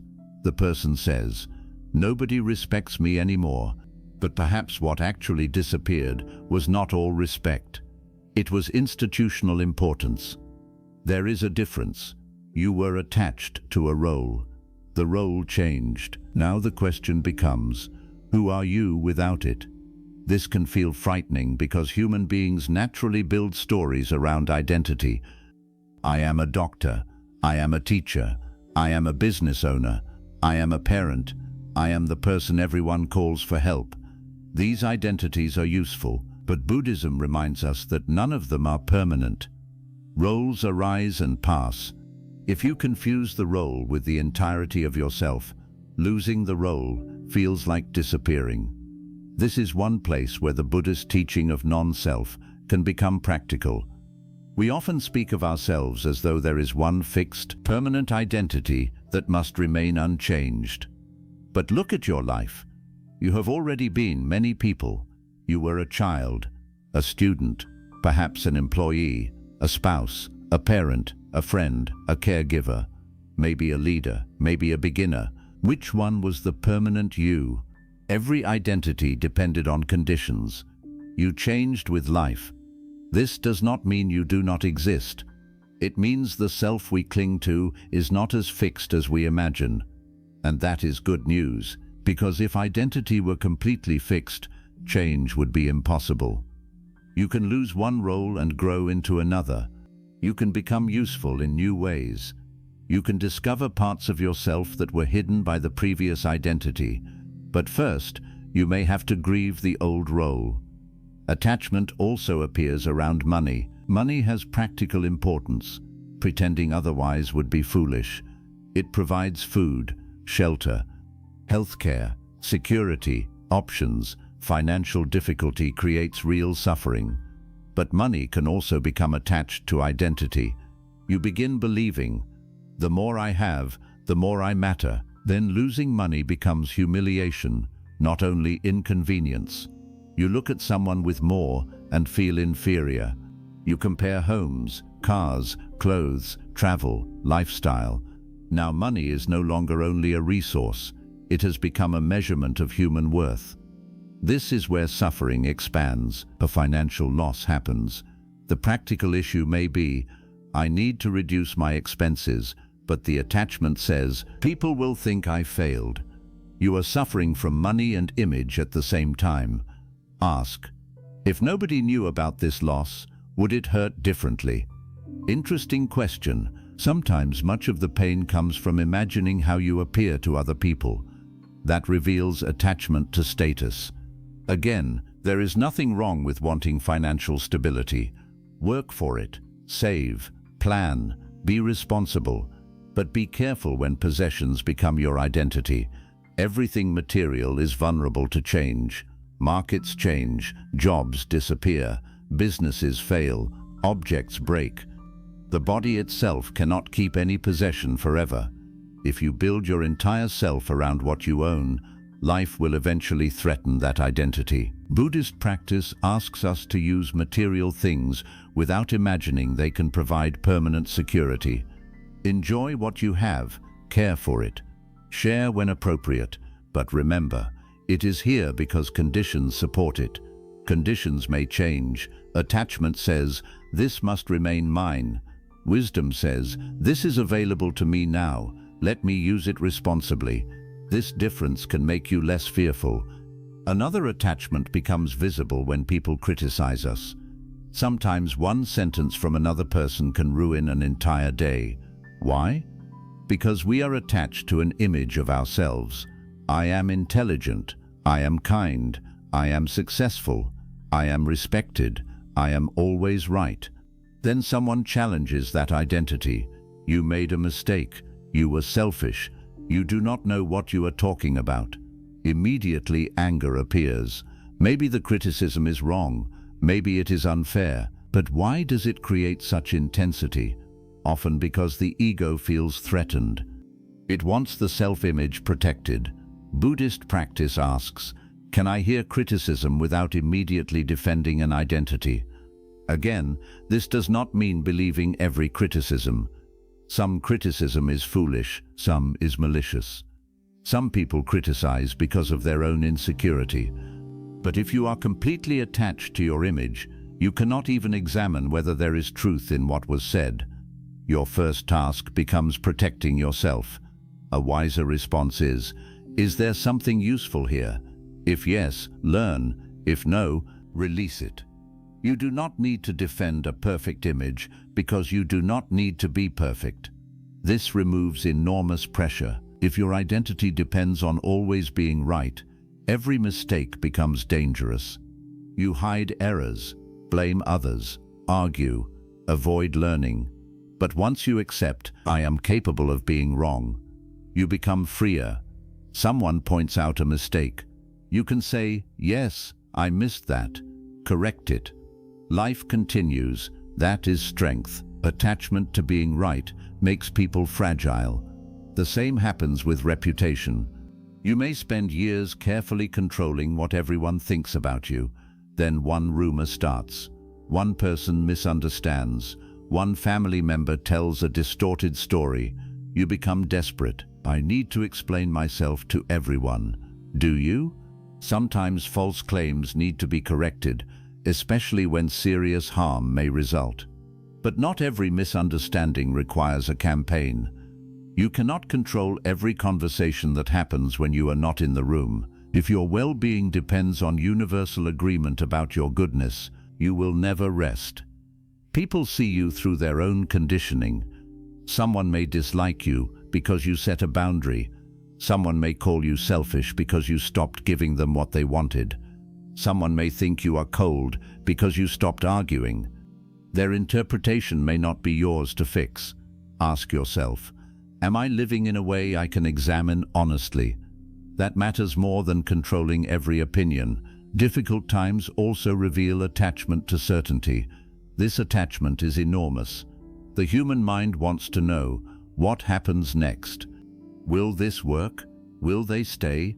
Will I recover? Will I have enough money? Will my children be okay? Will I be okay? We think certainty will make us safe, but life rarely offers certainty. You can have probabilities, plans, evidence, experience, but complete certainty? Very little. Even things you consider certain can change suddenly. The problem is not only uncertainty. The problem is our demand that uncertainty disappear. I cannot handle not knowing. This thought creates panic, but look at your entire life. You have always been living with uncertainty. You simply notice it more during difficult periods. When things are going well, you forget uncertainty exists. You assume tomorrow will look similar to today. Then something changes and suddenly you realize, I never really knew. Buddhist wisdom does not give you control over uncertainty. It teaches you how to stop demanding certainty as a condition for living. You begin saying, I do not know what happens next, and I can still take the next step. This is strength. Maybe the relationship will survive, maybe it will not. Have the necessary conversation. Maybe the opportunity will work, maybe it will not. Do your preparation. Maybe tomorrow brings difficulty, maybe something unexpectedly good. Today is still here. Attachment to certainty says, I need to know the whole road before walking. Wisdom says, I need enough clarity for the next step. This is much more realistic. Difficult periods reveal another attachment that can be very painful. Attachment to fairness. We think, I did everything right. Why did this happen? I was kind.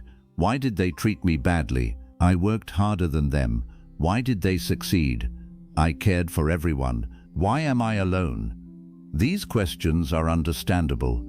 We want life to operate according to our sense of fairness, but reality does not always produce immediate fair outcomes. People make harmful choices. Accidents happen. Social systems can be unfair. Bodies become ill. Opportunities are uneven. This does not mean justice is meaningless. Work for fairness where you can. But if your ability to continue living depends on life proving itself fair every day, you will suffer constantly. Attachment says, this must not have happened because I did not deserve it. Maybe you did not deserve it.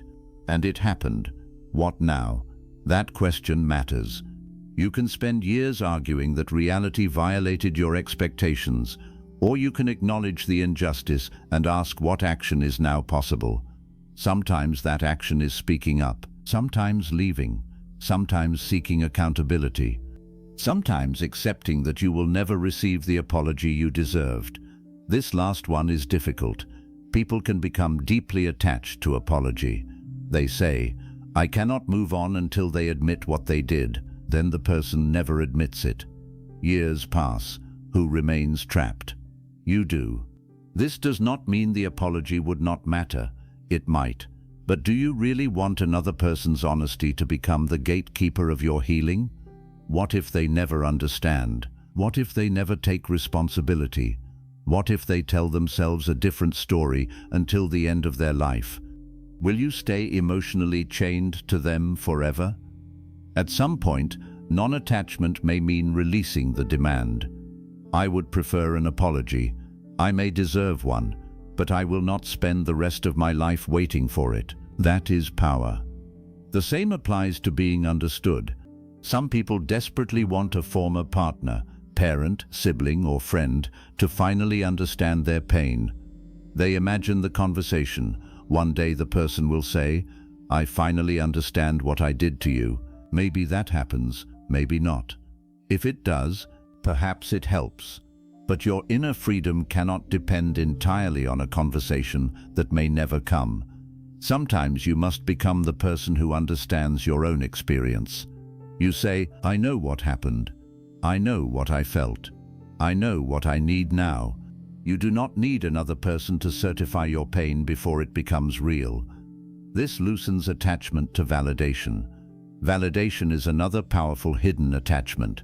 We want other people to confirm, "You are good, you are attractive, you are successful, you are wise, you were right, you deserve better." There is nothing wrong with appreciating encouragement, but if you need constant external validation, your mind becomes hungry all the time. One compliment satisfies it briefly.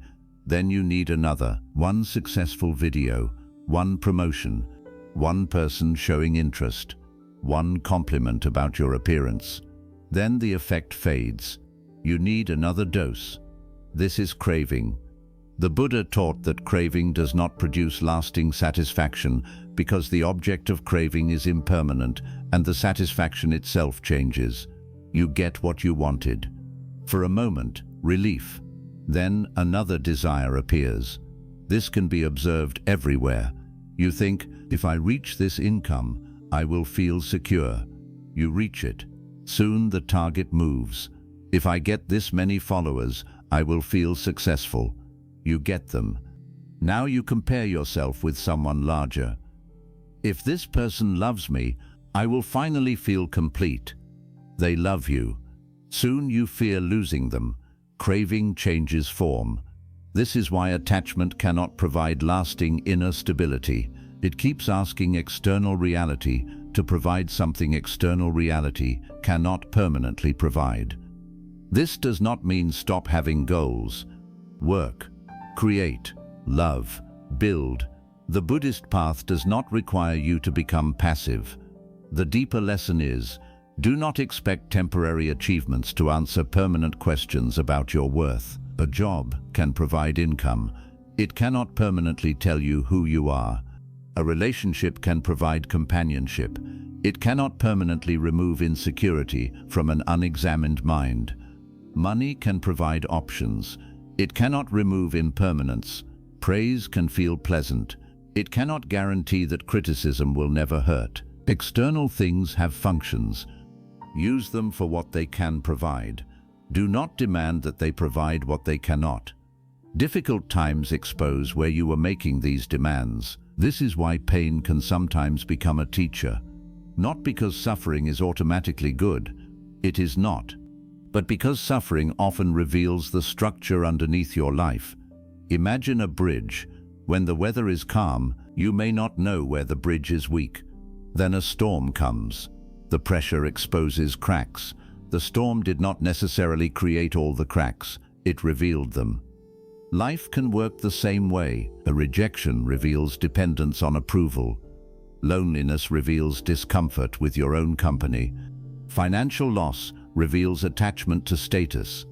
Aging reveals attachment to youth. Criticism reveals attachment to image. A child's independence reveals attachment to being needed. Uncertainty reveals attachment to control. This information can be incredibly valuable if you are willing to look. Instead of only asking, "How do I make this pain stop?" ask, "What is this pain revealing?" That does not mean every pain contains a hidden spiritual message. Do not force it. Sometimes pain is simply pain, but your reaction can still reveal something. For example, two people can face similar criticism. One thinks, "That was unpleasant." The other cannot sleep for 3 nights. Why such a difference?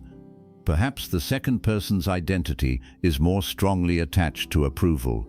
That is useful to notice. Two people experience temporary loneliness. One thinks, "I miss company." The other immediately contacts someone who repeatedly disrespects them because being alone feels unbearable. That reveals something. The deeper issue may not only be loneliness, it may be fear of sitting with oneself. This is where difficult times can become practice. You do not only remove the discomfort, you investigate it. When you feel desperate for someone's attention, pause. Instead of immediately messaging them, ask, "What happens inside me when I am not receiving their attention?"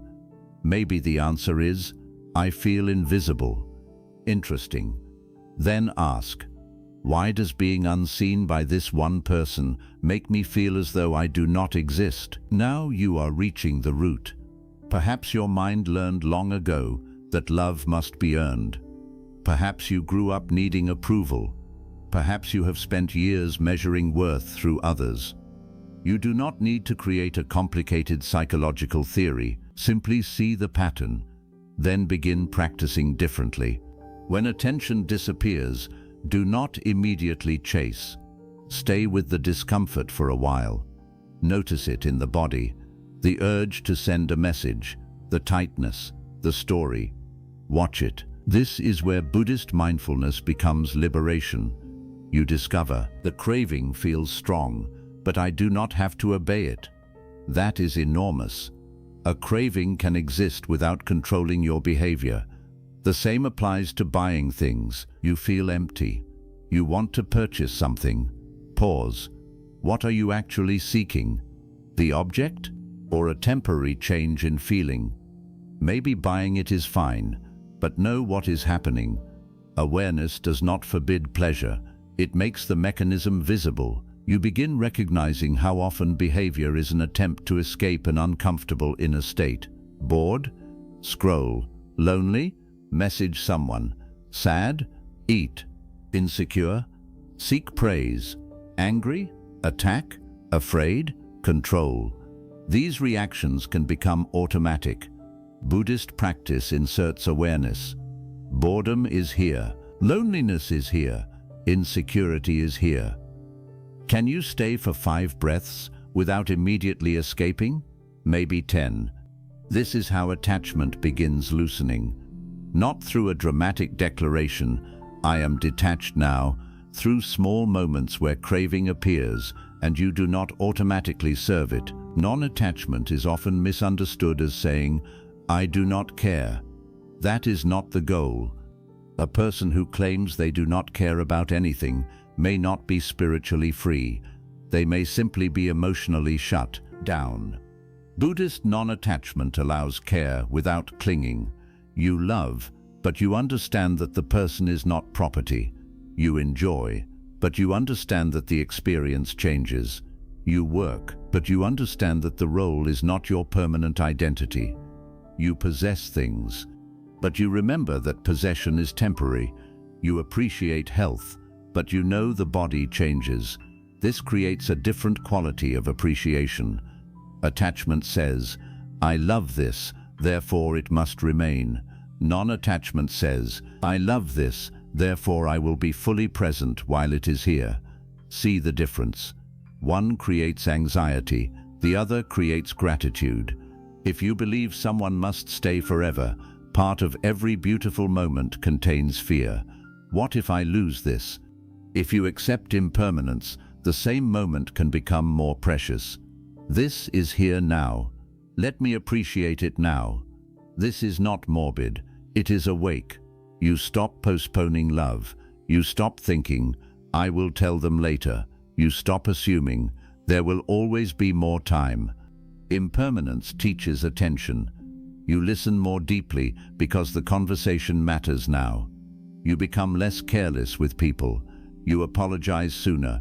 You express gratitude, not because you are constantly afraid of loss, because you understand the temporary nature of conditions. Difficult times also show you where you are attached to your own expectations. This is subtle. You may not be attached to a person. You may be attached to what you expected that person to become. You expected your spouse to behave a certain way. You expected your children to choose certain careers. You expected retirement to look a certain way. You expected your body to remain healthy. You expected people to appreciate everything you sacrificed. Then reality arrives differently. Now you suffer not only because of what happened. You suffer because what happened violated the script. Ask, where did this script come from? Sometimes no one promised you these outcomes. You created them. You imagined, by this age, life will look like this. Then life did not cooperate. The expectation became attachment. Buddhism invites us to hold expectations more lightly, plan, prefer, hope. But remember that life contains conditions you cannot control.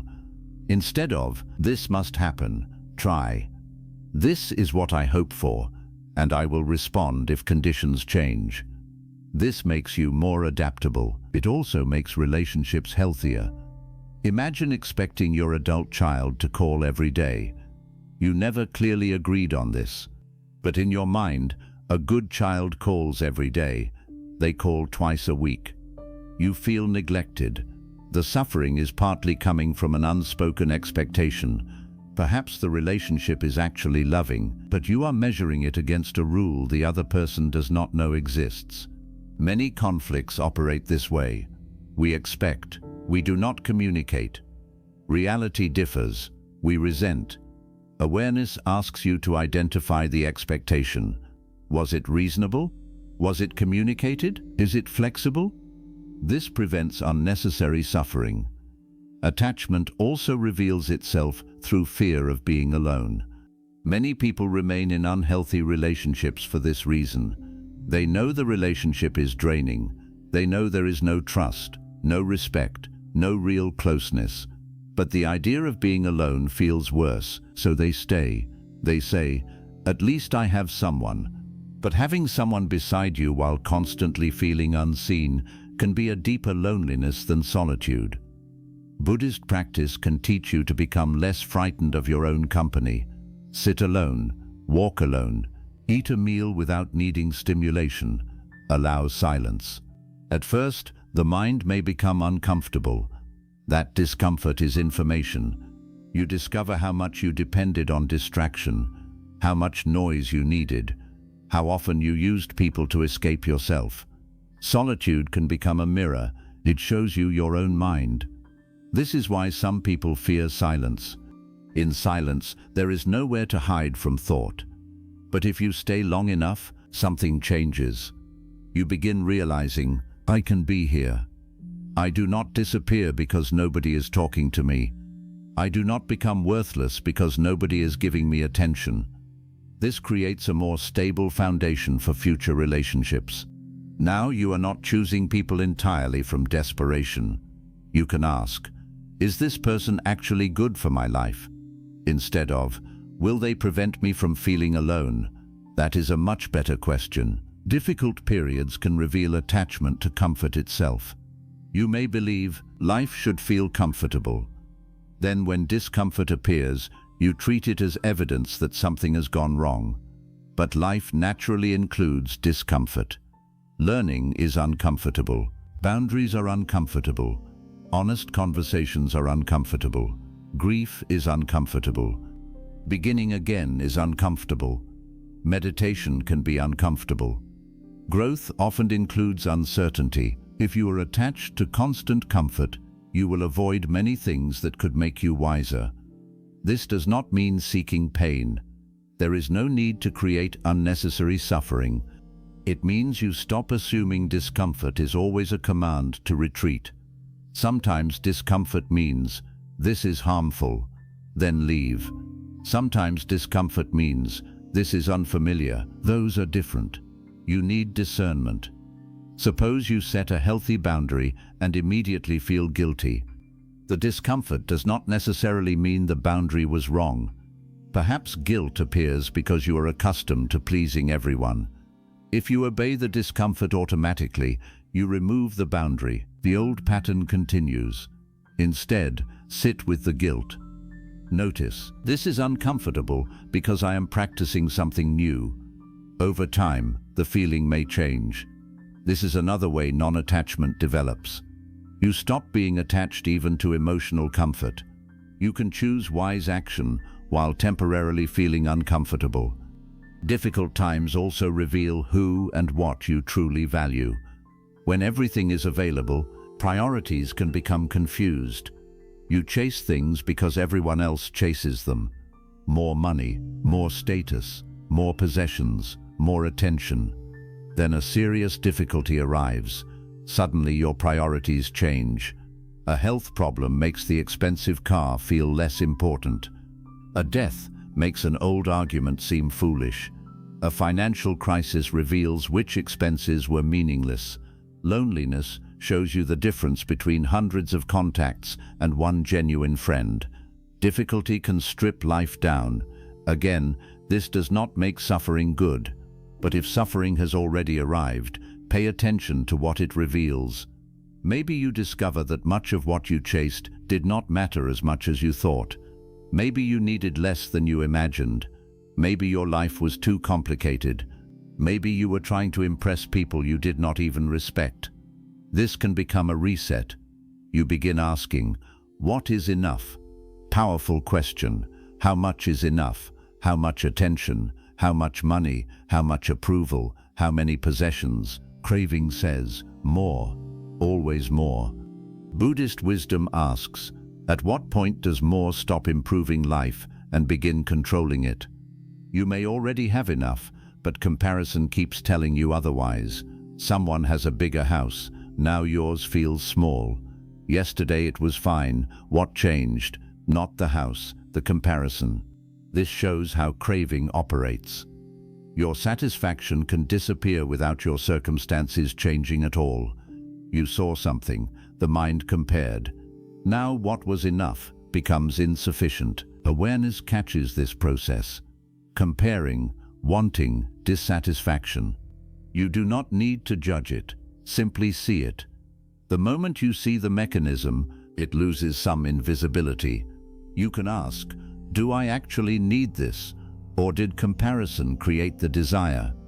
This can simplify your life enormously. Attachment is not defeated by hatred.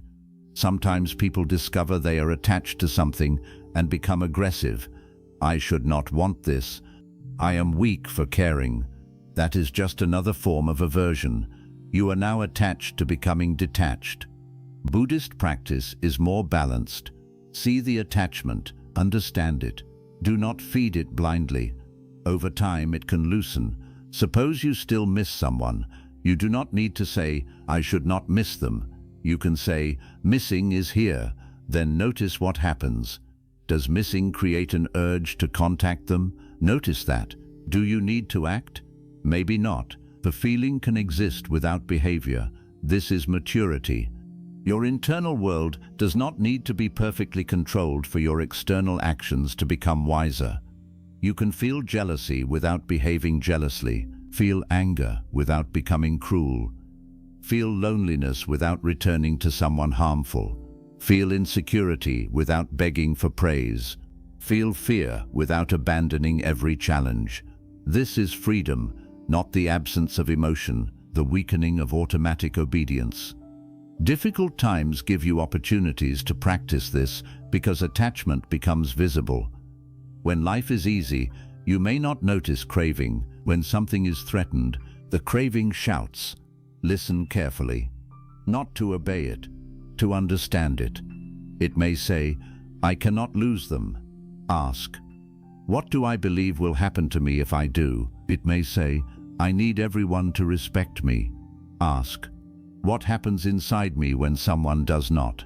It may say, I cannot tolerate being alone. Ask, what am I afraid I will meet in solitude? These questions take you beneath the surface. You are no longer only trying to control circumstances. You are studying the mind that suffers around circumstances. That is deeply Buddhist. The Buddha's path is not merely about rearranging the outer world until nothing bothers you. That is impossible. You could eliminate one problem and another will eventually appear. The deeper work is understanding craving, aversion, and ignorance within the mind. This changes the source of stability. Instead of requiring life to become perfectly predictable, you cultivate a mind that can meet unpredictability. Instead of demanding that everyone love you, you learn not to abandon yourself when someone does not. Instead of needing possessions to remain forever, you appreciate and use them while conditions allow. Instead of making identity rigid, you allow yourself to change. This does not make you invulnerable. Loss still hurts. Criticism can still sting. Loneliness can still appear. The difference is that the experience no longer automatically destroys the whole structure of your life. Your roots become deeper. Imagine two trees. One has very shallow roots. A strong wind arrives. The tree is easily pulled from the ground. The other has deeper roots. It still moves in the wind. Branches shake, leaves fall, but the entire tree does not necessarily collapse. Non-attachment does not prevent wind, it deepens the roots. You may still feel pain, but pain does not automatically become, I am nothing. A relationship may end. You grieve, but you do not conclude, my life has no value. You lose status. It hurts, but you do not disappear. Someone criticizes you. You examine it. But one person's opinion does not become your identity. This is emotional resilience, built through insight, and difficult periods, painful as they are, can reveal exactly where the roots need strengthening. Perhaps right now something is hurting you deeply. Instead of only asking, how do I get rid of this pain? Try asking another question. What am I afraid this loss says about me? Maybe that I am unlovable, that I am old, that I am unsuccessful, that I am no longer important, that I am alone, that I made the wrong choices. Now ask, is that actually what the event means? A person leaving means a person left. It does not automatically mean you are unlovable. A job ending means a job ended. It does not automatically mean your usefulness ended. A child becoming independent means their life changed. It does not automatically mean you became irrelevant. Aging means the body changes. It does not automatically mean life has lost meaning. Separate the event from the identity. This can remove a huge amount of unnecessary suffering. Then ask, what can I learn about my attachment? Perhaps you realize, I made their attention too important. I built too much identity around work. I became dependent on praise. I tried to control my children. I believed money could make me permanently secure. Do not use these discoveries to attack yourself. Use them as directions. Now you know where practice is needed. If approval controls you, practice tolerating disapproval. Not by becoming intentionally offensive, by doing what is right even when not everyone approves. If loneliness controls you, practice healthy solitude. If possessions control you, simplify. If comparison controls you, reduce the inputs that constantly trigger comparison and cultivate gratitude. If being right controls you, practice admitting mistakes. If your children control your emotional state, build interests, friendships, and meaningful routines outside their lives. Practice directly where attachment lives. This is how insight becomes action. Otherwise, Buddhism remains only beautiful words. You can listen to hundreds of teachings on letting go, but if you still chase every person who withdraws, the lesson has not reached behavior. You can speak about impermanence, but if every sign of aging creates rage, the teaching remains intellectual. The path becomes real in ordinary moments. Someone does not reply. You do not chase immediately. Practice. Someone criticizes you. You listen before defending. Practice. You want something you do not need. You pause. Practice. A plan changes. You adapt. Practice. Your child makes their own choice. You give advice without trying to own the outcome. Practice. These moments may seem small. They are where freedom is built. Gradually, you may notice that things still matter, but they control you less. You still enjoy praise, but you do not collapse without it. You still love people, but you do not beg when they clearly choose to leave. You still prefer financial comfort, but your entire sense of worth does not disappear with money. You still have expectations, but you can adjust when reality differs. This is not perfect detachment. It is a healthier relationship with change, and perhaps that is enough for now. Do not turn non-attachment into another impossible standard. You are not required to become someone who never feels loss. Practice simply holding things a little more gently. When something good arrives, enjoy it. Remember it changes. When something difficult arrives, meet it. Remember it changes too. When someone loves you, appreciate them. Do not imprison them. When someone leaves, grieve. Do not imprison yourself. When success arrives, use it wisely. Do not make it your identity. When failure arrives, learn. Do not make it your identity either. Everything becomes part of practice. This is one of the deepest opportunities hidden inside difficult periods. They show you the chains, and once you can see a chain, you can begin loosening it. You may discover that your suffering was not only caused by losing something, it was intensified by the belief, "I cannot be okay without this." Question that belief. Maybe life will be different without it. Maybe difficult. Maybe lonely for a while. Maybe uncertain. But different does not automatically mean impossible. You have survived changes before. You have adapted before. You have become people you never expected to become. Do not underestimate the mind's ability to learn new ways of living. Attachment says, "I cannot live without the old structure." Life often replies, "You have never met the person you become after it." Give that person a chance to emerge. Do not rush. Do not pretend the loss does not matter. But do not make the thing you lost larger than your entire capacity to continue. You are more than one relationship, more than one role, more than one person's approval, more than one failure, more than your possessions, more than the image other people hold of you. You are a changing process, moving through changing conditions. There is freedom in understanding this. You no longer need every part of your life to remain frozen in order to feel safe. You learn to move, to adapt, to appreciate, to release. And when something begins falling apart, instead of only asking, "Why is life taking this from me?" you may eventually ask, "What was I asking this thing to provide that it could never permanently provide?" Security, identity, validation, certainty, a reason to feel worthy? Look there. That is where the deeper work may be. You may not be able to stop the external change, but you can stop giving temporary things permanent responsibility for your inner stability. That is one of the great movements of Buddhist practice. Not becoming cold, becoming less enslaved. Love fully, care deeply, participate in life. But remember that every conditioned thing changes. Hold with open hands. When it is here, appreciate it.